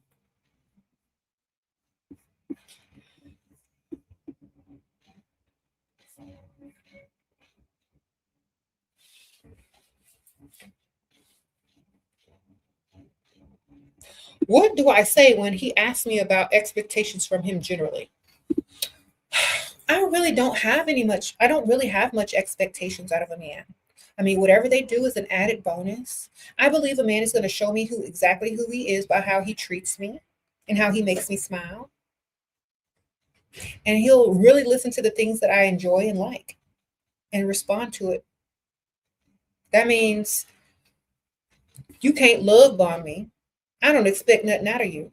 But if you know how to make me smile, you listen to what I say, you know what I like, you're going to do it. If not, get out the way. That's a nice way of saying you need to impress me. You said, do I agree with using men? I agree with only dealing with providers. You only use men that think they're being used because they don't have enough money coming in from several streams of income. Okay, so if a man likes you, he wants to provide for you. There is no such thing as using them. They want to enter your life and invest in you so that they can keep you around long term, so they can prove to you that you are safe within their presence. Okay. Only pygmishas use men to roll around on the mattress with and for false validation to say she can claim some dusty man. Okay, to prove that she's worthy of rolling around on the mattress with some dust. That's using a man more than expecting a man to be a provider. Okay. Pygmisha is using that to self-validate her worthiness instead of just leveling up. She's using a man to validate herself mentally instead of just leveling up to go get what she actually should have, a provider. So more dusties are being used by Pygmisha on a daily basis because that's a dusty support animal. She tell him what to do. He's got to be good if he want to use the car. She's using him more than a woman who is being provided for by her husband, by her boyfriend, by her man, or whoever. That dusty is being used more than a rich man or a provider man. So y'all got to get it together. Okay. That dusty know he being used. Dang, she want to roll around the mattress again. You better let me use the car. They be making negotiations on the pillow. Y'all don't know. Y'all have never seen Dusty and Pygmisha. A Dusty will make negotiations as pillow talk because they want to use the car and she want to roll around on the mattress. And he'd be like, no, I don't feel like it. I'll let you use the car. Okay. That's how Dusties get their way sometimes. They'll hold back from Pygmisha the same way. They'll be like, I don't feel like it. I'm mad at you. They'll pick a fake fight so they can use the car. Pygmisha will be like, oh, I don't want to lose my Dusty emotional support pet. So they'll negotiate. You could use the car or I'll pay for them shoes. Okay? Pygmisha and Dusties are using each other more. Now, a man who knows that he is a provider don't feel used because he knows that's his role.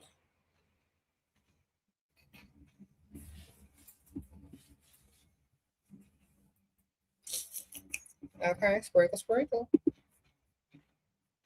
It shouldn't even be the point to where we have to say a woman is using a man if she just wants a provider. If you can't provide it, of course it's being used. If you know your role as a man, you're not feeling used. You feel like a provider. You don't feel used. You feel like a provider. You grew up with an example of a provider probably, or you learned what a provider was and you decided that you are going to be the real man in some woman's life and provide. If you were raised the opposite, didn't see a provider in your life, of course you're going to feel like you're being used for your little one, stream of income. But if you have several streams of income or you grew up seeing a provider, you have no problems with it. After doing your teaching, been with your man for 4 months, and now he's always at my call, and we're looking at rings now. It feels so weird because I was so used to being last on some man's list. I know that's right, man. Vina love, I know that's right. Thank you, girl, and congratulations, man. Stay that way, because if you go backwards, it's not gonna be pretty. Stay that way. Stay putting yourself as a priority. So I let my provider be my business partner. Nope. Sprinkle, sprinkle. You should, If your name is not on the business and it's all his business and he's giving you a percent, great. But don't put your name on the work, either, unless it's your own. Sprinkle, sprinkle. Donations, not investments. Exactly. Don't go into business with your significant other. That's the dumbest thing y'all can do. Do you know how many times I have heard women tell me how all that went wrong?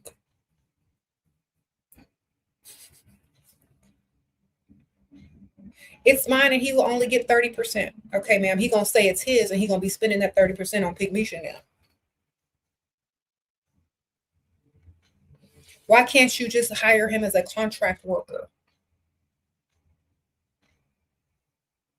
Why you gotta put his name on it? You know what I'm saying? That means when I'm done with you. Goodbye.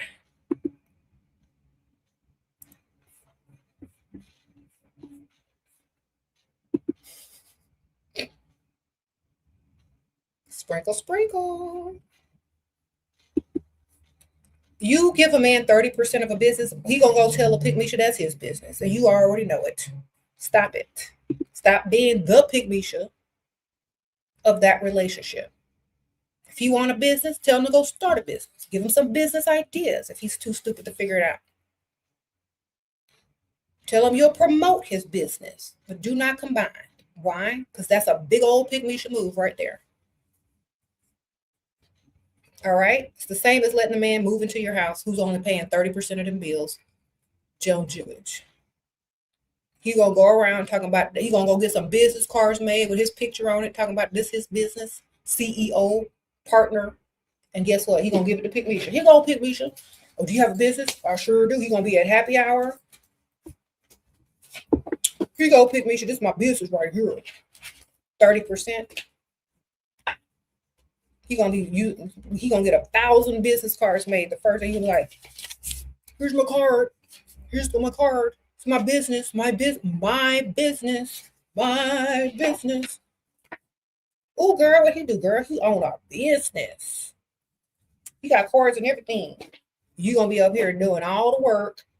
You supposed to be getting 30% of the business. That's his business now, man. He's claiming it to every woman he meets. You understand? And you did all the work. That's your idea. That's your business. If he could start a business from the ground up with whatever you paying him as a contract worker for whatever work he's doing for you, great, wonderful. I still wouldn't even do that. I ain't finna do that. If he's not ahead of you, he's behind you. Sprinkle, sprinkle.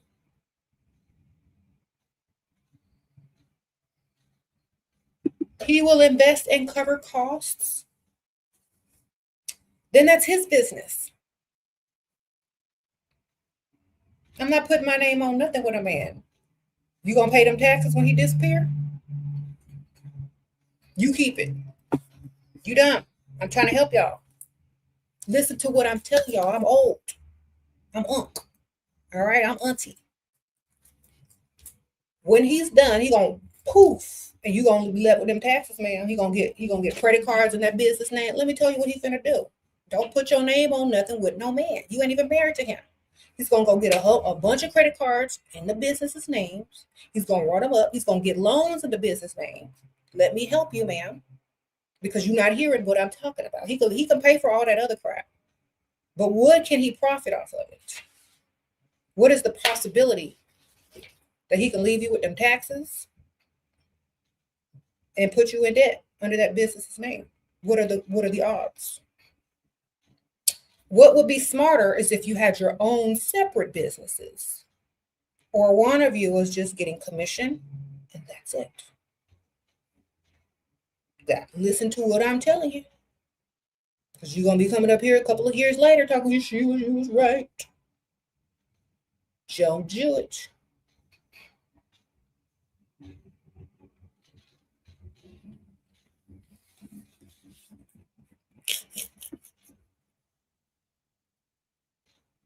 You said you heard that's what Steve Harvey did to his first wife. Don't do it. Exactly. Don't put your name on nothing. Okay. I'm trying to help you. Listen to mother. Sounds do it. Because if he was such a great businessman, he would already have a business and his business would be thriving.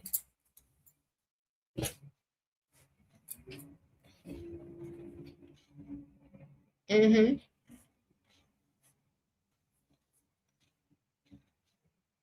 He said she's fighting hard to have a business with a big girl. Don't put your name on that, no, on the paperwork with that man.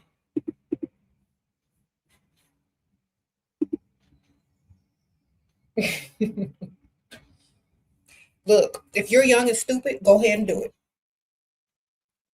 You young and dumb, go ahead and do it. See what happens. Because you know, you might not know, you might not understand what it means to have your name on a business. You can go get credit cards. You can do a lot of stuff just with a business name in it. And he's going to use that to lift himself high and leave you with the tab. Don't put your name on the paperwork, man. It might not seem like it now, but what if you catch him cheating? Because you know he's going to cheat eventually, right? What if you catch him cheating?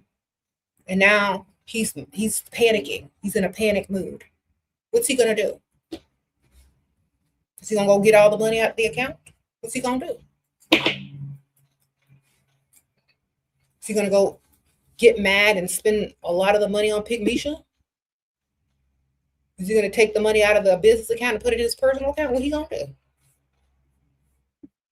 What happens when things go south? You know, don't mix business with pleasure ever.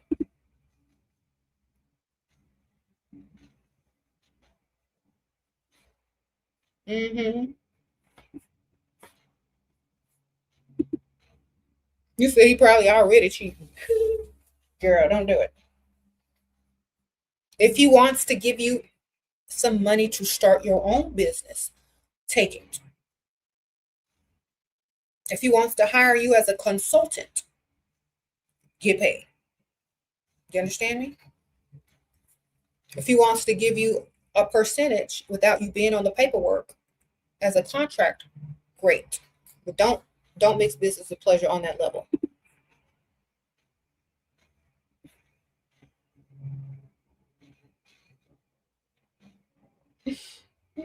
You say he's going to go buy equipment on credit, then sell it for cash. Said keep family and business separate and relationships.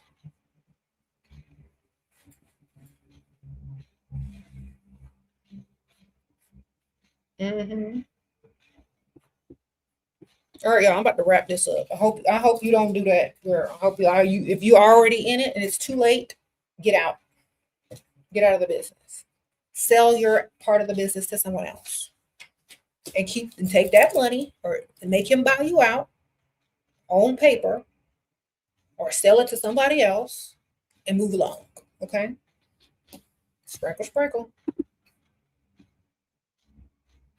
So you want to get out of it because you already did it. That's why you are defending it.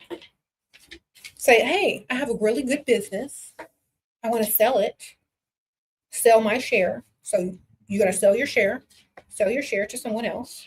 Get out, get your money, and go start your own business. Okay. Make sure all the paperwork is done correctly. Sign over the rights to that business to that other person and go start your own.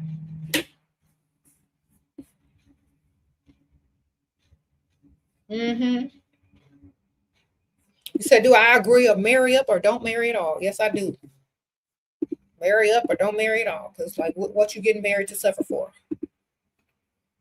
That don't make no sense. Getting married to have bad, broke memories? They don't go together. Sprinkle, sprinkle. Yes, said we just looking out for you, girl. If you were a man, I wouldn't care. I wouldn't even tell you that. I'm like, girl, go ahead, sir, go ahead. But since you're a woman and you about to be taken advantage of, I'm gonna tell you, don't put your name on none of that paperwork. If you already have, sell your part of the business, get the money from it, and go start another one in your name only. Mm-hmm.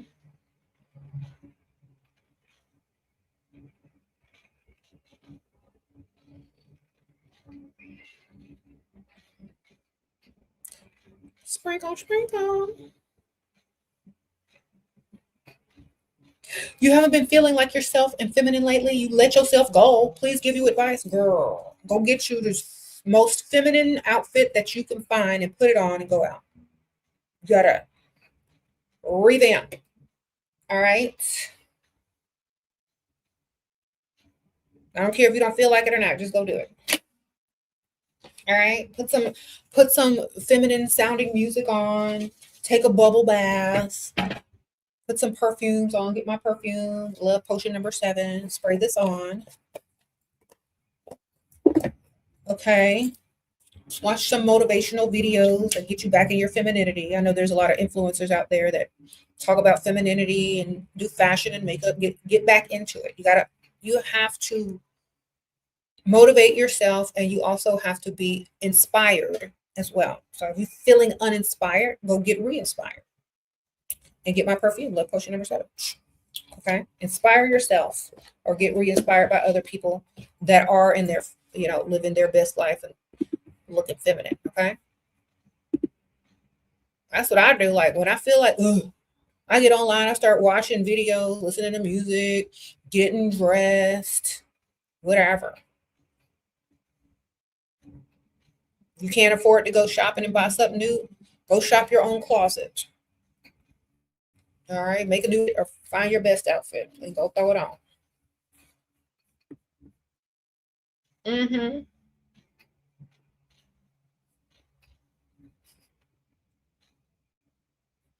Sprinkle, sprinkle.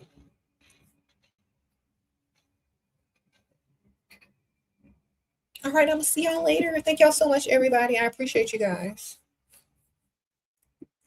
Bye.